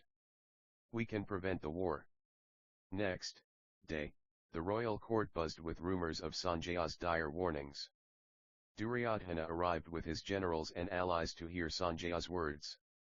Sanjaya looked round the assembly of peers and spoke thus, "On Dhritarashtra's instructions, I went to the Pandavas, and talked to them. I have now come back with their reply. Arjuna, that great archer, warned that Duryodhana and his kinsmen would be punished severely for their wrongdoing. He said that Yudhishthira was a patient man, but Bhima would certainly destroy the entire Kaurava army with his formidable mace. Moreover, they had the support of redoubtable warriors like King Virata, the king of Panchala, the Upapandavas, Abhimanyu, Nakula, and Sahadeva. In the event of a war, they would aid the Pandavas so completely, that not a bit of territory would remain to Duryodhana. Dhritarashtra's race would mingle with the dust. All this Arjuna said. Sanjaya ceased speaking to let his words sink into the minds of the Kauravas. Then Bhishma said, Duryodhana, you have lost your wits in the clever speeches of Karna, Sakuni, and Dushasana. Stop this war, and your race will live. As soon as he heard this, Karna, the hothead, bounded from his seat and replied, Lord Bhishma, if anyone else other than you had uttered these words, the consequences would have been fatal. Neither have I strayed from the path of Kshatriya virtues, nor have I advised Duryodhana wrongly. If war breaks out, I shall destroy the Pandavas single-handed. Why should we extend the olive branch to those who have always treated us as their foes? At these words a pitying smile flickered across the old warrior's face. Then Bhishma turned to Dhritarashtra and said, Do not place your trust in this vain boaster. He boasts that he will destroy the Pandavas all by himself. But he has yet to prove his valor and has accomplished not even a fraction of their heroic deeds. He speaks out of rancor and jealousy. Therefore, it is not surprising to hear such words from him. Where was his valor when Arjuna routed the Kauravas so successfully in that ill-fated expedition to the land of Virata? When the Gandharvas overpowered Duryodhana and made him a prisoner, where was Karna? Sleeping. The Pandavas came to the rescue and freed Duryodhana from the Gandharvas. Karna is nothing but a loud-mouthed prater. We should not pay any heed to his words. Even Drona spoke in favor of Bhishma. What Bhishma has said is true. We cannot quarrel with Arjuna for his hostile words. Let us make peace with the Pandavas. That will be best for all. Dhritarashtra was perplexed in the extreme by these persuasive words of wisdom and common sense. But he kept his counsel. Then after a while he requested Sanjaya to convey to the court Yudhishthira's message. Accordingly, Sanjaya informed the assemblage that Yudhishthira did not want war, but if it was inevitable, he was well prepared for that also. Dhritarashtra was alarmed to hear this. Though he feared neither Yudhishthira nor Arjuna, the thought of Bhima sent uncontrollable shivers down his spine. Everyone was aware of the great strength of the Pandava colossus. Even Drona and Bhishma feared him. But they would fight on the side of the Kauravas though they were not inimical towards the Pandavas. But despite all this, deep in his heart he knew that his race would be completely destroyed in the event of a war. So, he composed himself and said, True. Arjuna and Bhima may well destroy us. Therefore, let us think about peace. Bhishma and Drona mean well. Let us follow their advice. His eyes red with rage, Duryodhana got up and addressed the king. Father, he thundered, why should you think of defeat? If the Pandavas are all that powerful, why should they beg for a few villages? And as for Bhima, well, he is no match for me. I can finish him off with my mace. Lord Bhishma alone can defeat the entire Pandava army. Surely, Drona and Aswathama can kill Arjuna easily. As long as Karna retains the powerful weapon given to him by the divine Indra, no one can defeat him. We have many great warriors to fight with us, so why should there be talk of defeat? Then turning to Sanjaya, he asked, how well are the Pandavas prepared? What are their plans? Sanjaya gave him a detailed account of the strength of the Pandavas' armies. When Dhritarashtra realized that the Pandavas were gathering in a formidable array, his heart quailed and turning to Duryodhana, he quavered, Duryodhana, have you heard? Your cousins are too well prepared. Let there be no war. If you seek peace, instead of war, people will speak highly of you. Surely, you can live content with half my territory. Give the other half to the Pandavas and end all quarrel. Do not be blind to your fate. But Duryodhana, brushing aside these words, boasted, I know how to crush the Pandavas. I don't need anyone's help. Karna and Dushasana are enough for my purpose. We three will root out the Pandavas. There can be no talk of peace between the Kauravas and the Pandavas. Never. Not a blade of grass will I give to them. Karna, approving these words, exclaimed grandly, "Right. Duryodhana is absolutely right. We can win the war easily. I alone can defeat the Pandavas. Duryodhana refuses to give the Pandavas anything. I need no one's aid in this." At these vain words, Bhishma remarked icily, "Karna, don't be a fool. You don't realize what you are saying. Everyone here knows about the powers of Arjuna and Lord Krishna. Your words only betray your low mentality." Bhishma's contempt stung Karna to the quick, and he thought that the former had slighted him. So, he flared up, and said angrily, "Very well, if both Krishna and Arjuna are that powerful, go and fight them yourself. As long as you lead the Kaurava army, I shall have no part in it. When you cease to be the general of the army, then I shall display my valor." With these words, Karna stalked out of the court furiously. Bhishma smiled contemptuously and said, "There you are, Duryodhana. Even to fight the enemies, he dictates terms to us. We have not yet drawn up our battle plans, and Karna has already backed out of the fight. How can he hope to win against the Pandava host all by himself? There are so many great warriors in this court, and yet he boasts he is the greatest. Such words can only do harm to our cause. After all, what can we expect from the man who tried to pass himself off for a Brahmin before sage Parasurama?" But Duryodhana replied haughtily, "What is wrong in Karna's words? The Pandavas are no different from us. I need no one's aid in fighting against them. I can take them on single-handed." Then, Vijara, the wise, spoke up. "Duryodhana, don't be hasty. Let me tell you the tale of the hunter who caught two birds in his net. Undaunted, they flew up with his net, and the hunter ran after them.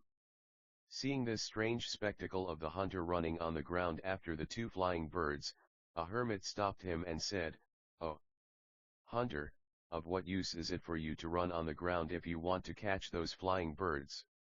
The hunter replied, 'Oh, holy sir, as long as the two birds fly amicably, I have no hope of catching them.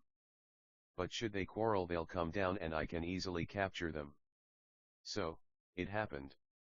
The birds came down and were caught by the hunter. Therefore, be warned. When two brothers quarrel, someone else will reap the benefit.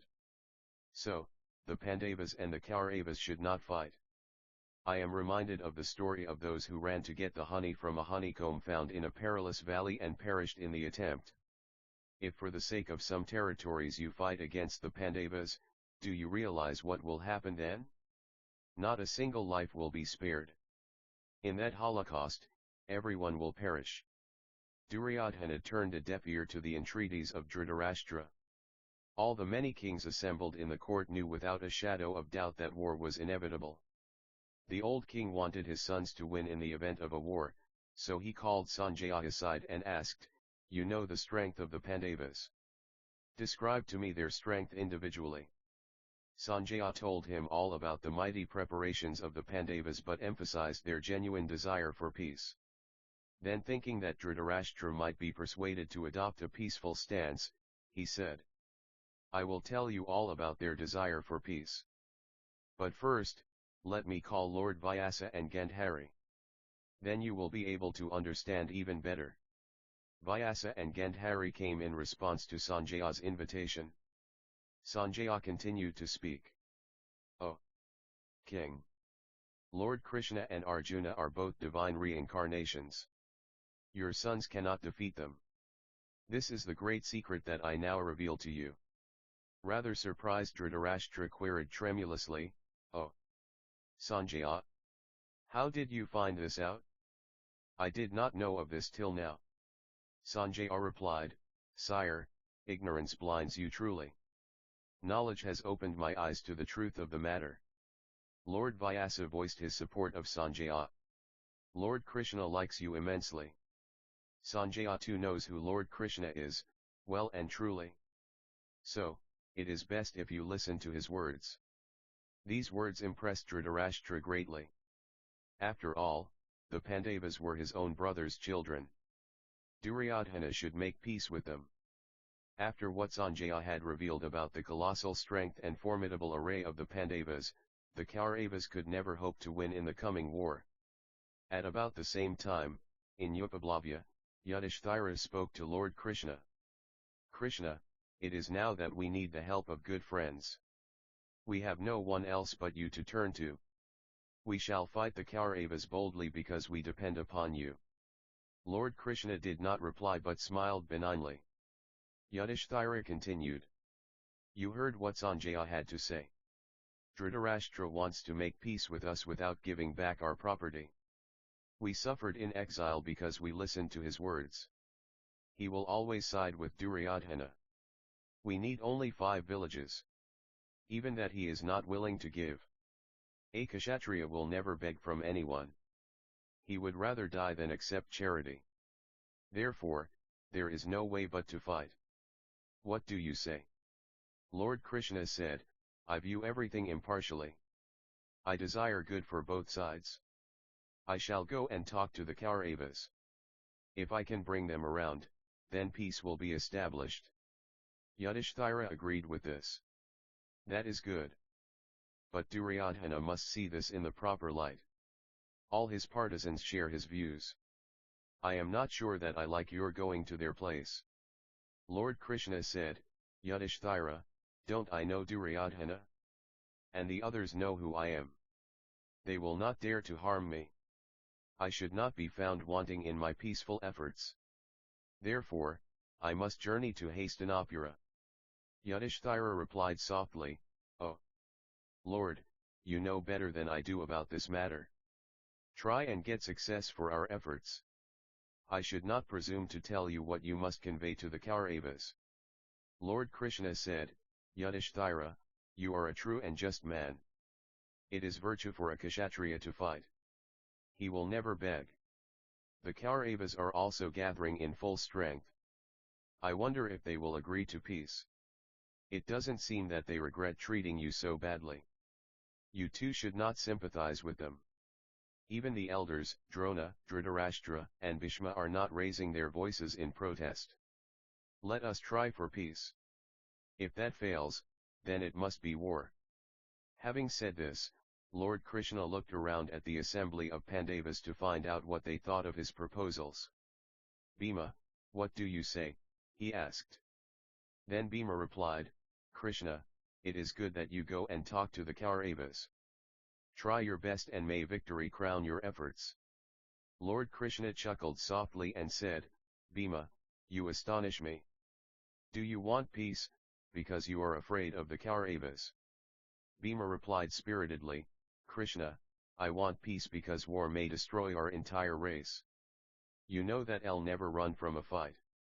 Lord Krishna mollified him by saying, I only wanted to find out what you thought of all this. I too want peace, because I don't want the entire race destroyed. Let me do what I can. Then he looked at Arjuna who said, I cannot add anything more to what has already been said by brother Yudhishthira. I doubt whether the Kauravas will welcome your peace efforts. However, nothing is lost by trying. If we don't get what we want, then war is the only answer. Lord Krishna remarked, Arjuna, as long as Sakuni and Karna advise Duryodhana, he will never see reason.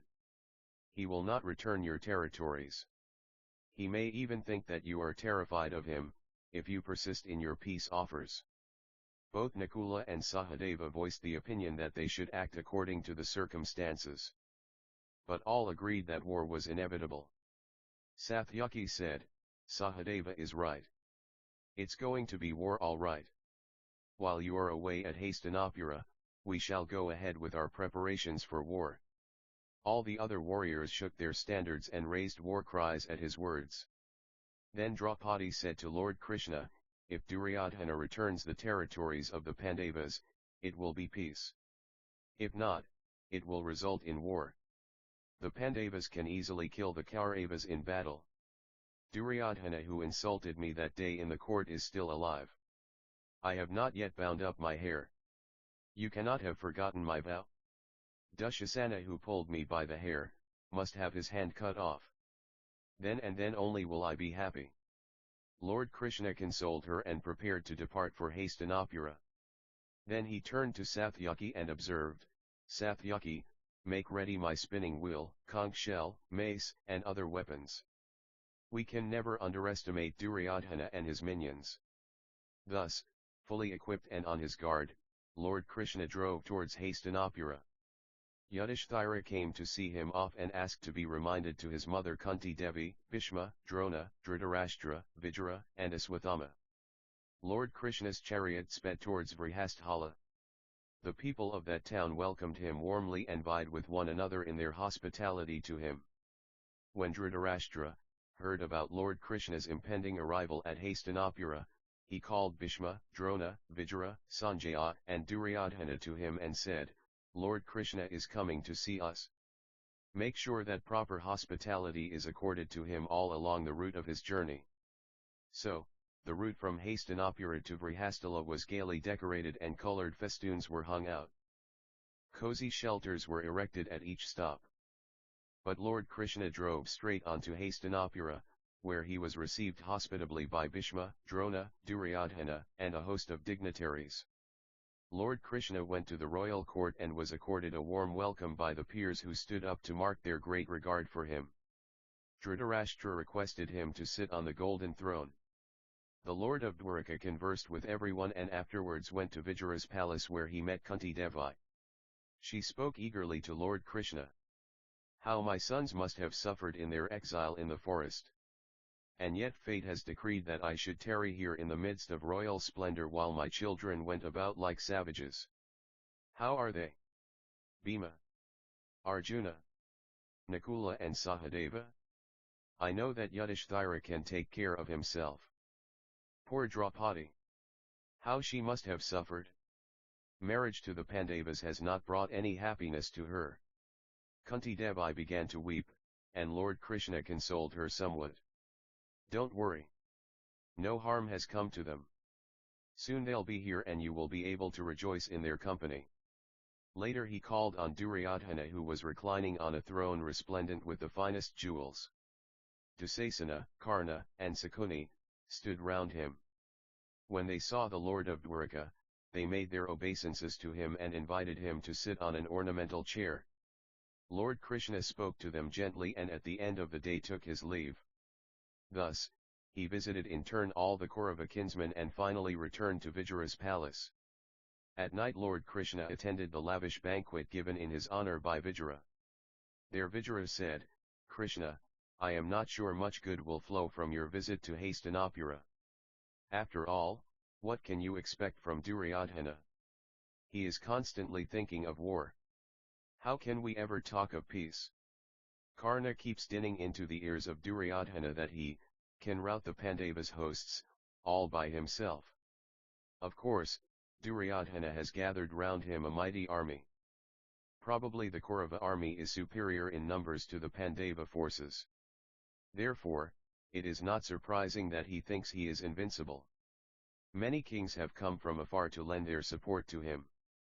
I wish that you would not go to the court to talk of peace. I do not doubt your great powers, but it makes me unhappy to see you put your wits against such wicked men. Lord Krishna smiled benignly at these words. True friends speak only the better truth. Although I know my words will be unwelcome, at least I must try my best to bring about peace. Why should there be needless slaughter on both sides?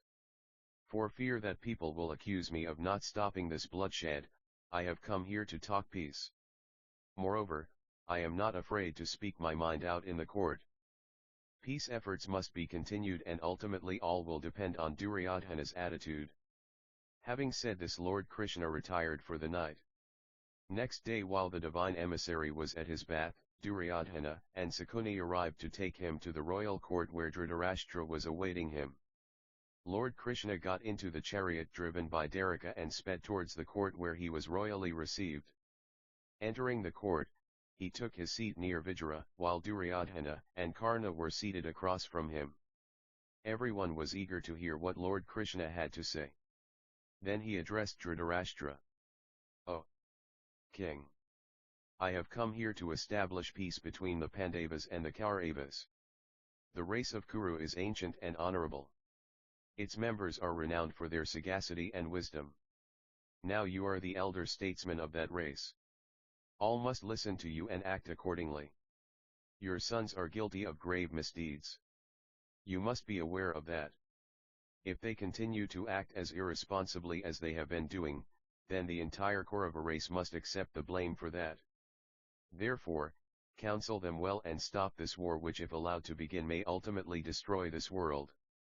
Lord Krishna paused and looked around the eager assembly that was listening to his words with rapt attention. "Dhritarashtra. After all, who are the Pandavas? They are the children of your own brother. They are brothers to the Kauravas. If their just demands are not met, terrible consequences will flow. The responsibility for that rests with this court. Therefore, think well, and decide what it is going to be, war or peace." Lord Krishna ceased speaking and a deep silence reigned throughout the court. No one ventured to express an opinion. Then Parasurama got up and said, "O king, let me relate a short tale. If you can follow the moral in that story, you will benefit immensely. Long ago, there was a king called Damboth Bhavan. He went around challenging all and sundry to defeat him in combat. Then some Brahmins said, "O king, you should not boast so, don't you know, pride goeth before a fall." But all this fell on deaf ears and the king did not stop his boasting. So, they said, "Very well, go and challenge Nara and Narayana. They are mighty warriors and have vanquished all those who dared to oppose them. Now they are deep in meditation on Mount Gandhamadana. Go and fight them." So, the king took his army along and challenged Nara and Narayana. The latter advised the king not to resort to war but to allow them to meditate in peace. But the king was adamant and aggressive, and at last, wearying of patience, Nara took a blade of kusa grass and, chanting some spells over it, threw it at the army of the king. At once, the army was defeated and the soldiers killed. Thereupon Damboth Bhavan fell at Nara's feet and humbly beseeched his pardon. Nara pardoned him and said, "O foolish king, give up your vanity. Go and rule over your people wisely." Parasurama ended this tale of Damboth Bhavan and said, "O king, Nara was immensely powerful and Narayana was 100 times stronger. Those two, Nara and Narayana, have been reborn as Arjuna and Krishna. Therefore, accept peace before Arjuna notches an arrow to his bow. On the battlefield, none can vanquish Arjuna and Krishna. Therefore, give up all thought of war and make peace with the Pandavas." Sage Kanway followed Parasurama with more advice for Duryodhana. "O Duryodhana, make peace with the Pandavas and live in amity. Two strong men must always stand together. Remember Mayadali's example." Then the venerable sage related the story of Mayadali. Mayadali was the charioteer of Lord Indra.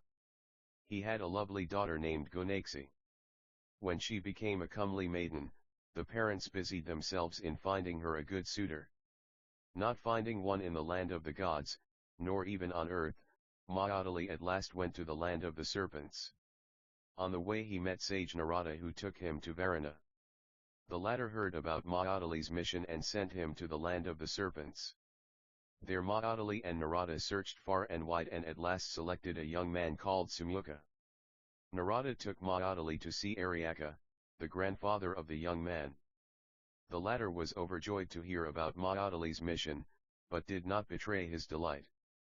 He said, "Oh, Lord Narada, how can I agree to this proposal? You know that Garuda has killed my son. He has threatened that next month he will swallow my grandson, Sumukha. As for me, I am lost in grief. How can I think of anything so joyous as a wedding in my present state?" Mayadali pondered over these words. Then he said, "Sir, do send your grandson with us. I shall take him to Lord Indra and make him immortal. Then Garuda will not be able to touch him." You can live in peace and happiness. Aryaka consented to this proposal, and so Mayadali took Samyuka to Lord Indra. Lord Indra was deep in conversation with Vishnu. When Mayadali explained Samyuka's fear, Vishnu said, "Indra, do give the nectar to Samyuka and make him a god."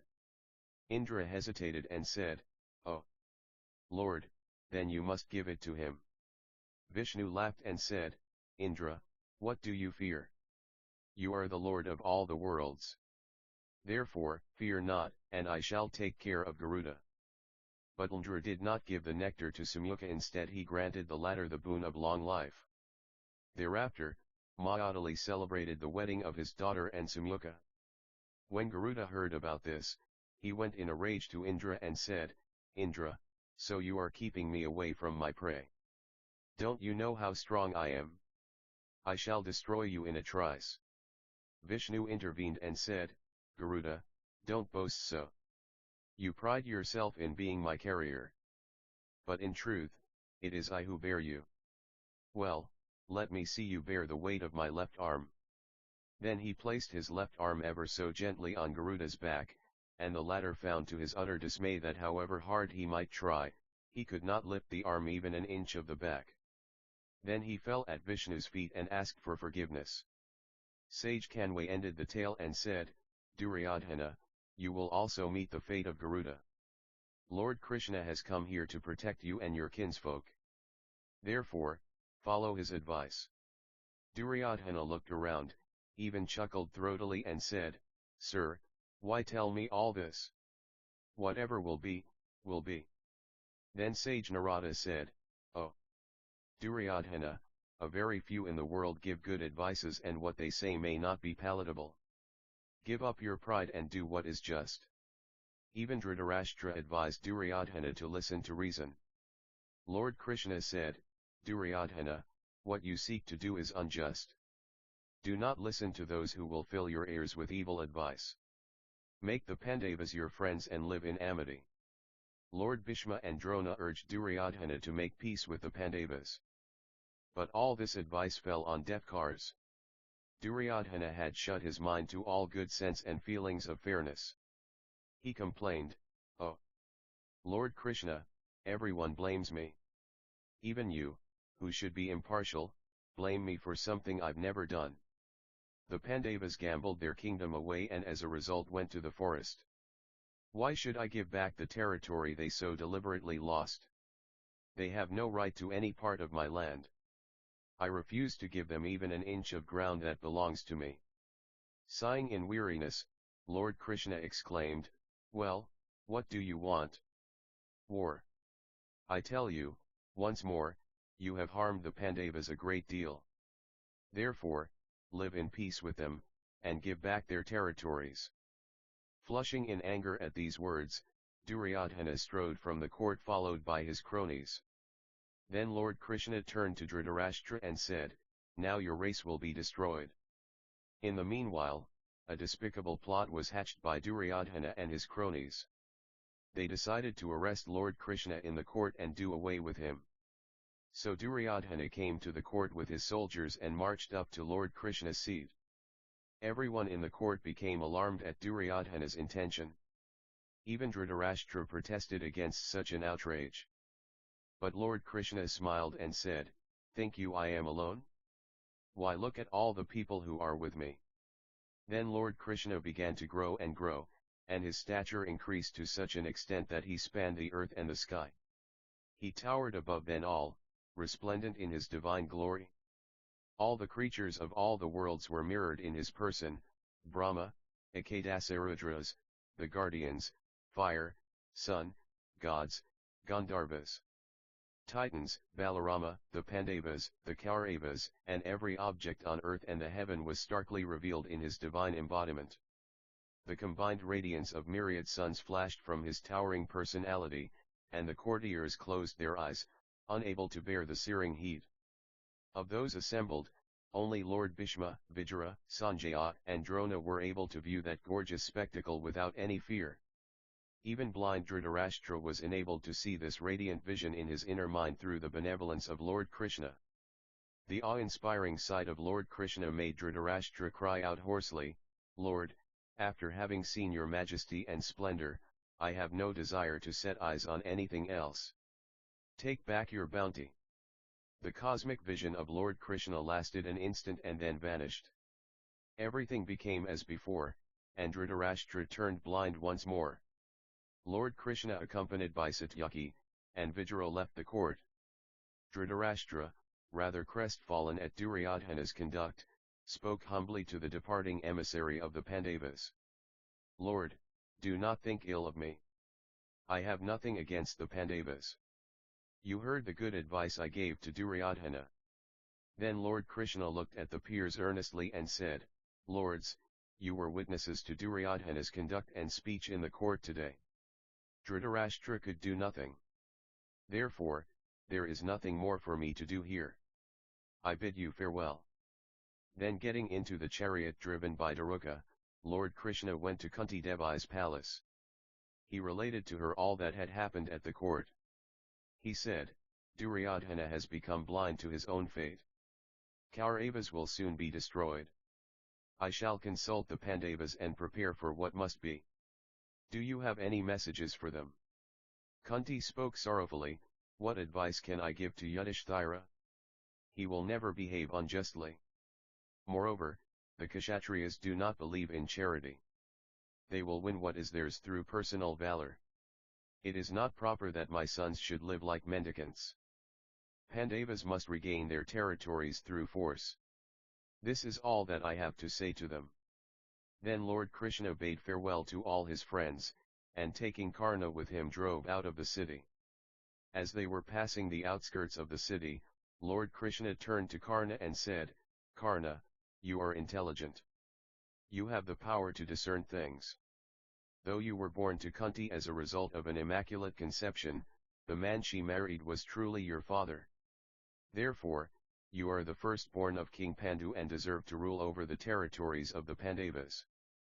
Both on the maternal side, as well as on the paternal one which is descended from the race of the Vrishni, the Pandavas are your close kinsfolk. Come with me, you will be sovereign of all the lands. Yudhishthira will serve you as a vassal lord. Kunti Devi's heart will be gladdened." Karna replied, "Lord, I know you mean well. Your love for me prompts you to give me such advice. I know I am Pandu's son, but Kunti Devi abandoned me at birth and I was set afloat in a box, while yet a baby. Adiratha, the charioteer who rescued me from my state, and his wife Radha have lavished all their affection on me. I know no other parents other than those two. They called me Vasisana and married me off to a maiden from their race. Duryodhana has been my friend and has stood by me all these years. He has requested me to engage Arjuna in single combat. I cannot think of betraying his trust. I have no doubt that the Pandavas will ultimately win because you are on their side. If Yudhishthira knows the truth about my birth, he would unhesitatingly yield up his right to all the territories. But even if I had the world in my grasp, I would give it to Duryodhana willingly. Therefore, I cannot abandon him." Lord Krishna smiled compassionately at the emotional outburst of Karna. "So be it then. Now war will surely begin on the day the full moon vanishes. Go and tell this to Bhishma and Drona." Then Lord Krishna left for Upablavya. Meanwhile Vijaya hastened to Kunti Devi and said, "That which we did not wish for has come to pass. War between the Pandavas and the Kauravas is certain. Lord Krishna's peace mission has failed." Kunti Devi was alarmed at the thought that great men like Bhishma and Drona might perish in the ensuing battle. She sought about for ways and means to stop the conflict. Finally, she decided to prevail upon Karna to drop out of the fight, as without his support Duryodhana would not dare to oppose the Pandavas. One day she went to Karna as the latter was deep in meditation on the banks of the river Ganges. Karna looked up and saw her standing forlornly before him. Hastily he got up and bowed reverently. Then he said, "Mother, I am glad to see you. But tell me what you desire." Kunti replied, "Karna, know that you are my firstborn. You side with Duryodhana without knowing that the Pandavas are your own brothers. Kauravas usurped the territories of the Pandavas. Get back the territories from them and you can rule over land and sea. You and Arjuna can live in brotherly amity as Krishna and Balarama do. This will solve all knotty problems. Karna pondered over her words long and silently. Then he spoke heavily, Mother, it cannot be as you say. You abandoned me to the river as soon I was born. Though I was born a Kshatriya, fate willed that I should be known to the world as the son of a lowly-born charioteer. Moreover, you did not bother about me all these years. Now you want me to go over to the Pandavas. If on the eve of the battle, I do what you desire, the world will mock me and call me an ingrate. The Kauravas have always regarded me as one of their own. Duryodhana has thrown the gauntlet down before the Pandavas because I stand beside him. I cannot betray that trust. If need be, I'll give up my life in their cause. Mother, I understand your concern. Therefore, I promise not to harm the other Pandavas barring Arjuna, whom I have sworn to kill. Hot tears rolled down Kunti Devi's cheeks. She spoke brokenly, Karna, fate is very unkind. Kauravas will surely be destroyed. But I must be satisfied with your promise that you will spare 4 of the 5 Pandavas. God bless you. Brooding over her words, Karna watched her go back to the palace with faltering steps. In Upablavya, Lord Krishna related his experiences at Hastinapura to the furious Pandavas. It was decided to form the legions for the ensuing battle. The Pandavas had 7 legions, and each one was commanded by a redoubtable warrior. Virata, Drupada, Drishtadhyumna, Sikandi, Satyaki, and Chekidana commanded the 7 legions. But someone had to be appointed chief of staff to coordinate the battle plans. Lord Krishna was asked to nominate a suitable person for the job. So, he said, let us choose Drishtadhyumna. He alone can oppose Lord Bhishma successfully. Pandavas and their allies welcomed this proposal. Now it only remained for the Pandava army to engage the enemy. With the piercing sounds of conch shells and war horns preceding them, the cavalries and the elephant legions made their way to the front. They were followed by Bhima, Nakula, and Sahadeva. Surrounded by his faithful guards and flanked by Drishtadhyumna, Abhimanyu, and the Pandavas, Yudhishthira drove through the army in his war chariot. The supply train brought up the rear, and included the medical corps and the other civilian ranks. Draupadi and her maids remained at Upablavya. Before the army moved out, Pandavas performed thanksgiving ceremonies and gave away cattle and wealth to the poor to mark the auspicious start. 40,000 chariots, 2 lakh horses, 60,000 elephants, and 5 lakh soldiers comprised the grand army which rolled across the plains like a mighty sea surging forward with unsuppressed fury and vigor towards its Armageddon at Kurukshetra. The hollow notes of the conch shells and the resounding war cries of the fierce soldiers mingled with the morning air as dawn broke over Kurukshetra. The Pandava armies pitched their war tents at Kurukshetra. The various kings could be identified by the pennants that flew from their tent poles. Lord Krishna and Arjuna were very familiar with the battleground. Drishtadhyumna, Satyaki, and Yudhana had chosen their part of the ground well where they quartered the troops. The Pandavas had camped on the banks of the Iravati river and round their tents, a circular moat had been dug up.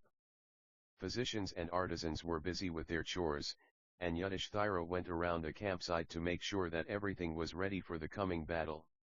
Meanwhile in Hastinapura, Duryodhana called his cronies, Karna and Sakuni, and said, Krishna is deliberately foisting a war on us. He is on the side of the Pandavas. We must be on our guard, and build up our fighting strength. We must send our troops to the Kurukshetra field. We must have excellent logistic arrangements. We must guard against enemy forays attempting to cut off our supply lines. Go and prepare for all these. We must move to the forward positions without further delay. The Kaurava armies with standards flying and bugles blowing reached Kurukshetra and quartered themselves. Yudhishthira saw the vast hordes arrayed against him, and for a moment doubt assailed him. He went to Lord Krishna and said, Lord, is it just to kill one's own kith and kin? Lord Krishna replied sharply, Yudhishthira, don't forget that you have lost your kingdom. I and my peace efforts have failed totally. Under the circumstances, war is the only way to regain your lost territories. Therefore, this is a just war. Satisfied at last, Yudhishthira alerted his armies, and a great expectation rippled through the ranks, as they awaited the signal to launch their attack. Then Yudhishthira turned to Bhima and Arjuna and said, "We agreed to be exiled for 13 years because we did not want to be the cause of the destruction of our great race. We endured severe adversity in the forest in the hope that one day we will be able to regain what is ours through peaceful means. But now all that is going to be changed. At the blast of the bugle, our friends and relations will engage each other in mortal combat and perish. Do we need such a victory?" But the brothers replied, "Brother, Lord Krishna and Vijaya, and our own mother have blessed our enterprise. Therefore, this war must take place." Duryodhana marshaled his 11 Akshohinis. One Akshohini consisted of 200,000 horsemen, foot soldiers, elephants, and chariots. Kripa, Drona, Salya, Sandhava, Sudakshana, Krithavarma, Aswathama, Karna, Bhurisrawa, Sakuni, and Balika, were appointed generals for each Akshohini. Then Duryodhana went to Lord Bhishma and with folded hands beseeched him to assume over all command of the army. "You must assume the supreme command of the Kaurava armies. There is none more capable than you are. Under your generalship, our armies are bound to score resounding victories over the Pandavas. You are the only elder in our camp whose authority none dare challenge. I know that you are greatly interested in our welfare, and therefore, I request you to lead the Kaurava armies in the battle." Lord Bhishma agreed to Duryodhana's request but imposed 2 conditions. 1. He would not kill any of the Pandavas, and 2. He could never fight side by side with Karna, the low-born. As the venerable warrior had never liked Karna for his boastful ways, he declared stoutly that he would not fight alongside the latter. When Karna heard about this, he flushed in anger and declared hotly that he would not step on the battlefield as long as the old gentleman was on his feet. Though dismayed by this division in his ranks, Duryodhana went ahead with his plan and Lord Bhishma was ceremoniously appointed supreme commander of the Kaurava forces. When Lord Balarama heard that the battle was about to be joined, he went to the Pandava camp with a retinue of Yadhava guards. Lord Krishna and Yudhishthira welcomed him hospitably and waited to hear what he had to say. Lord Balarama said, "A great battle is going to be fought. Countless number of persons will perish in this conflict. But I wish you all success and may victory crown your efforts. I shall similarly bless the Kauravas. I view both Kauravas and Pandavas impartially. I have often told Krishna my views. But he has a great fondness for Arjuna. I know that as long as my brother, Arjuna, and Bhima remain allies no one can win over them.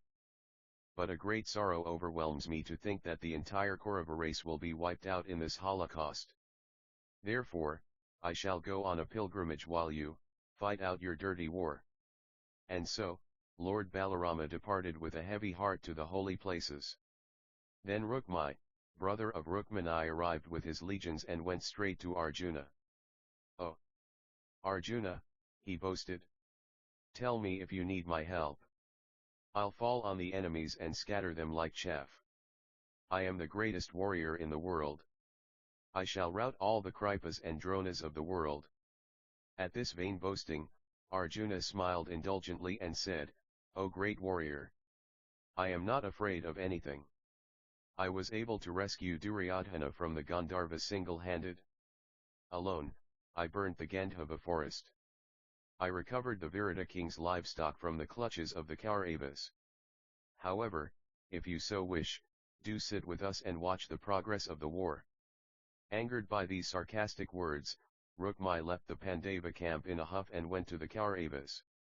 There again he boasted of his prowess as a valiant fighter, but Duryodhana turned him away politely.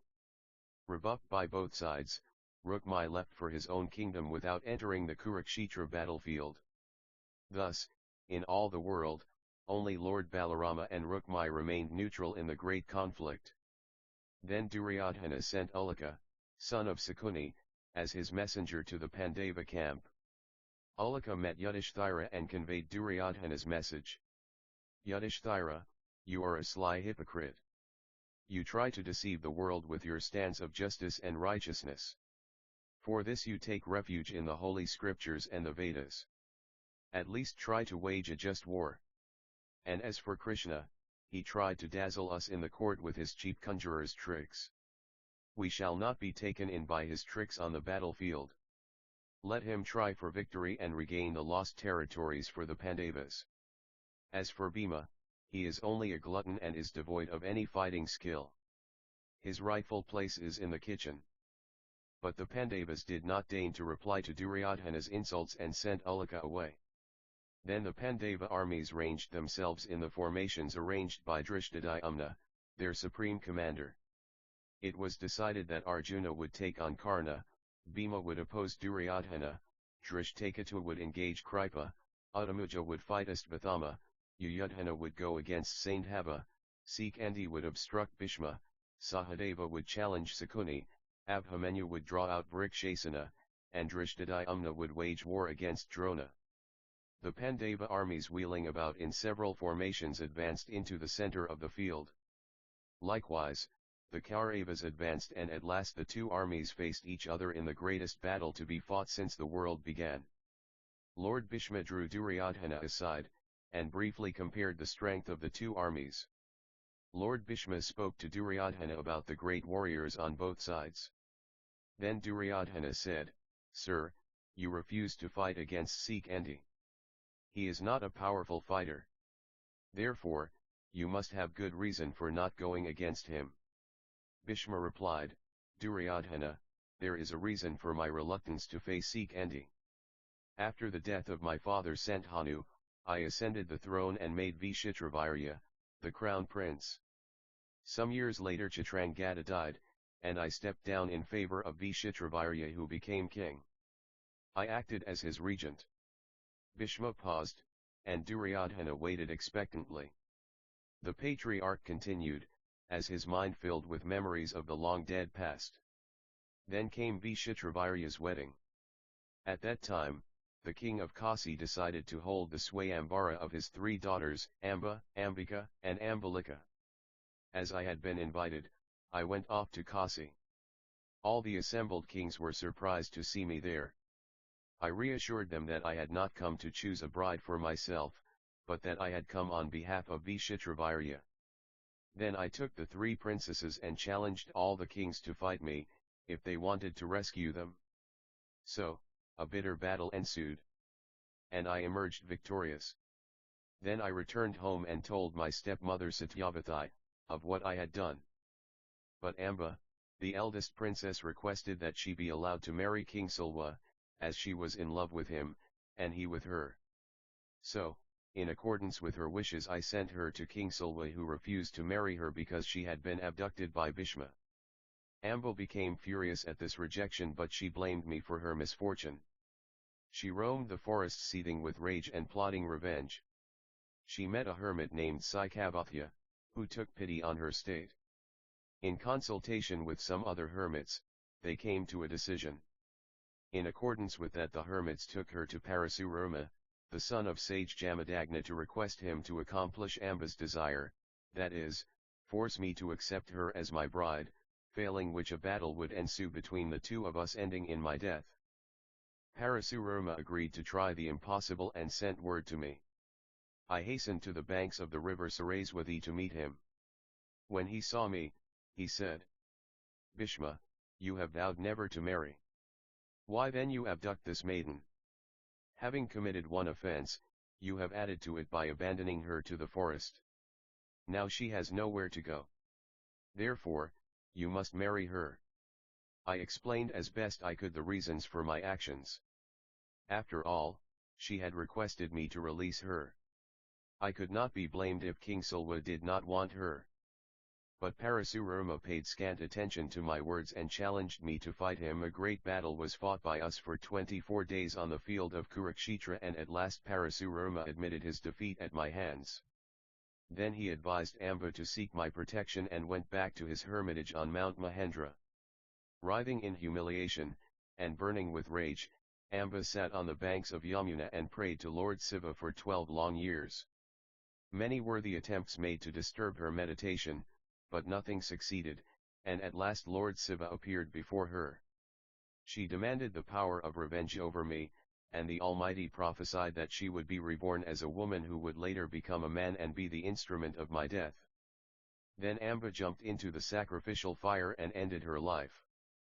This Sikandi is the man who was once a woman, sworn to kill me. And that was not all. King Drupada, who had tasted defeat at my hands, also prayed to Lord Shiva for revenge upon me.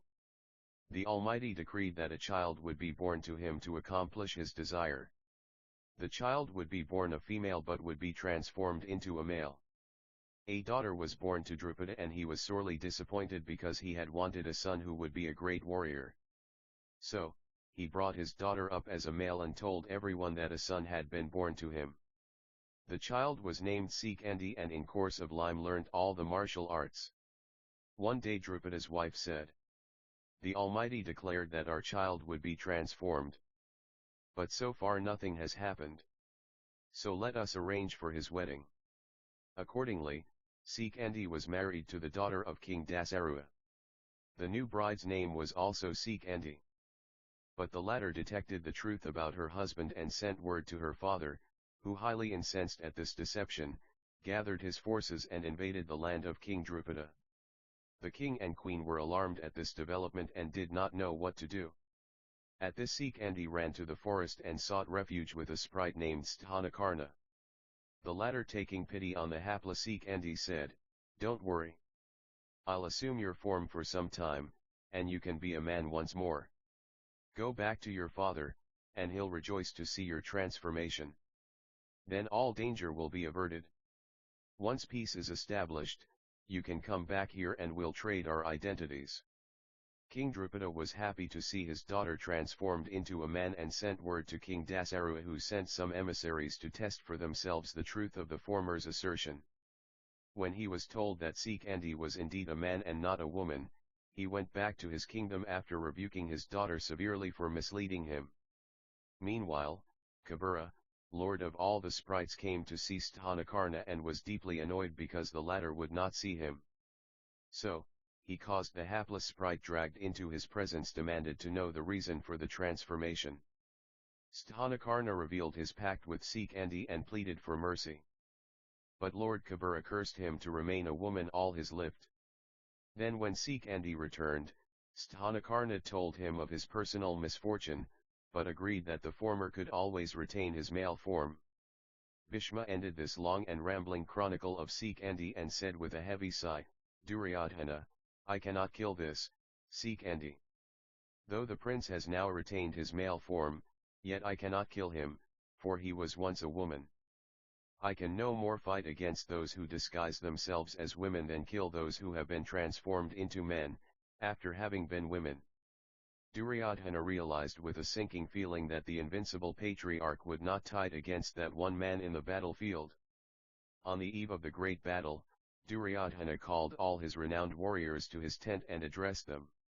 "How long will it take you to destroy the Pandava armies?" he queried. Lord Bhishma replied that it would take him 30 days to accomplish the task.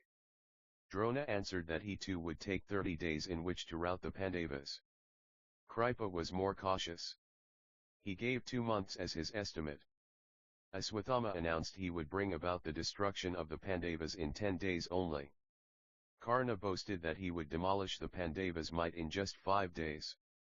All this gladdened Duryodhana's heart. He was sure that with such redoubtable warriors on his side, ultimate victory would be his. He smiled triumphantly at Karna. Correctly interpreting that look, Lord Bhishma said, "Karna can only boast of what he can do. He can never translate the into action." In the meanwhile, spies brought news of all this to Yudhishthira. He told Arjuna, "How long will it take you to destroy the Kaurava armies?" Arjuna replied, "How can we fix a period for this battle? If our warriors set their minds to it, we can destroy our enemies in a trice. I possess the divine Pasupada weapon. Neither Bhishma and Drona, nor Kripa and Karna have the like of it." but it will not be right to use it on ordinary people. Many of our great warriors possess such powerful weapons in their arsenal. Above all, the determination to fight and win is intense in them. This steadfastness of the mind is the equal of a myriad weapon. We need nothing else. The next morning, the Kaurava armies began to creep towards the Pandava positions. The battlefield of Kurukshetra resembled a huge city with its lofty tents and vast sea of soldiers. It seemed as though all the cities and towns had been emptied of its menfolk. Only the women and children remained behind. As the battle was about to be joined, sage Vyasa called on King Dhritarashtra. Prophetically he declared, "O King, the time has come for your sons and the other kings to depart this mortal world. Don't grieve over their fate. Do you wish to see the battle? I'll give you an inner vision which will enable you to see the activities of the combatants on the field of battle." Sorrowfully, Dhritarashtra exclaimed, "Sir, do I need my vision to see the destruction and death visited upon my kith and kin? I'd rather remain blind as I am now. Man should only see the good things of life. He should not look upon the evil and foul deeds. Therefore, I have no desire to witness this terrible war. It should be enough if someone were found to relate to me news of the battle." Vyasa said, "Sanjaya will have the power to see and comment upon the war."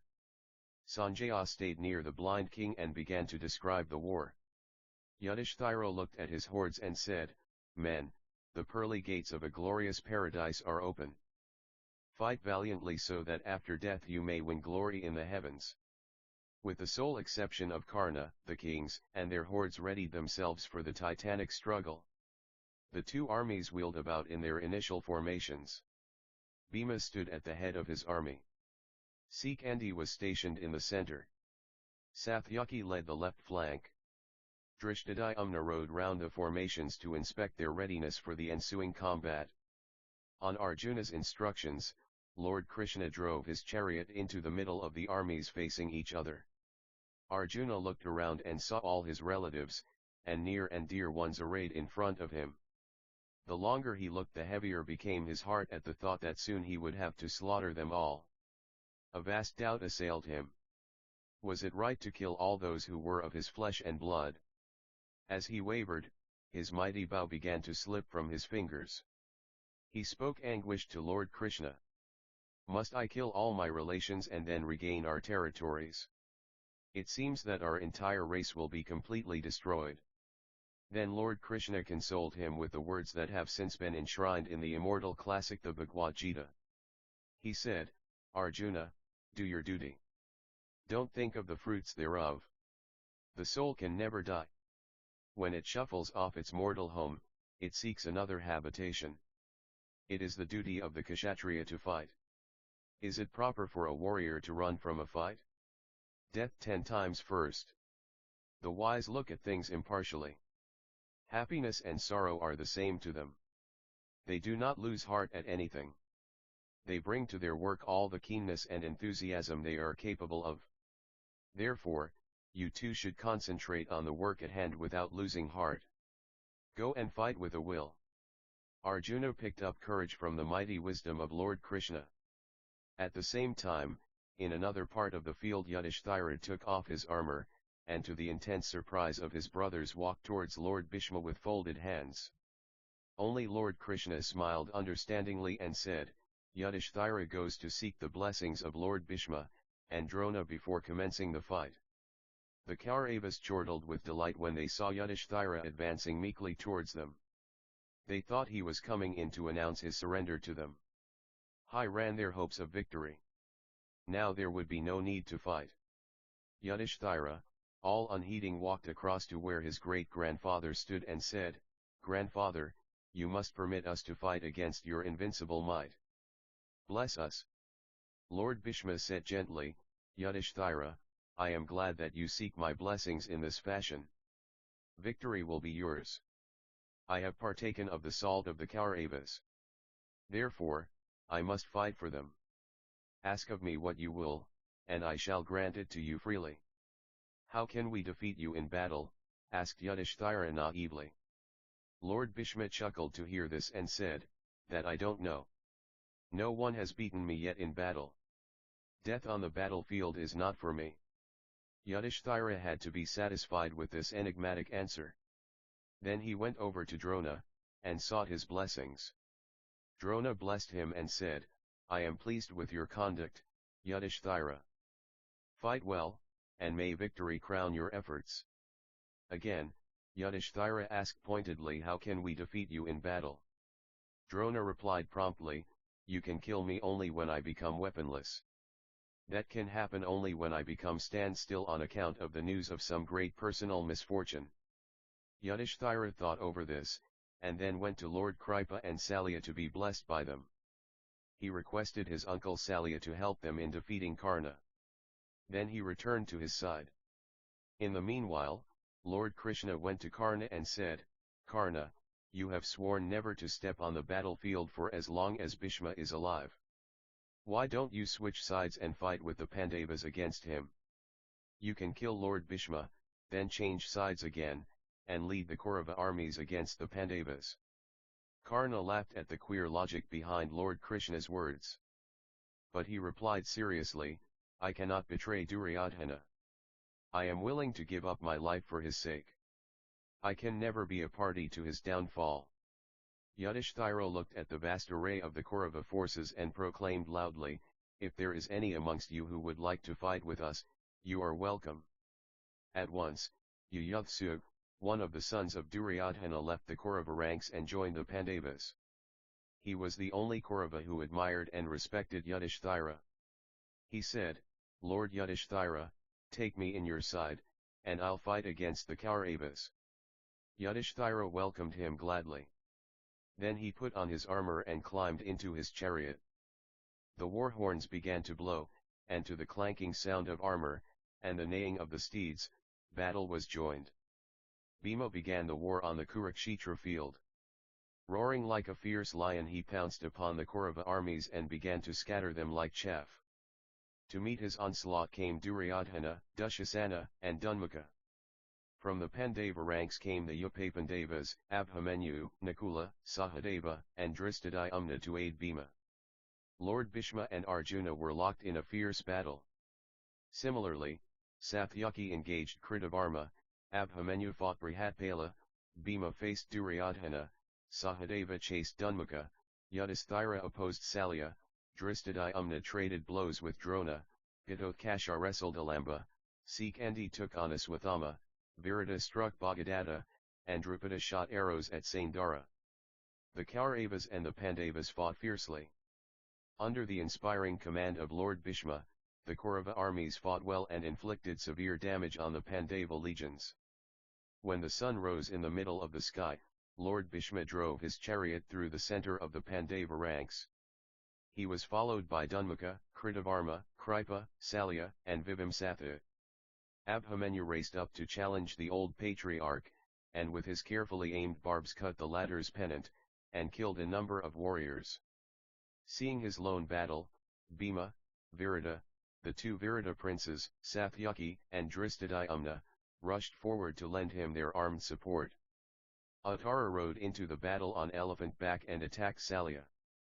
But the latter fought so well that the young prince fell headlong from his perch, and was in danger of being captured.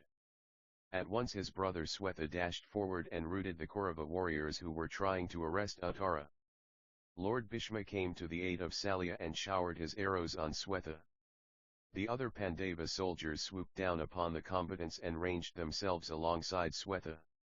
Lord Bhishma, retreating a little, turned his chariot round and charged at the exposed flank of Swetha.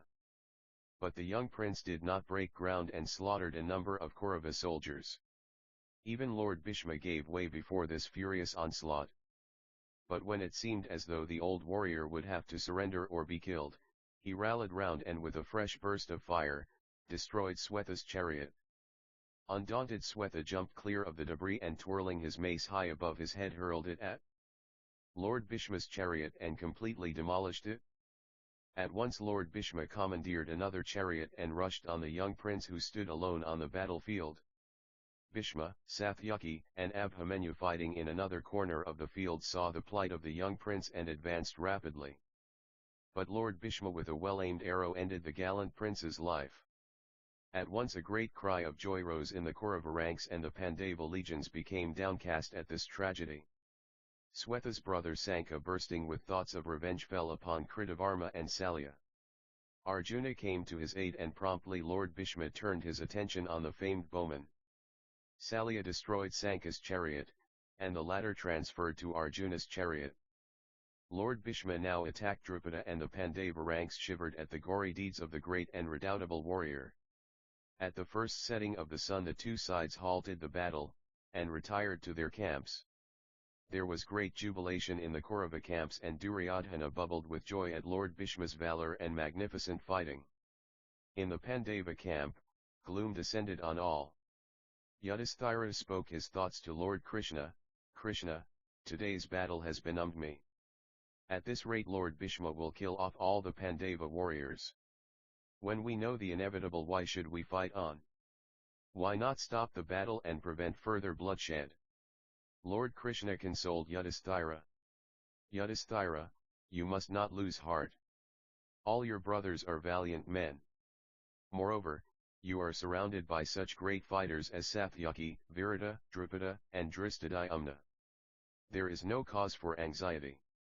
Lord Bhishma will be slain by Sikandi. Don't forget that." Dristadhyumna interposed and said, "Lord Yudhisthira, I have sworn to kill Drona. I shall fight relentlessly against Kripa and Salya." Then Yudhisthira, taking heart at such words and casting off his gloom, said, "Let the Pandava legions be formed in the shape of a Krunka bird. Our enemies will not be able to penetrate our ranks." It was Brihaspati, the high priest of the gods, who suggested this formidable formation to Indra. As the pearly dawn broke over Kurukshetra, the rival armies began to stir and make preparations for the battle. Duryodhana saw to his utter dismay the dreaded Krunka formation of the Pandava armies. Drupada stood at the beak with Bhima and Dristadhyumna guarding the wings. Yudhisthira brought up the rear. When Lord Bhishma was informed of the new war tactics, he reset his own formations and advanced to the attack. Then he set about demolishing the carefully formed Pandava legions. Arjuna determined to fight the old patriarch. He drove his chariot forward and soon his arrows began to take a toll of Kaurava lives.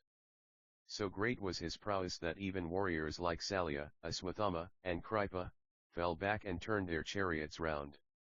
Intending to surround him, they called upon Duryodhana to help them. Promptly he dispatched a whole division to fight against Arjuna. But Arjuna proved more than a match and his arrows caused a severe dent in the Kaurava formations. At once Duryodhana went to Lord Bhishma and said, "Grandfather, Arjuna is killing a whole lot of Kaurava warriors. If Karna had been here, he would have blunted Arjuna's attack. However, you must now put an end to Arjuna's life." Lord Bhishma replied, "To fight is my duty. There is no room for sentiment." Then he got into his chariot and speeded towards Arjuna. Soon a battle royal raged between the two foes. The chariots of both were damaged, and the horses were killed. Even the charioteers were not spared. Arjuna was pained to see Lord Krishna bleeding from wounds sustained in the engagement. Furiously he shot his bolts at Lord Bhishma, and killed the latter's charioteer. Though the battle raged long and fierce, victory came to neither. In another part of the field, Dristadhyumna and Drona fought a long drawn-out battle. But soon Dristadhyumna weakened and but for the presence of Bhima would have lost his life. Duryodhana sent Kalinga to attack Bhima. Soon the Pandava Colossus and the Kauravas were locked in a titanic struggle. But the issue was never very long in doubt. With great ease Bhima dispatched Kalinga and his 3 sons to Hades and inflicted extensive damage on the enemy troops. Lord Bhishma, hearing about the death of Kalinga, swooped on Bhima but was opposed by Satyaki and Dristadhyumna. Bhima lost his chariot and got into Dristadhyumna's vehicle. Satyaki killed Lord Bhishma's charioteer, and the horses galloped off in wild confusion, taking the old warrior to another part of the field. Satyaki came to Bhima and said, "Bhima, well done. You fought very well. You killed Kalinga and his son single-handed. Great work indeed. Bhima stroked his mustache in a pleased fashion at such compliments. It was the afternoon of the second day. Aswathama, Kripa, and Salya fought fiercely against Drishtadyumna and Abhimanyu. Duryodhana's son Lakshmana attacked Abhimanyu, but he wilted under the pressure exerted by the former. Suddenly a number of Kaurava warriors surrounded Arjuna's son. When Arjuna raced to his aid, Bhishma and Drona opposed him. But the Pandava bowman rained his steel-tipped arrows on them and forced them to retreat. The carnage became terrible to behold. Lord Bhishma told Drona, "At this rate we cannot hope to win over Arjuna. He will kill all the Kauravas. Our soldiers dare not face him. As the sun has gone down, let us stop the battle and retire." The trumpets sounded and the combatants retired to their tents. On the third day, the Kaurava armies were formed in the shape of Garuda, the celestial bird, and the Pandavas arranged their troops like a half-moon. Duryodhana selected Ghatotkasha as his target, and the Pandavas launched a blistering attack on Bhishma and Drona. Abhimanyu engaged Satyaki and Shakuni in a one-sided combat. Ghatotkasha and Bhima ranging over the battlefield like fierce primordial monsters slew their enemies by the hundreds. As the Kauravas watched in dismay, Duryodhana went to Bhishma and said, "Grandfather, how can this be? Even with you in the thick of the battle, our soldiers are retreating headlong. If your affection for the Pandavas is so great, you could have told me that you wouldn't go against Satyaki and Drishtadyumna. Obviously, you don't want to exert yourself." These words stung the old patriarch to the quick, and in greater anger, he roared, "Duryodhana, don't talk like a fool. Often, I've told you that even God Indra cannot defeat the Pandavas. I know I am old, and I fight well within my abilities. Watch what I do now." Then he launched a series of lightning raids on the Pandava flanks. So great was his wrath, and so powerful his thrust, that many Pandava warriors had their lives snuffed out like candles. The Pandavas ran in wild disarray. Then Lord Krishna turned to Arjuna and said, "Arjuna, now is the time for you to display your great skill. Go to the aid of our demoralized troops." Obediently Arjuna turned his chariot round and drove at Lord Bhishma. The mighty Gandhava twanged, and Bhishma's bow struck by an arrow broke into two. Undaunted, the old warrior took up another bow and continued the battle. All the Kaurava warriors rushed forward in a body and encircled Arjuna. Satyaki came to Arjuna's help, but the going was well nigh impossible. Angered at the sight of so many thirsting to kill Arjuna, Lord Krishna exclaimed, "Satyaki, look at those cowards. I must do something. I shall unhand my celestial will and kill Bhishma and Drona." Then he jumped down from the chariot and holding aloft his will began to twirl it on his forefinger. When Bhishma saw this dreaded sight, he smiled and said, "O Lord, to die at your hands will indeed be a great blessing." Krishna said sharply, "You are the one responsible for this great war. If you had stopped the infamous gamble on that fateful day, all this would not have happened. Not only did you condone Duryodhana's deceit, but today you stand by his side." Bhishma retorted, "I shall always do my duty by the ruling king." Krishna exclaimed, "Did not the Yadavas leave Kamsa, when he became a tyrant? The wicked seek their own destruction." Arjuna, who had also got down from his chariot, hastened to Krishna's side and implored, "Lord, you have promised to be impartial in this war. Don't break your pledge. I will destroy the Kauravas. I stake my life on this." Appeased by these words, Krishna went back to his driver's seat, and the battle was resumed. Soon Arjuna began to take a dreadful toll of Kaurava lives. He killed their war elephants and steeds by the thousands. The Kurukshetra field ran red with the blood of the slaughtered Kaurava troops, and the anguished cries of the wounded and the dying filled the air. The Pandavas blew their conches in great jubilation. Then Arjuna lost the blessed Indra shaft, and the Kaurava forces ran in disorderly retreat. Thus, the day ended in a great victory for the Pandavas. On the fourth day, Arjuna and Bhishma were again locked in a titanic struggle. Drona, Kripa, Salya, Vibhimsatha and Duryodhana rallying round their commander attacked Arjuna. Abhimanyu ran to his father's aid, and was engaged by Salya. Bhima racing up from another part of the field swung his mighty mace and charged the enemies. Duryodhana pressed his elephant corps into the attack. Bhima saw the menacing phalanx of the Tuskers, and dodging their searching trunks battered them with his mace. The elephants in front, unable to face this torment, wheeled about in panic and charged into their own ranks. Great confusion arose and the Kauravas ran pell-mell to escape the pounding feet of the animals. The elephant corps was commanded by the king of Magadha. Seated on his royal elephant, he tried to urge his animals into the attack. But Abhimanyu shot an arrow and killed the animal instantly. Bhima for his part killed Kasina, Jalasandha, Bharbhaga, Bhimarata, Kalochana, and a host of others. Bhishma, seeing the total rout of his armies, ordered Bhagadatta to attack Bhima. Bhagadatta, the son of Narakasura, was a famous fighter and he fell on the Pandavas like a thunderbolt. Abhimanyu with well-directed arrows wounded his war elephant, but Bhagadatta struck Bhima down in the dust.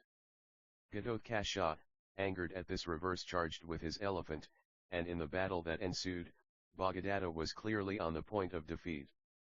The Kauravas swept forward to succor the beleaguered Bhagadatta. Ghatotkacha, outnumbered, resorted to his usual magic tricks and vanished into the air. Bhishma halted the fighting and explained to Drona. As long as Ghatotkacha weaves his magic spells, we cannot fight him. It is sundown, and we should retire prudently. The Kauravas ran to escape Ghatotkacha, and the Pandavas, whose enthusiasm knew no bounds, raised glad cries in support of Bhima and his son. Duryodhana sat in his tent mourning the loss of his kin. All this was transmitted by Sanjaya to Dhritarashtra. Then the blind king ranted and raved. Sanjaya, my heart trembles at the mention of the Pandavas. What will happen now? Will all the Kauravas be destroyed as Vijara prophesied? Is there no way by which the Kauravas can win over the Pandavas? Surely, the Pandavas must have received some boon from the gods which makes them unbeatable. My sons will be defeated. Oh! What have I done to deserve such harsh punishment? Sanjaya replied, O king! The Pandavas are no magicians. They rely upon their own superior strength. Virtue protects them. But your sons are steeped in evil. They have turned a deaf ear to all good advice. So, they'll perish. Even you scorned all warnings. Lord Bhishma, Drona, and myself did our best to dissuade you from this dangerous course. Duryodhana posed such a question to Lord Bhishma, and was struck speechless by the latter's reply. Then Sanjaya began to describe the battle. Duryodhana agitatedly asked Bhishma, Grandfather, how is it that with such great warriors like you, and Drona and Kripa, we are unable to defeat the Pandavas? Lord Bhishma replied bluntly, Duryodhana, I repeat what I've said 1,000 times before. Make peace with the Pandavas. You'll live happily. Persist in your course and you'll die. As long as Lord Krishna is on their side, no one can crush the Pandavas. I tell you this. A long while ago, all gods called on Brahma Mount Gandhamadana. Suddenly a brilliantly lit aerial carriage hovered in the sky. Brahma, the celestial creator, hastily got up and bowed to it. All the gods followed suit. Then Brahma said, O protector, be born in the race of the Yadavas. So be it, echoed a divine voice from the car. Then the vehicle disappeared in a blinding flash. Then all the gods chorused, Lord, whom did we worship? Brahma replied, that was God Vishnu. The titans and demons who have ravaged the world a long time ago have been reborn on earth. Only the Naranarayanas can destroy them again. Thus, the endless burden of the earth will be lessened. Duryodhana, perhaps in your previous birth, you were a terrible titan. That is the reason why Lord Krishna and Arjuna war against you. Duryodhana's face grew livid and he scowled in anger at what he considered meaningless babbling on Bhishma's part. Then he went back to his tent in a towering rage. On the 5th day of the battle, Satyaki was attacked by Drona. Bhishma and Salya came up in support of the latter. Bhima ran to Satyaki's aid, the Upapandavas and Sikandi engaged Drona, Bhishma in a fierce conflict. Sikandi, unable to withstand the searing barrage of arrows from Drona, retreated. In another part of the field Arjuna with one barb split open Aswathama's armor. But Drona's redoubtable son carried on relentlessly. Meanwhile Satyaki worked havoc on the Kaurava forces, and Bhurisvara raced up to meet him. Satyaki's sons went to help their father but were beaten back by Bhurisvara. Though the battle raged long and fierce, neither side could claim victory and thus the fifth day ended. On the sixth day, Pandavas adopted the Mahara formation to the Kauravas' Krunka one. But as soon as the battle was joined the carefully formed divisions were swept aside by the unorthodox fighting that ensued. Bhima and Drona fought each other like ferocious tigers. Drona lost his charioteer but undaunted, drove his vehicle forward and rained arrows on Bhima. When the younger Kauravas encircled Bhima in an effort to capture him, the Pandava colossus leaped down from his chariot and twirling his gigantic mace above his head fell on them like a thunderbolt and scattered them like chaff. The elephants that were sent against Bhima reeled back from the terrible weapon wielded by the latter. But, by the time Dristadhyumna dashed to his succor, Bhima was covered by the gore of his enemies and looked terrible indeed. The Kauravas were determined to kill Bhima and Dristadhyumna and pressed their attack pointedly against the duo. Drupada was being beat back by Drona, and Duryodhana tried every trick to trap Bhima, but the latter eluded all the attempts to snare him and went around slaughtering the Kaurava warriors remorselessly. As the twilight hour drew near, Duryodhana redoubled his efforts to destroy Bhima. When the two foes came face to face at last, Bhima took the offensive and destroyed Duryodhana's chariot. Kripa, noticing Duryodhana's plight, brought his chariot around and dragged the latter inside. Drishtakatu, Abhimanyu, the Upapandavas, and Kakaya killed scores of their enemies. In this battle, Dushkarna was killed. As the sun disappeared over the western rim of the sky, the battle was stopped and the combatants retired to their tents. Yudhisthira was all praise for the valor shown by Bhima and Dristadhyumna. A weary and tired Duryodhana went to Lord Bhishma and said crossly, "Grandfather, our formations are easily being destroyed by the Pandavas. Bhima has frustrated all my efforts to capture him. How then can we defeat the Pandavas?" Bhishma replied, "Duryodhana, we are doing our best to help you. The Pandavas have many great warriors on their side. It is no mean task to win over them. I am exerting all my powers to destroy them." Duryodhana, somewhat mollified, said, "True. The Pandavas have many great warriors on their side. I too noticed that they were wilting under your charge. If the battle continues like this, we shall soon reduce the strength of the enemy." Bhishma said pointedly, "Duryodhana, there are great warriors on our side too. Drona, Salya, Kritavarma, Aswathama, Kumitata, Sandhava, Bahulika, Brihathpala, Chitrasena, Vibhamsatha. The list grows endless. Our cavalry and elephant corps are massive in strength and power. Yet, I will tell you this once more, for your own good, I mean. Even if God Indra descends from the heavens with his cohorts to do battle with the Pandavas, he cannot win over them. Therefore, I am not too sure about winning this war for you." Duryodhana turned away irked by Bhishma's confession of inadequacy against the Pandavas, and retraced his steps with a heavy heart.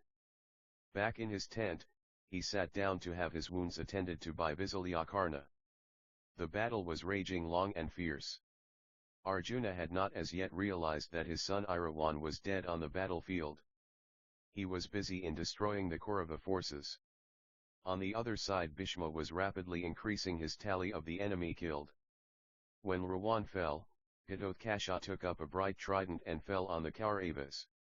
Soon the enemy forces were in a big rout, and at last Duryodhana came out in person to meet the challenge. He was supported by the king of Vanga and his massive 10,000-strong elephant corps. Ghatotkasha ordered his legions to attack the elephants. Duryodhana, noticing the havoc this was having in his ranks, got ready to shower his arrows on Bhima's son.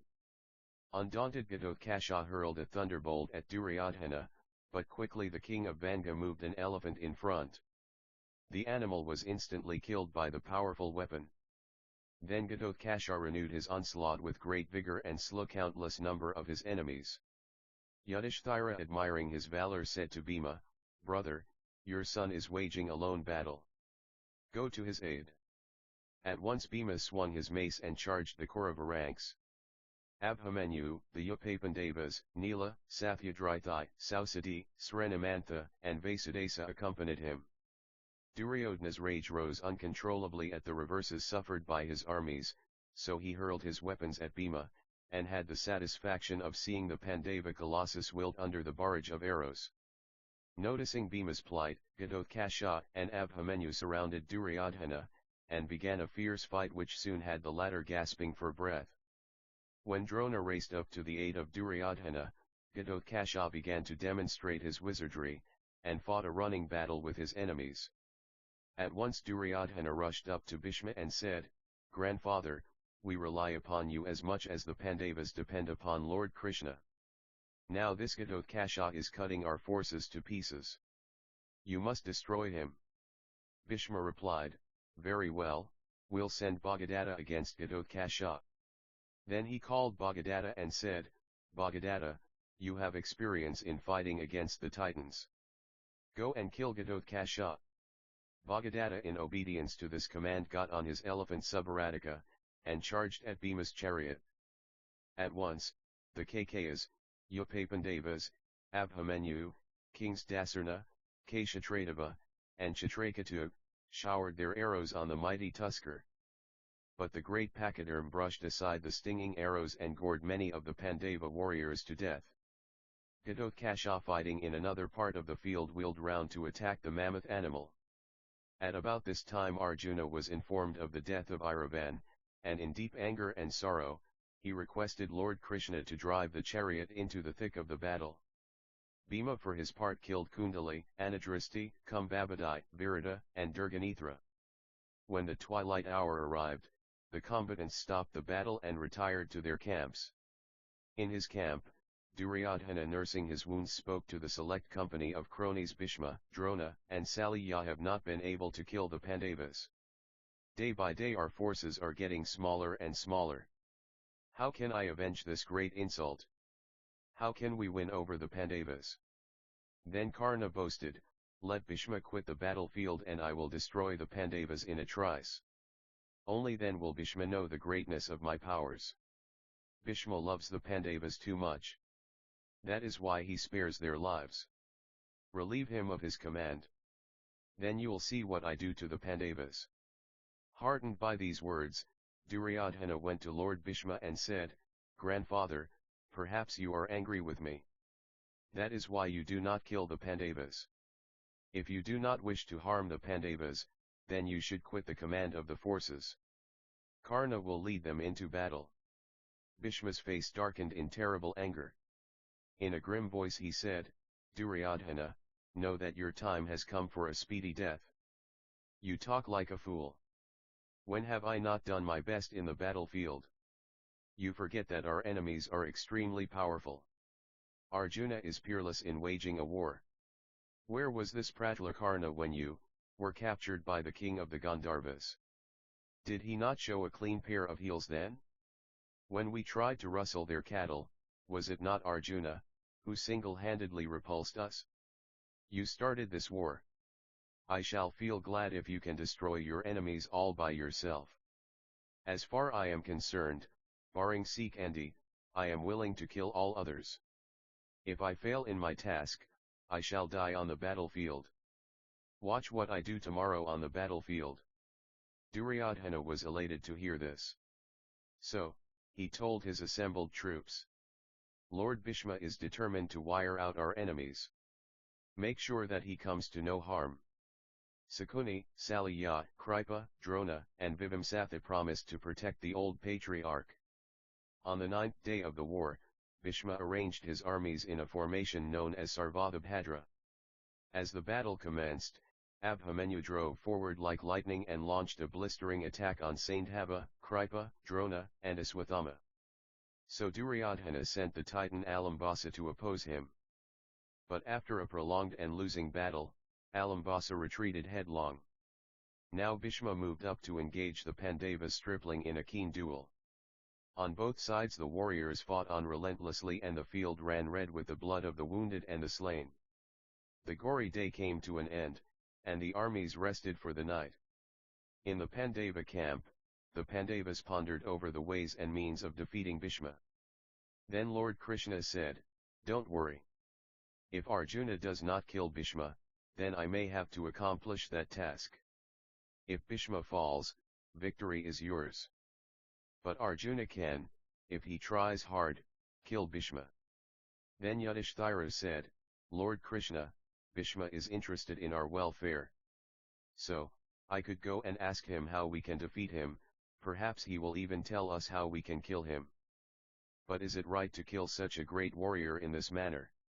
Lord Krishna smiled and said softly, "True, Yudhishthira. Great warriors like Bhishma know how they can be killed. So go and ask him." Finally, Lord Bhishma, the grand patriarch and architect of Duryodhana's victories, fell down mortally wounded. Arjuna had accomplished this mighty task by attacking the old warrior in the company of Sikandi. On seeing the latter, Bhishma dropped his bow, and at once Arjuna's barbs pierced his armor. But he did not die immediately. He lay on a cushion of arrows high above the ground. When he asked for water, Arjuna shot an arrow into the ground, and a cool spring jetted out to quench the dying warrior's thirst. After the fall of Bhishma, Drona led the troops into battle. Abhimanyu, eager and rash, advanced into a trap set for him, and was killed instantly by the Kauravas. On hearing the sad news, Arjuna swore a terrible vengeance on Sandhava, who had prevented the Pandavas from coming to the aid of the young Pandava prince. Next day Sandhava fell to Arjuna's arrows. When Drona heard from Yudhishthira that Aswathama, a mighty elephant, was dead, mistakenly he thought it referred to his son, and stood on the battlefield totally unnerved and defenseless. Seizing this opportunity, Drishtadyumna killed him. At last Karna assumed command of the Kaurava forces. But though he displayed great valor and was true to his boast, he could not win over Arjuna. When his chariot got bogged down in the mud, he jumped down to pull the wheels out. At the same time a well-flighted arrow from Arjuna pierced his heart and he died. Then Saliya led the Kaurava forces, but he too fell, killed by Yudhishthira. On the 18th day the great war came to an end. Countless lives were lost. The equal of 18 Akshaunis of armed forces had been completely destroyed. All the Kauravas were dead, barring Duryodhana. Bhima chased after Dushasana, and killed him in a terrible duel. Then he dipped his fingers into the entrails of the latter and drank his blood. Thus, his oath was fulfilled. Yuyutsa, who had fought with the Pandavas, went back to Hastinapura. When the war had ended, Aswathama and Kripa went in search of Duryodhana. The latter had set off alone, and at last, Sanjaya found him on the banks of a pool. Duryodhana told Sanjaya to go back to Hastinapura and report to his father that he was still alive. When Sanjaya set out for home, he met Aswathama and Kripa, and directed them to the spot where he had seen Duryodhana. In the meanwhile, the Pandavas began to search for Duryodhana, and at last came to the pool where he was hiding. Then Yudhishthira said, "Duryodhana, like a coward you hide here, after your entire race has been destroyed. Come out and fight. Unless you defeat us, you cannot rule in peace." Duryodhana replied in a dispirited voice, "I don't wish to rule. I want no territory. Take everything. It is all yours." Yudhishthira replied, "Do you think we'll accept charity from you? Unless you defeat us, you cannot rest in peace. Come, battle against Bhima like a courageous warrior. Fight and perish or live like a craven coward." Bhima also taunted Duryodhana on his poor showing as a warrior. Stung by these words, Duryodhana came out of the pool and fought with Bhima. The two adversaries pounded each other with their maces. At last Bhima clove Duryodhana's thigh into two with a powerful stroke of his mace, and the usurper died in great agony. Aswathama and Kripa found Duryodhana in this state and swore a terrible vengeance on the Pandavas. At night, when all was quiet, they crept into the Pandava tent and slew all the sleeping figures there. Drishtadyumna was foully murdered, the Upapandava slain, and the tents were a heap of smouldering ruins when the assassins had ceased their foul deed. The Pandavas were shocked at this calamity, and it did not take them long to discover the identity of the murderers. Bhima and Arjuna got into their chariots and raced away in hot pursuit of the assailants. Bhima found Aswathama among the disciples of sage Vyasa. For his part, Aswathama was horrified to find the Pandavas alive and well. Quickly he took out a barb named Brahmasaronama and aimed it at the Pandavas. Arjuna fitted a similar arrow to his bow and shot it at Aswathama. The two flaming arrows collided in midair and threatened to destroy everything around them. Then sages Vyasa and Narada requested the two adversaries to recall their arrows. Arjuna promptly complied with the request, but Aswathama could not recall his weapon. He confessed his failure to sage Vyasa. Whereupon, Lord Krishna forced Aswathama to concede defeat and took away from him the solitary jewel in his hair which he gave to Arjuna. It was decided that the arrow shot by Aswathama would ultimately put an end to further additions to the Pandava race. Then the son of Drona went away to do penance in the forest. In Hastinapura, Dhritarashtra grieved for his dead sons. Then Sanjaya said, "The cream of your race lies in the dust. All those who supported the Kauravas are also dead. We must perform the last rites for them." Then Dhritarashtra, Gandhari, and Kunti went to the field of Kurukshetra. The old king heard how Duryodhana had been killed by Bhima. His heart seemed to burst with hatred. But pretending friendliness, he declared ready he would embrace Bhima to show his good feelings. Lord Krishna, who had an inkling of the blind king's mind, cautioned Bhima to stay away and instead led the sorrowing monarch to an iron statue of Bhima placed there beforehand. Dhritarashtra touched the statue and, thinking it was Bhima, wrapped his arms round it and squeezed with all his might. The next instant the statue broke into several pieces. Then Lord Krishna said, "Oh, King, you have destroyed only a statue of Bhima. He lives, and all your strength is now gone." Dhritarashtra was ashamed of his conduct. Driving all rancor from his mind, he now blessed the Pandavas and called them his sons. After the battle was over, the Pandavas gathered on the bank of the Ganges. They paid homage to the souls of their numerous kinsmen killed in the battle. They remained under mourning for a full month. During this period, they lived in huts outside the city. Soon many people came there to greet Yudhishthira. Among them were Vyasa and other sages, their pupils, Brahmins, and noblemen. Yudhishthira received all courteously and made them comfortable. Then he sat down near them and said, "Krishna, Bhima, Arjuna and other heroes have brought me victory. But I do not consider this as victory. I have killed my kinsmen. Abhimanyu and the sons of Draupadi are lost to us. How can I cherish the throne and the kingdom which have come to me through all such tragedy?" While we were praying for the souls of the departed, my mother revealed to me that Karna, the mighty warrior and the great philanthrope, was our brother. I fail to understand how this giant of a hero met his doom. The sage Narada then disclosed the curses that brought about Karna's fall. Karna, while he was getting lessons in archery from Drona, had grown too jealous of Arjuna, who showed great skill in archery. He was also jealous of Yudhishthira, who excelled all in intelligence, of Bhima for his strength, of Nakula and Sahadeva for their nobility, and of Krishna and Arjuna for the friendship between them. So, he sided with Duryodhana. One day Karna met Drona secretly and said, "O Guru, you are surely not partial to anyone, are you? Well, I have a strong desire to defeat Arjuna someday. Will you kindly teach me the secret of the weapon of Brahma?" But Dronacharya had a soft corner in his heart for Arjuna. So, he answered Karna, "Don't you know, boy, that the secret you desire to know can be disclosed only to a Brahmin or a Kshatriya? How can I pass it on to you? You are, after all, the son of a mere charioteer." Karna, although humiliated, was not discouraged. He proceeded to Mahendragiri, where lived the mighty Parasurama.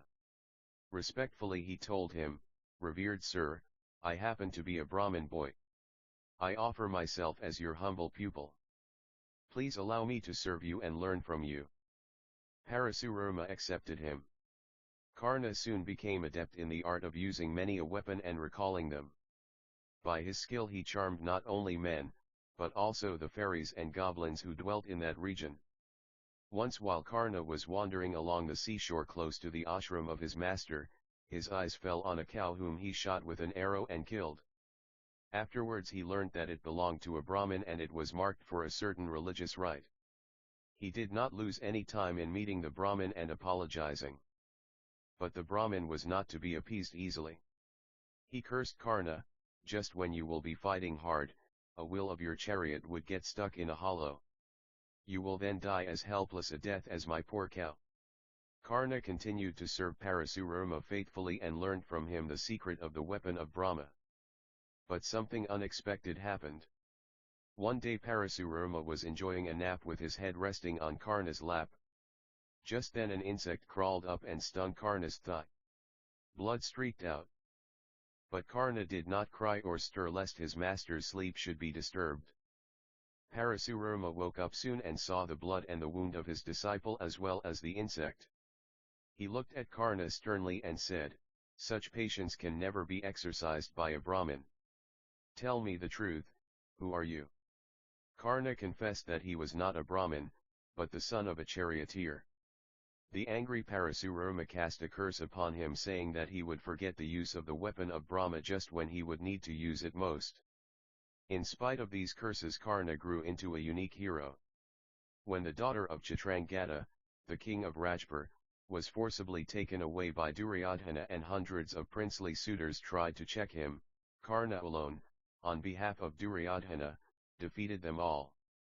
Even the indefatigable Jarasandha was defeated by Karna and offered to him the city of Malini as a gift.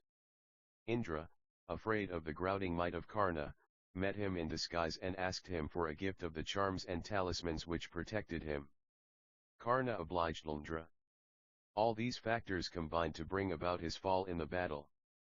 Yudhishthira heard all about the cause of Karna's fall and sighed and said, "With how much of hardship and pain mothers bring forth children and nurse them up to youth. And the battle swallows up so many of such bright youths. Cursed be the life of a Kshatriya. How much have I sinned for the sake of a kingdom? I have no mind to enjoy it. O Arjuna, you rule over the domain. Let me take to pilgrimage." Arjuna, angry and agitated at Yudhishthira's words, said, "O king, we have done nothing except discharging the sacred duty of the Kshatriyas. Now that we have achieved the goal after so much of toil and trials, you want to become a beggar. If this is what you had in your mind, what need was there to carry out a massacre? Will not people laugh at your instability? Had not Nahusha said that one must not look forward to poverty? It is only with wealth at your disposal that you can do a lot of good. Hence, do not forsake the kingdom. Let us perform the Ashvamedha and be released from all sins." Bhima supported Arjuna and said, "We should not insult the code of conduct by which we the Kshatriyas are bound. Why show any mercy to the cruel and the unjust? We have moved heaven and earth for the triumph of the truth. If this idle and vain remorse were to be the result of all that, we should have rather become ideal beggars instead of ideal warriors. Should we, after digging a well, refuse to benefit by its wafer? Now, O king, banish such unworthy thoughts from your mind and give due attention to the affairs of the state." After Nakula and Sahadeva too had pleaded with Yudhishthira to change his mind, Draupadi spoke, "You should do as your brothers say. Had you not assured them time and again, when we all were passing through hard days inside the forest, that victory and happiness will come soon? Your words then encouraged them. Now your words discourage them.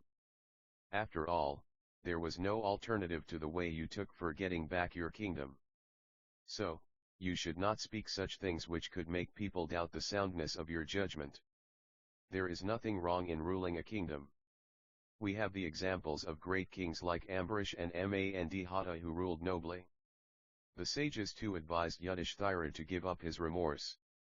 Vyasa said, "In the battlefield even if you happen to kill a man well versed in the scriptures, you will not be a sinner. Yudhishthira accepted the counsel of all these well-wishers and prepared to take up the burden of a ruler. A chariot with white pillars was made ready for his journey into the city. 16 white bulls drew it. Bhima took the place of the charioteer. Arjuna stood behind Yudhishthira, holding the umbrella on his head. Nakula and Sahadeva too attended on him. Yudhishthira's chariot was followed by that of Yuyutsa, and that was followed by a horse-drawn chariot carrying Krishna and Satyaki.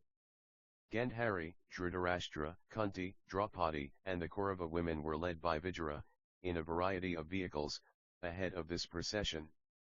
The tail of the procession was formed by the fourfold army. Yudhishthira reached Hastinapura amidst the chanting of hymns. The whole city looked bright with decorations, colorful gates abounding in white flowers and symbols of welcome. Thousands of men and women came to see Yudhishthira upon his entry into the city. They sang their joy lustily. Ministers and the nobility bowed down to him and said, "We are lucky to get you back as our king, for your path to the throne has been the path of truth." The Brahmins blessed him. On entering the palace, Yudhishthira prostrated himself before Dharmaya and Dhritarashtra and worshipped the deities. Suddenly a hullabaloo was heard.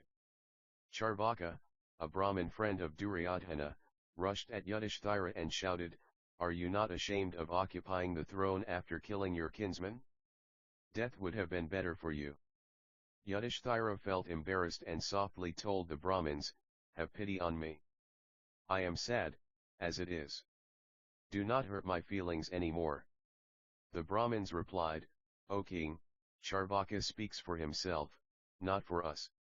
He says so because he was Duryodhana's friend. You and your brothers have nothing to fear." Thereafter the Brahmins pounced upon Charvaka and killed him. Lest Yudhishthira should feel disturbed at this event, Krishna hurried to tell him the reason for Charvaka meeting this fate. Long ago, Charvaka was a demon. He had appeased Brahma through penance and had obtained the boon that he would not die except in the hands of Brahmins. Yudhishthira was duly coronated, seated on a platform raised for the purpose by Dharmaya, with tiger skin spread on it.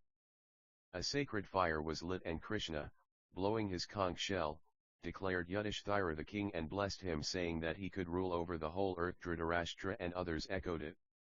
Music was played.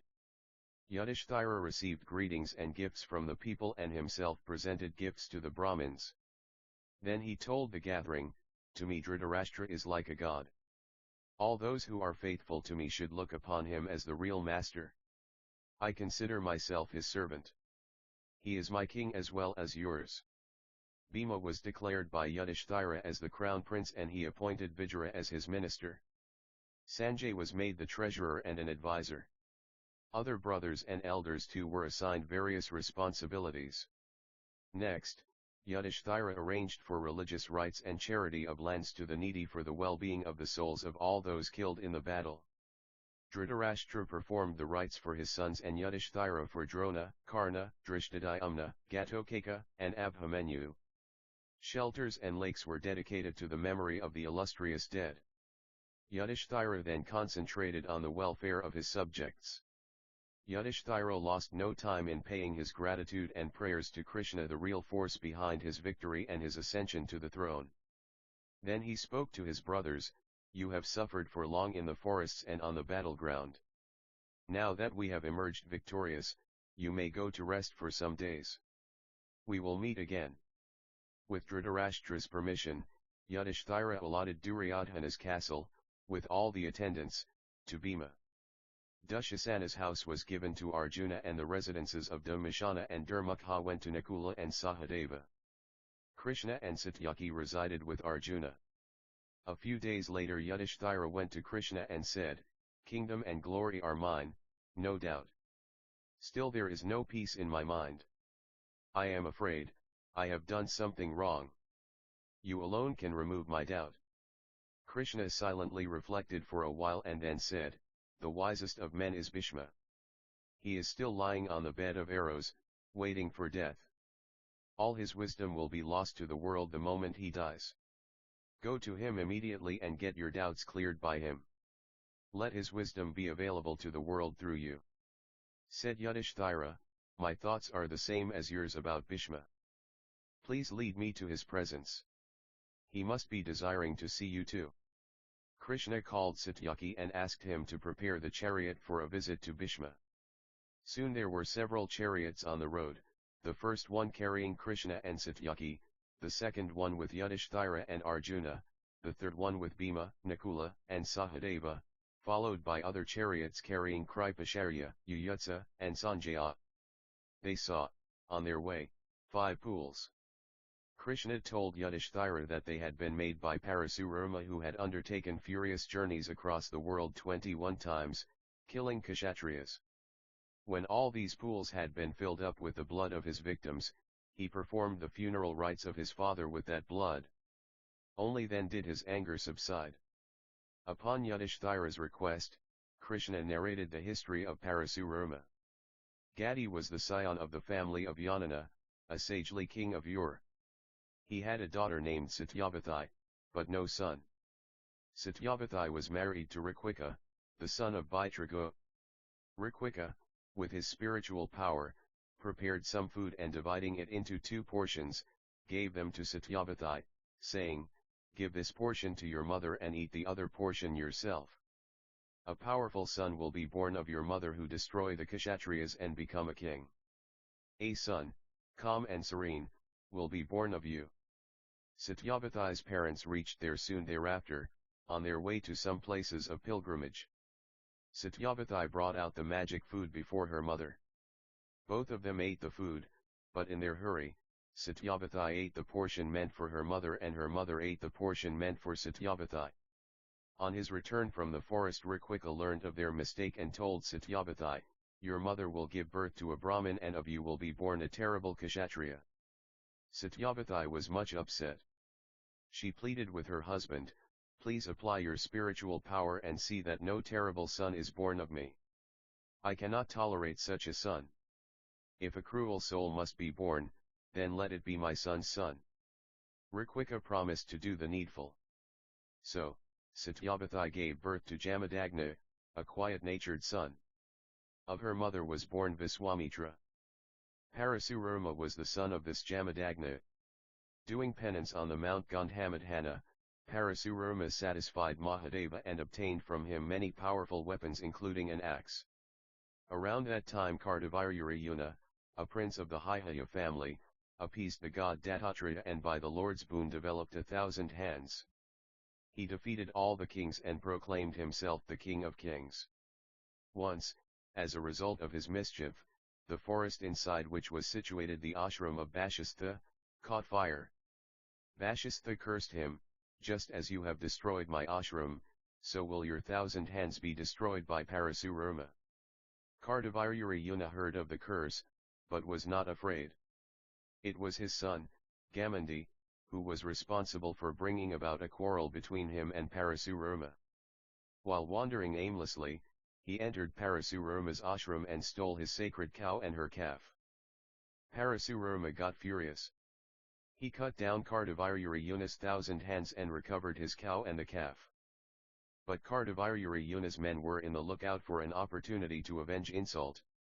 One day, while Parasurama was away, they invaded his ashram and beheaded his father, Jamadagna. It was thereupon that Parasurama took the oath to destroy all the Kshatriyas. He not only killed Kartavirya, his father, and his son, but any Kshatriya who came on his way. He continued in his mission for a long time. When his rage was satisfied, he retired into a forest and sat in meditation.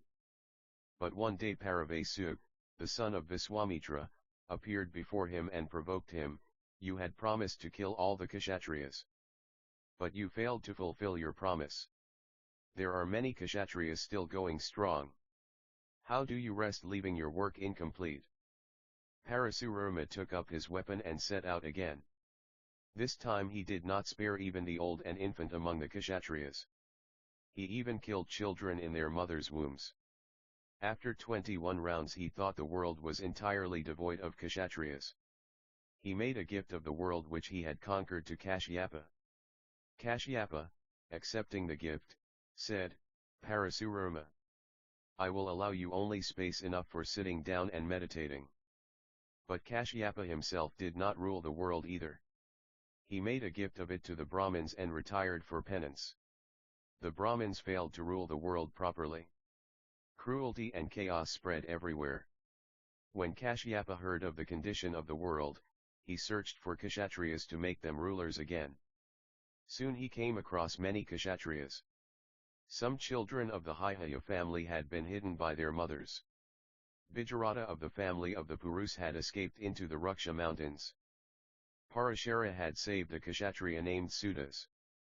Shibi's son too had survived the Holocaust. Vatsa, son of Pratartha, was also alive. Gautama had given shelter to a Kshatriya named Gupta. Brihadratha too had been spared. The sea had protected the sons of the Maruts. Soon they emerged into light and their families increased. Kashyapa gathered these Kshatriyas and allotted them lands and the authority to rule. Thus, new ruling dynasties were established all over the world. After learning all about Parasurama from Krishna, Yudhishthira went to meet Bhishma. The auspicious time when Bhishma would die was approaching. Still, he welcomed Yudhishthira and told him, to kill the enemy in the battlefield is perfectly in accordance with the princely duties. Bhishma went on enumerating many subtle principles and laws till the last moment of his life. Then he closed his eyes and expired. Something strange happened while all looked on. As the spirit left the various parts of Bhishma's body gradually, the arrows fell off his body one by one. The Pandavas, along with Vijara, arranged his funeral pyre with choice woods and perfumery. The dead body was covered with a white sheet and flowers. With deep reverence they lifted the body and placed it on the pyre, with Dhritarashtra holding Bhishma's legs.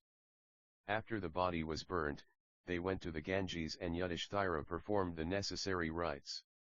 Yudhishthira suddenly broke into tears. Krishna asked Bhima to console him. But looking at Yudhishthira all his brothers too began to weep. Dhritarashtra addressed Yudhishthira, "It is for me and Gandhari to weep, not for you. We have lost 100 sons.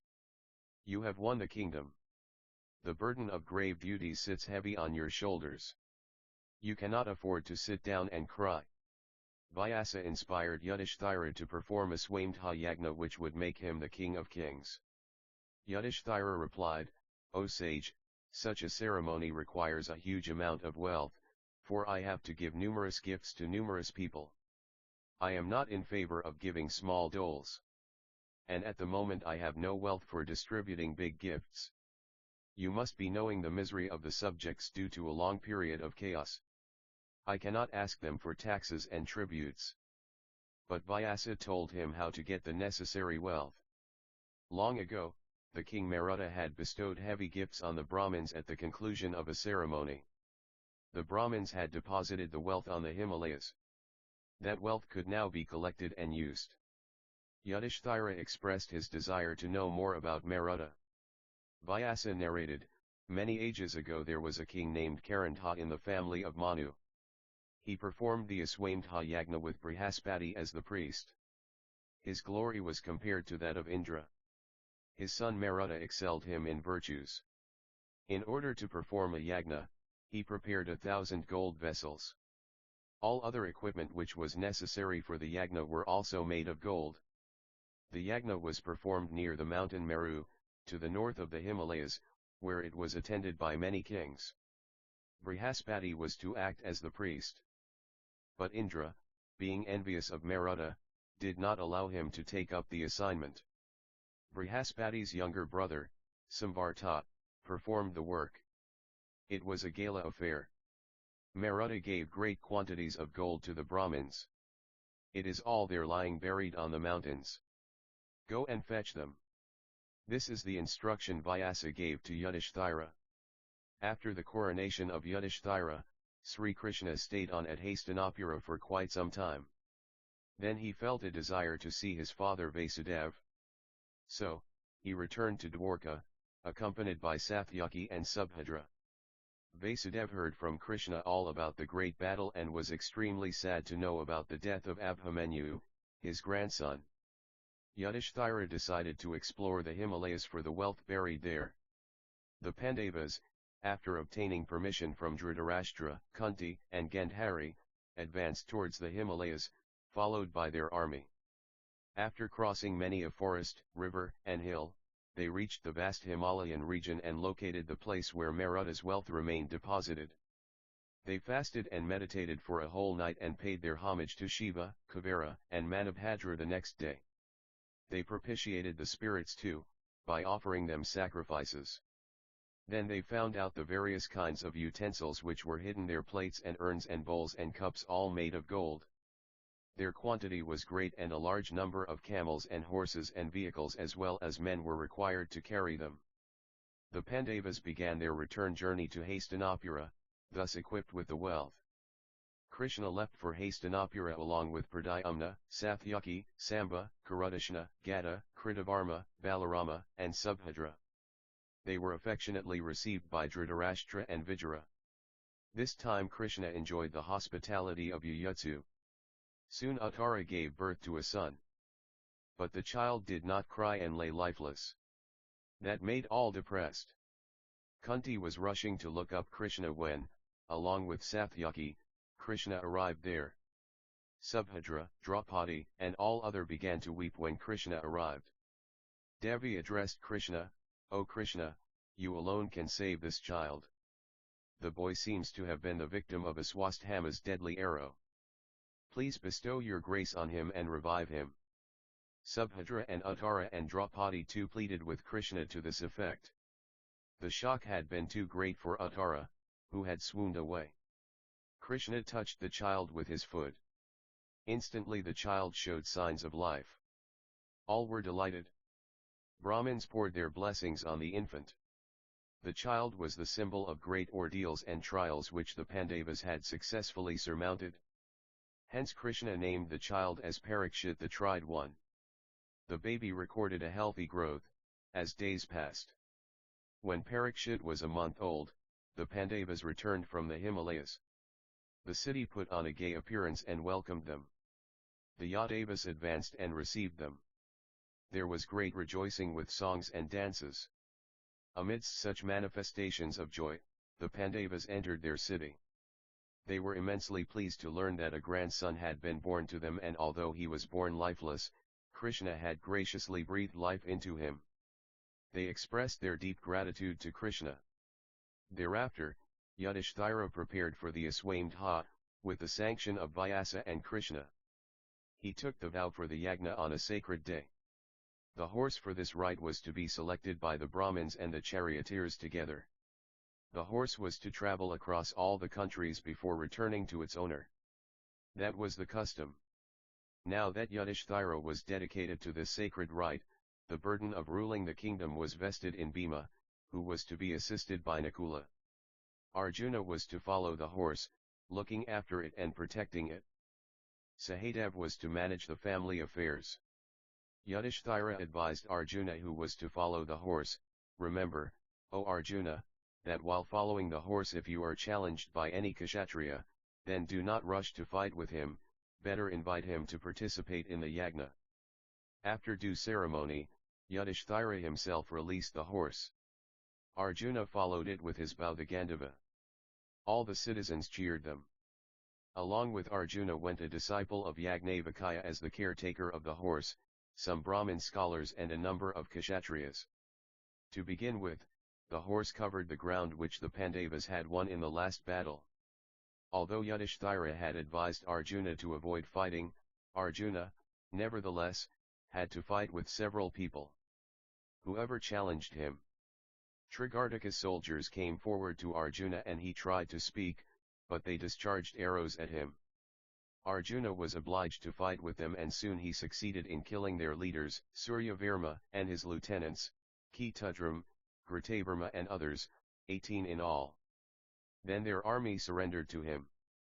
At Pragyudishpur, Vajradata, son of Bhagadata, fought with Arjuna. Arjuna defeated him, but instead of killing him, he invited him to attend a yagna. Arjuna had to fight with the army of Sandhava too. They were routed. Sandhava had died in the Mahabharata battle.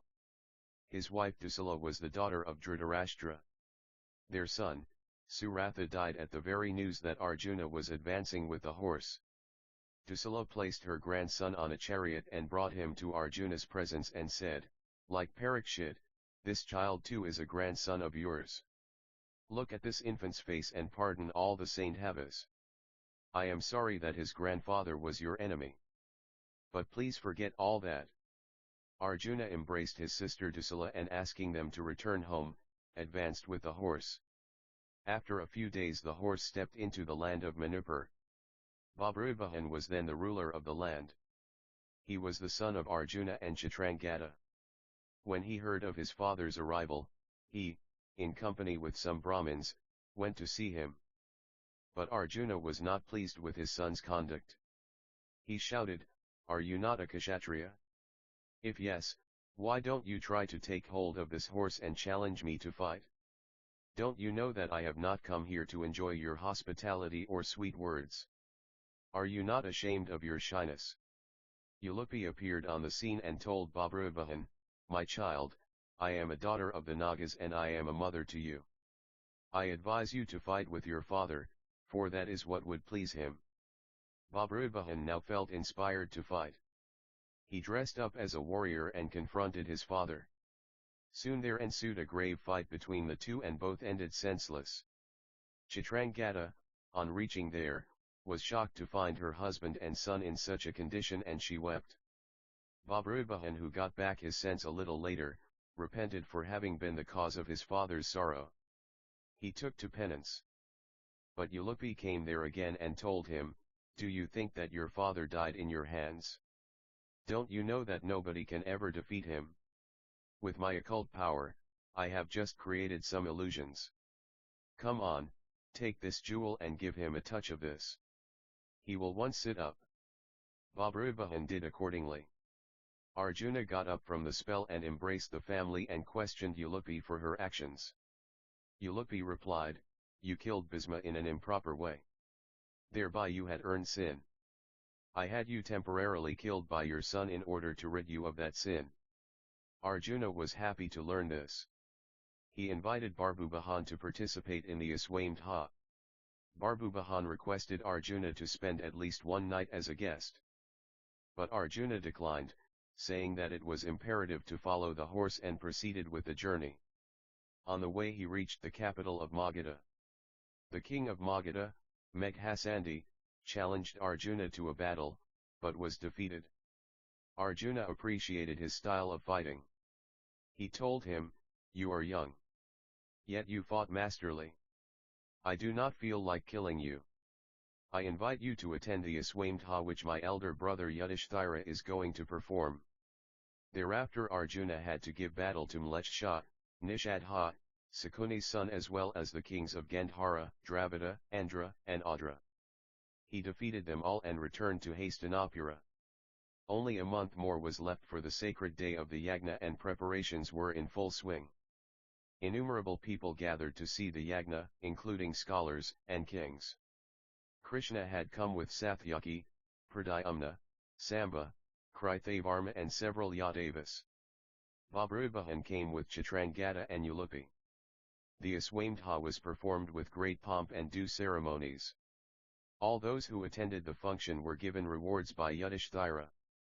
All praised the performance and suddenly there appeared a mongoose who announced, "It seems you are not tired of praising this, Yagna. But no performance can ever rival the noble deed of a certain sage who lived in the Kurukshetra." All were astonished at the statement of the mongoose. They asked, "Who are you? Where from do you come? This yagna has been performed strictly in accordance with the principles laid down in the scriptures. What defect could you find in this? Tell us the truth."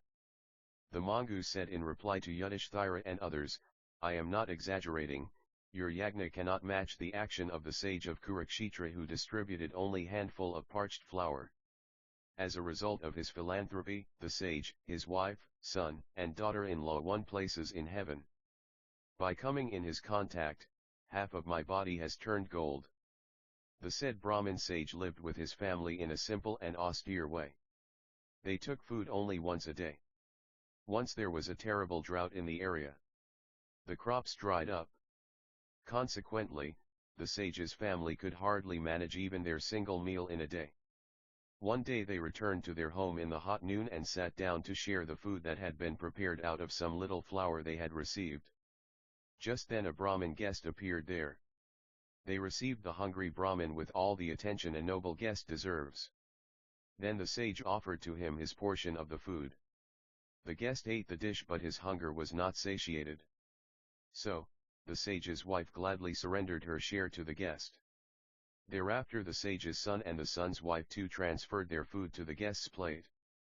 Only then the guest looked satisfied and declared that he was the god Yama. He had come to give them the boon whereby they would dwell in heaven. Gentlemen, I happened to be present on the scene. It is the smell of that flower and the touch of that sacred atmosphere which changed half of me into gold. I visited your place with the hope that the remaining half too would change into gold, since you were performing a great yagna here. But my hope remains unfulfilled. Saying this, the mongoose disappeared. Yudhishthira continued to rule the kingdom with the help of his brothers. Vijaya, Sanjay, and Yuyutsu were always at Yudhishthira's service. Kunti gave company to Gandhari. They were well looked after by Draupadi, Subhadra, and the other wives of the Pandavas. Vyasa often visited the place and gave his discourses. Yudhishthira never uttered a word that would displease Dhritarashtra. All Dhritarashtra's wishes were attended to promptly.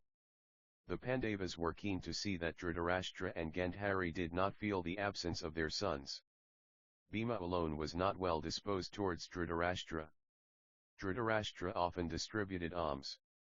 Yudhishthira had declared that whoever did anything to displease Dhritarashtra would be severely punished. In fact, Dhritarashtra and Gandhari could not have received better care if their sons were alive. They too looked upon the Pandavas as their children. 15 years passed. Dhritarashtra and Gandhari had no reason to complain of any difficulty. However, at times they felt wounded due to Bhima's unkind remarks. Yudhishthira had no knowledge of this. One day Dhritarashtra told Yudhishthira, "My son, you have been always most considerate to us. We both are extremely pleased with you. I have done a lot of philanthropy. My sons have gone over to paradise through discharging their duty as kshatriyas. I have duly performed their funeral rites. There is nothing more for me to do in the world. Now I must do something as preparation for my journey into the world beyond. Please allow me to depart into the forest, accompanied by Gandhari. While in the forest, I will constantly pray for your welfare." But Yudhishthira did not give his consent. He said, "How can I be in peace while you suffer inside the forest? If you go without food or sleep on the mere ground, the world will blame me and my brothers. I care neither for the throne nor for the comforts. I will rather make a gift of my kingdom to Yuyutsu. But I feel that there is something which pains you. Please tell me what it is. I will remove it, forthwith. I have just grown the desire to do penance. It is a tradition in our dynasty that old people go to forest. I have already stayed with you for long. Now you should approve of my going to forest," pleaded Dhritarashtra. He further threatened that unless Yudhishthira allowed him to go over to the forest, he would not touch food. Just at that time Vyasa happened to come there. He advised Yudhishthira to agree to Dhritarashtra's proposal. Yudhishthira accordingly agreed and Dhritarashtra gave up his fast. All the people of Hastinapura came to see Dhritarashtra when they heard of his decision. Dhritarashtra told then Gandhari and myself are departing into the forest. You all have to approve of our decision. I am sure that Yudhishthira is ruling far better than Duryodhana. This land had once been ruled by Shantanu and then by Bhishma and then by Vishitravirya. I too had the occasion to serve you. I cannot say how my administration was. If I have done any wrong to anyone, I beg to be pardoned. Numerous kshatriyas suffered due to Duryodhana's blunder. I too had my share in that. I pray you with folded hands, forget all that had happened. From now on Yudhishthira would be your sole ruler. On behalf of the people, A Brahmin replied, "O king, you have always been kind to us. Nobody from your family has ever done any wrong to us, not even Duryodhana. We will always feel for you now that you are going away to forest. Duryodhana is not to blame for the battle. It is providence which brought about the fall of the Kauravas. But Yudhishthira is a great soul. We wish, let his rule last for 1,000 years." Next morning Vijaya met Yudhishthira and said, "My son, Dhritarashtra is going to the forest in the holy month of Kartik. Before setting out, he desires to perform some rites to pay homage to the souls of Bhishma, Somadatta, Balaka, Drona, Sandhava as well as his sons and friends. For this purpose, he is in need of money." Yudhishthira and Arjuna happily agreed to provide the required money, but Bhima kept quiet. Arjuna told him, "Dhritarashtra requires money for some religious rites. It is not proper for us to grudge him what he needs before leaving for the forest." Bhima said, "Well, money can be given for the rites concerning Bhishma, Somadatta, Balaka, Bhurishrava, Drona, and others. For Karna, Kunti should give the money. But should we give any money for the benefit of Duryodhana etc.? What does it matter if their souls do not go to heaven? Were they not responsible for all our sorrow?" Yudhishthira told Bhima, "You better keep quiet." He then told Vijaya, "Never mind Bhima's sentiments. Dhritarashtra would get whatever he needs." Dhritarashtra performed the rites in a grand scale. Alms were distributed liberally. Then along with Gandhari, he worshipped Kartikeya and wearing bark, set out for forest. Brahmins read hymns and led the way. They were followed by the Kaurava women. The Pandavas wept. Kunti Devi walked holding Gandhari's hand. Draupadi, Subhadra, Parikshit, Anara and other women of the city walked behind them. Vijaya and Sanjay had obtained the permission to remain with Yudhishthira. When the city was left behind, Dhritarashtra asked Yuyutsu and Kripacharya to return. Gradually most of the people stayed back. But Yudhishthira continued to walk forward. He told Kunti Devi, "Mother, now you should return. I will accompany the old king." But Kunti had decided to go with Dhritarashtra and Gandhari. She told Yudhishthira, "My son, Gandhari, and Dhritarashtra are like my parents-in-law.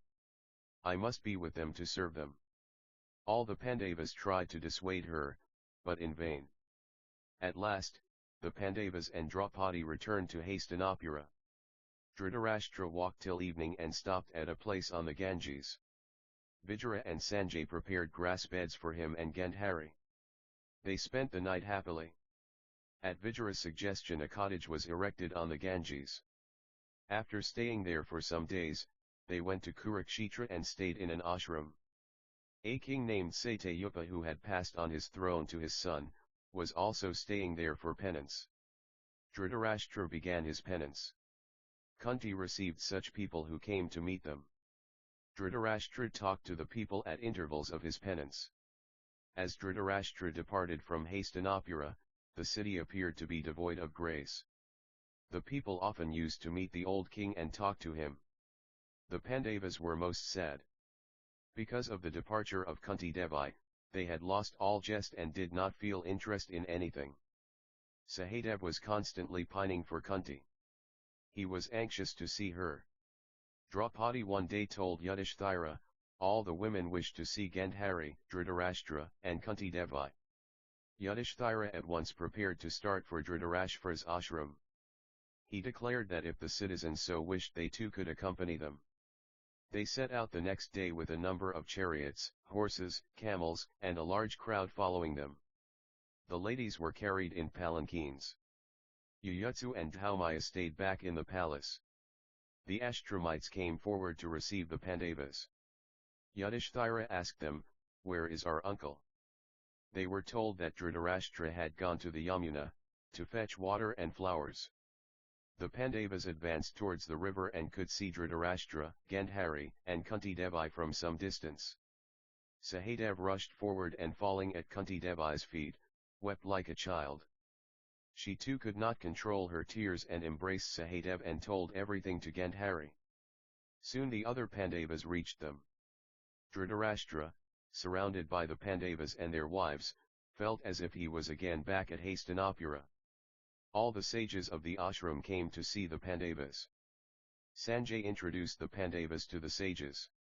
After they left and Yudhishthira had inquired about Dhritarashtra's health, he asked, "Where is Vijaya? I don't see him.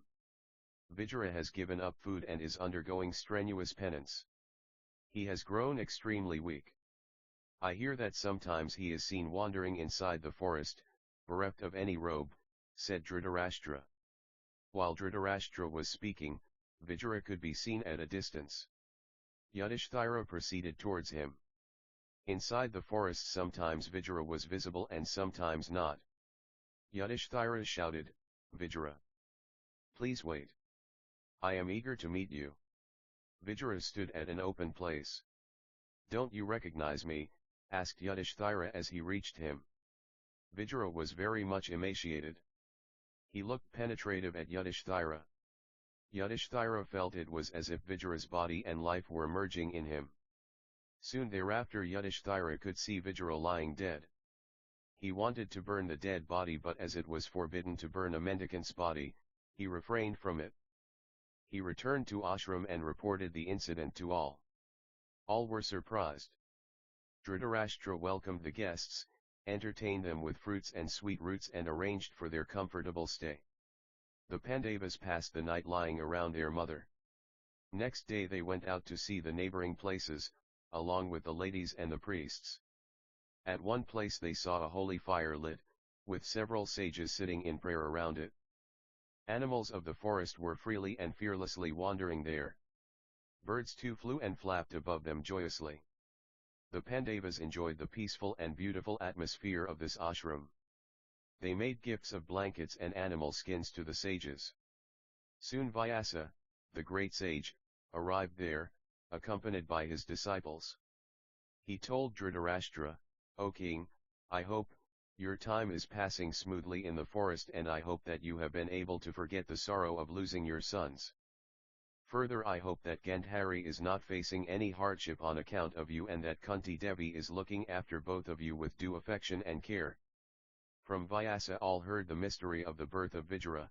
Vijaya was none other than Yudhishthira himself in a sense. Yama was born as Vijaya, amidst you, under the curse of Mandava, the celebrated sage. The same Yama was also incarnated as Yudhishthira. That explains how Vijaya's spirit merged in Yudhishthira. It was possible by the force of Vijaya's yoga. This is the fact behind the episode. The Pandavas lived in the ashram, along with their families, for a month. Vyasa visited the place once more during their stay. His talks charmed everybody.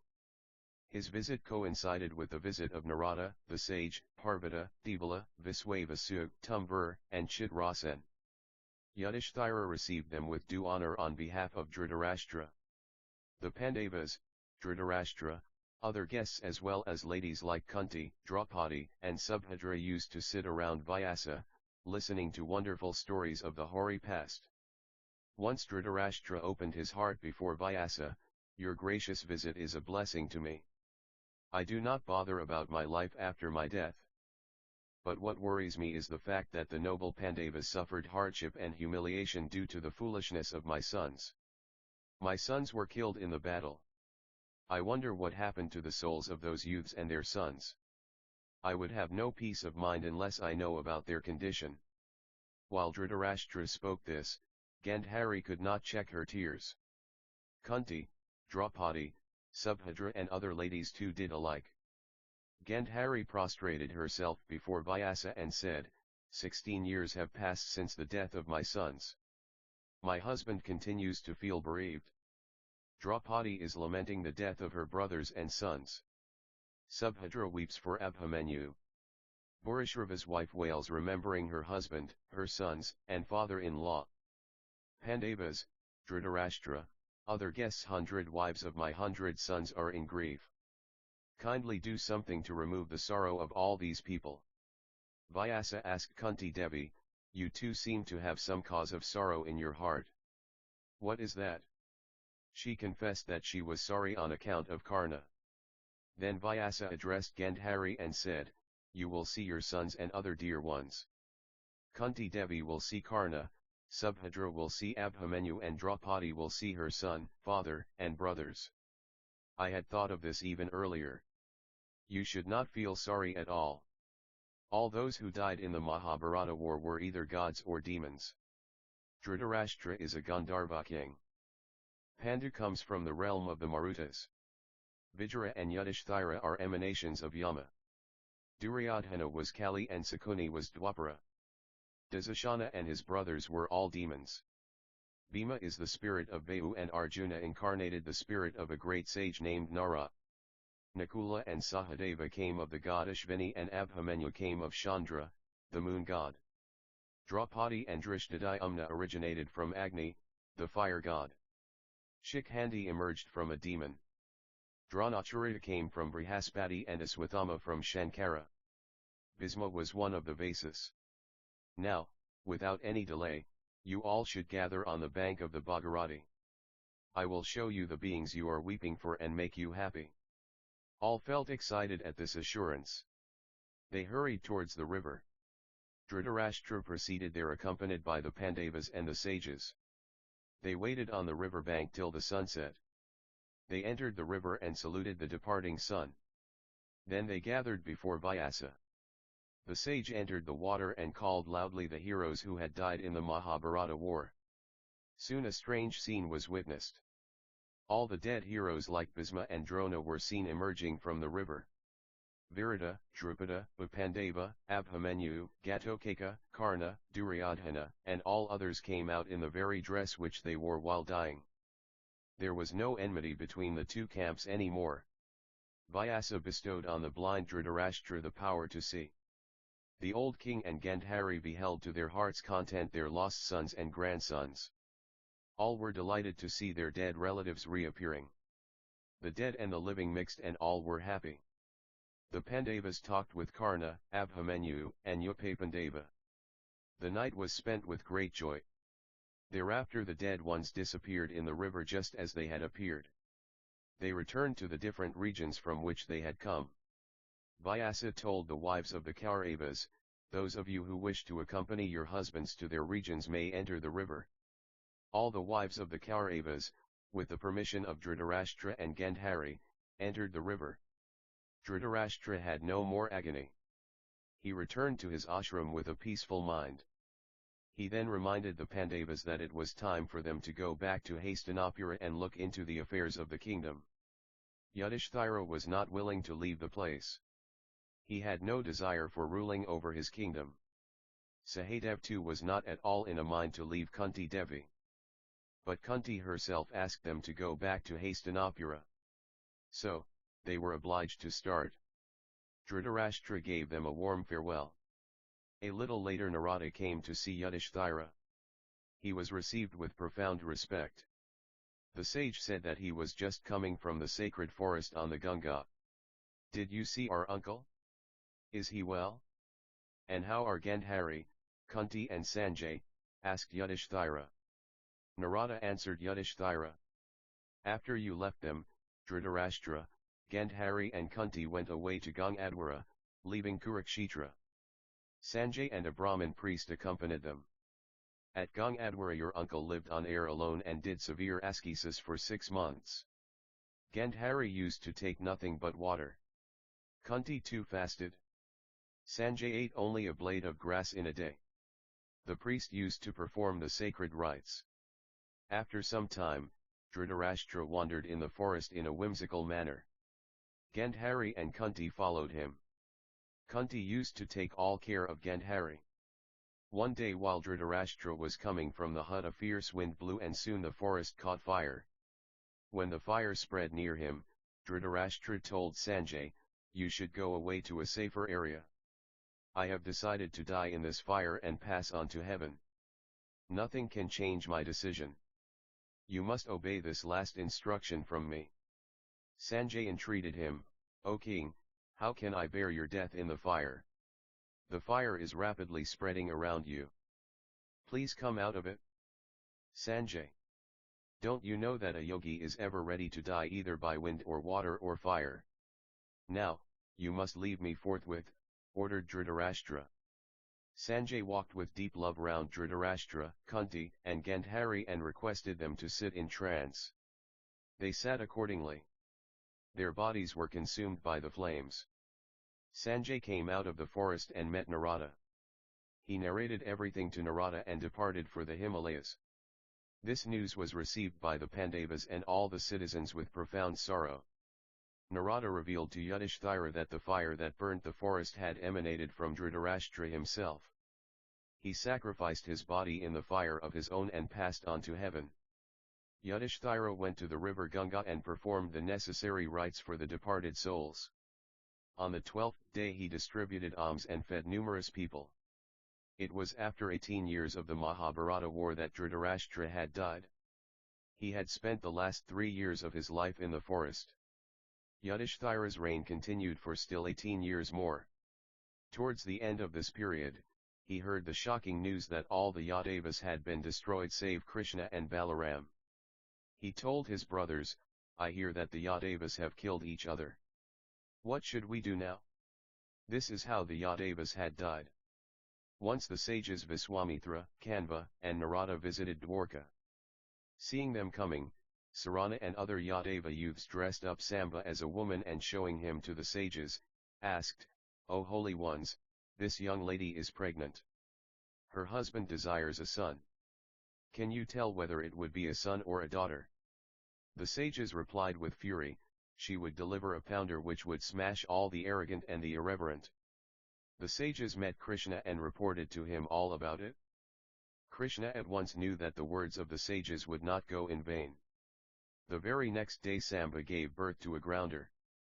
Krishna ordered the Yadavas to crush it thoroughly and to throw the dust into the sea. Krishna further ordered all to forbear from drinking wine and warned that he who violated the order was liable to severe punishment. Despite all precautions, many bad omens continued to be seen. The palace abounded in rats, the young Yadavas were disrespectful towards their elders. Couples quarreled between themselves. Insects were found in food. Such inauspicious signs had been observed before the Mahabharata war. They indicated large-scale destruction of human beings. Krishna asked the Yadavas to prepare for a pilgrimage to a holy spot on the sea. Accordingly, the Yadavas made preparations for the trip. But they did not forget to load a huge quantity of wine on their vehicles. They proceeded to the seashore with their chariots and elephants and horses and camped not far from Pravas, the holy spot. As soon as they had camped, they began merrymaking and drinking. Under the influence of wine Yudhana told Kritavarma, "You killed the Upapandavas, treacherously, while they were asleep. No Yadava worth the name would do such a thing." Both quarreled. Soon the Yadavas were divided in two camps and started hurling their wine cups at each other. Pradyumna pounced upon the Bhojas. The Bhojas soon killed Pradyumna as well as Satyaki. This made Krishna furious. He uprooted some blades of grass and threw them at whoever chanced to come on his way. It was amazing how the blades of grass proved powerful as thunders. Others too fought among themselves with grass which had in fact grown out of the dust of the fatal grounder born of Samba. The chaos was total. In their utter madness even, the sons killed their fathers and the fathers their sons. When Krishna saw his son and grandsons dying, he killed many with fury. His charioteer Dwaraka and Babaru reported to him, "Lord, almost all are now dead. But where is Balarama? We should look for him." The three went in search of Balarama. They found him relaxing under a tree. Krishna told Dwaraka, "Go to Hastinapura and inform the Pandavas about the destruction of the Yadavas due to the curse of the sages. Arjuna will be here soon." Dwaraka sped forth in his chariot. Krishna then told Babaru, "Look after the women. Their jewelry may attract the robbers." But while Krishna was talking to him, Babaru fell to the arrow from a hunter. Krishna turned to Balarama and said, "I will lead the women to Dwaraka and return here soon. Do not leave this spot till then." Krishna proceeded to Dwaraka along with the women and entrusting his father with their care, said, "It is no more possible for me to stay here. Balarama and myself must go for ascesis." Krishna thereafter prostrated himself before his father and returned to Balarama. Balarama was already in trance. While Krishna looked on, a white snake came out of his mouth and entered the sea. Varuna and the snake gods were there to receive it. Krishna wandered for a while and then lay down under a tree. A hunter named Jara mistook his feet as the ears of a deer and shot him with an arrow. Krishna left his body. His luminous spirit spread all over the earth and the sky and rose to heaven. Dwaraka duly arrived at Kurudesh. The Pandavas were astounded to hear of the tragedy. Arjuna hurried with Dwaraka to Dwaraka and met the hapless women. Then wept bitterly when they saw Arjuna. It was difficult for Arjuna to stand the sight. He gave some solace to Satyabhama and Rukmini and went to meet Vasudev. Vasudev embraced Arjuna and lamented, "My son, who was the mighty destroyer of demons, is no more. Yet I remain alive. The Yadavas are killed on account of Satyaki and Pradyumna, your disciples. But I blame nobody. This was the result of the curse. Krishna too deserted us. However, he advised me to be guided by you." After this Arjuna, accompanied by Dwaraka, met the council of ministers and said, "Dwaraka would very soon go under the sea. I want you all to leave this place for Indraprastha. Vajra would be crowned a king there. Hurry up please." The next day Vasudev sat in trance and left his body. His wives, Devaki, Rohini, Vajra, and Madira too left their bodies along with him. They were cremated properly. Vajra, Vrishni and the Andhaka princes observed the funeral rituals. Arjuna visited the place where the Yadavas had fought and died. He performed the funeral rites for them. On the seventh day he set out for Dwaraka with the Yadava women. As they left the city walking or riding on chariots, elephants, and horses, the sea advanced behind them and Dwaraka was submerged. After several halts at different places Arjuna reached Panchanada. There he was attacked by robbers who surrounded the ladies. Arjuna threatened them with dire consequences, but they did not pay any heed. Exasperated, Arjuna at last decided to counter-attack them with his great weapon, the Gandhava. But lo and behold! He could not handle it. Even he could not remember the hymn that was necessary for using the weapon. He could not check the robbers and stood dumbfounded while they drove with them most of the women and their wealth. With the rest, Arjuna managed to reach Kurukshetra. Following Yudhishthira's instruction, Kritavarma's wife and children were provided with shelter at Murdakavantat, all the kids, women, and old men at Indraprastha, and Satyaki's son at Saraswati. Vajra was declared the king of Indraprastha and he took the charge of the family of Akrur. Rukmini and some other wives of Krishna had sacrificed themselves in fire. Satyabhama and the rest went away to a forest for doing ascesis. Arjuna paid a visit to the ashram of Vyasa. The great sage asked him, "Why, O Arjuna, do you look so pale and pensive?" Arjuna replied, "O great one, indescribable is my sorrow. Krishna and Balaram are no more. All the Yadavas are killed as a result of a curse by some sages. Heroes who could wield gigantic weapons, fell dead when blades of grass struck them. I am shocked. I do not understand the use of my living in a world forsaken by Krishna. Besides, something queer has happened, all my strength has vanished. The Yadava women were forcibly taken away by robbers and I could not help it although it happened before my eyes. I am devoid of peace and feeling like going mad. What should I do?" "Have peace, O Arjuna, know that Vrishni and Andhaka died due to a curse. Krishna could have changed the course of events, but he did not like to interfere. The work of the Krishna avatar came to an end. He has returned to his own place. You, along with Bhima, Nakula, and Sahadev, have done much that was noble. I believe, your spirits are quite satisfied and you too would find place in heaven. Time keeps on changing. Everything changes accordingly.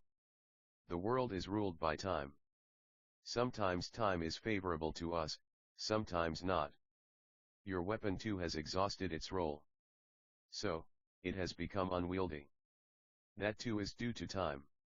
Do not feel sad about it, Vyasa explained.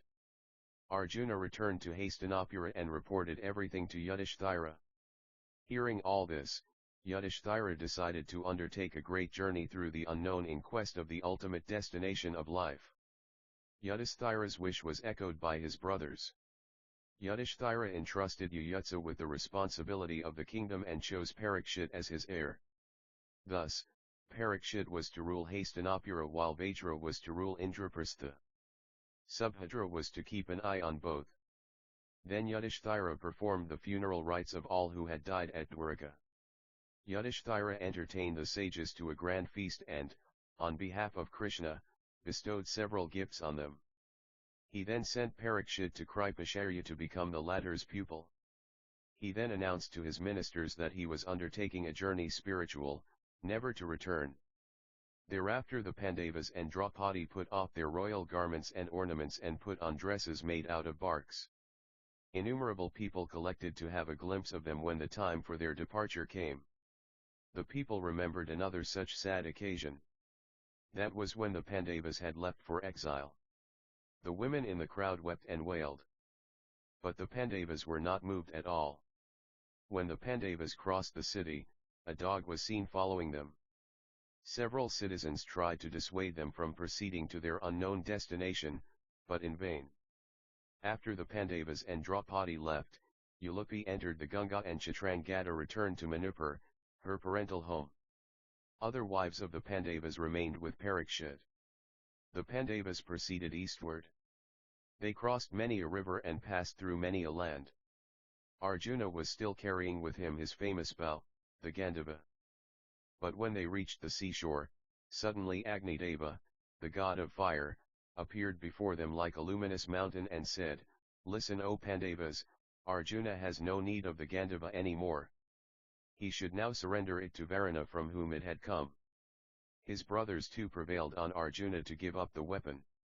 Arjuna, accordingly, threw it into the sea. Agnideva disappeared. Along the seacoast the Pandavas walked southward before turning to the north. They saw Dwaraka submerged under the sea. Then they reached the Himalayan region and soon crossed it, approaching the Meru mountains. While they walked, Draupadi fell down on the road, dead. Bhima informed Yudhishthira about it. But Yudhishthira did not look back. A little later Sahadeva too fell down. Then came the turns of Nakula and Arjuna, one after the other. Bhima duly informed Yudhishthira about them. But Yudhishthira did not look back. He remained calm even when Bhima himself fell down and announced of his approaching death. Thus, all his dear ones dropped down while Yudhishthira continued to walk, followed by the dog. Soon Indra, with his chariot, appeared before him and welcomed him into it. But Yudhishthira told him, "All my brothers as well as Draupadi who are dead must ascend to heaven with me. I cannot proceed there without them. Their spirits have already passed on to the sphere where they ought to have gone. You alone can go to heaven without having to leave your body." "Please come with me," said Indra. "This dog has followed me faithfully through all the travails of the way. He too must be allowed to ascend to heaven." "I cannot go there without him," said Yudhishthira again. "You are to be received into heaven because your virtues are equivalent to those of mine. How can a dog enter heaven?" "Please do not put forth such an impossible condition," pleaded Indra. But Yudhishthira remained adamant. While the dialogue continued, the dog suddenly got changed into Yama, the god of death and dharma. "I had tested you, disguised as a yaksha, while you lived in exile in the forest. I have tested you again. It is hard to find your equal even in heaven. You certainly deserve to go there along with your body," said Yama. A number of other gods came forward to welcome Yudhishthira to heaven. They all began their return journey in their respective chariots. "Many great souls have entered heaven, but none had done so while in his body," observed the sage Narada. "But I am not happy, for my brothers are not with me," regretted Yudhishthira. "O king! Your work on earth has ended. Why don't you forget all about your earthly relations? Let me be frank with you. Your brothers have not been able to pass on to heaven. You see, heaven is meant only for gods and very great souls, said Indra. But I cannot dwell here without my brothers. I will rather go where my brothers and Draupadi have gone, insisted Yudhishthira. A great surprise awaited Yudhishthira. He saw Duryodhana dwelling in heaven in all splendor amidst the luminous gods. Yudhishthira failed to understand how a character with such a long record of misdeeds could occupy a place there. He murmured, I have least desire to live in a sphere where even Duryodhana could find a place. O king! Your old impressions and ideas do not hold any good here in heaven. Didn't Duryodhana die a hero's death? Said Narada, smiling. If Duryodhana, with all his sinful actions, could dwell in heaven, what about my brothers and Drustadhyumna and Abhimanyu and the Upapandavas, who had always adhered to justice? Yudhishthira asked. Yudhishthira's bewilderment increased when he could neither see Karna nor many a virtuous king who had helped him in the war with faith in the principles of truth. Then the gods told him, if you want to see them, you have to descend to their region. Follow this guide if you so desire.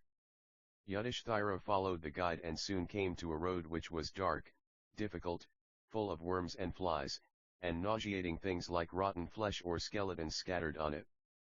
Disgusted, Yudhishthira asked, how long must we keep walking? If you are tired, O king, let us go back. This is a long, long way, with even more ghastly sights to meet your eyes, said the guide.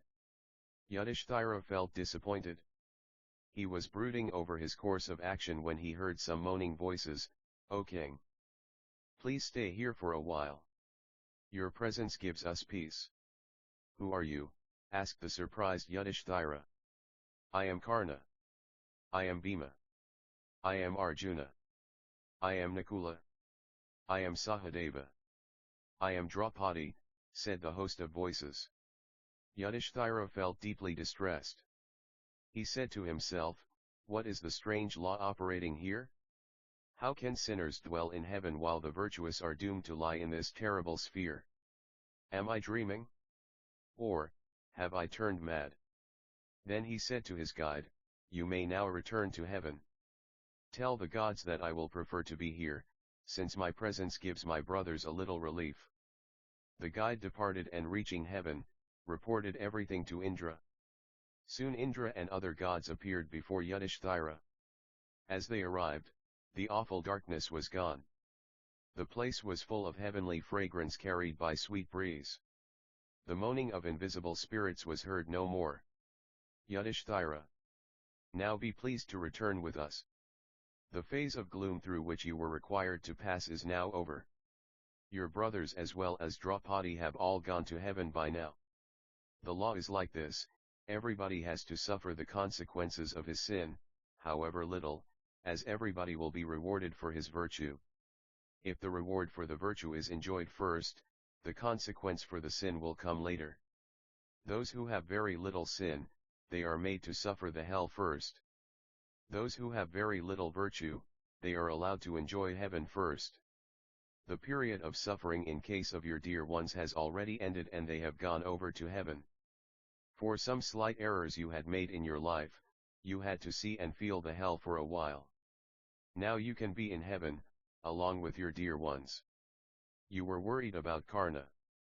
Be sure that he too is already in heaven. You are greater than many a great soul.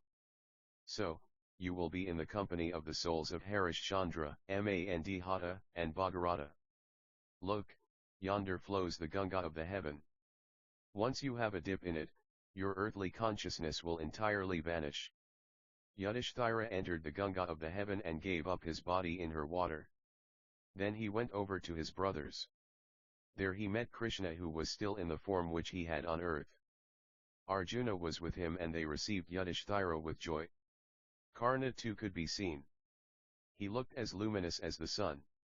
Elsewhere was Bhima, among the Marutas. Nakula and Sahadeva too could soon be seen. Thereafter Indra showed Draupadi, her sons, Dhritarashtra, Abhimanyu, Pandu, Kunti, Madri, Bhishma, Drona and other heroes to Yudhishthira and told him all about their destiny.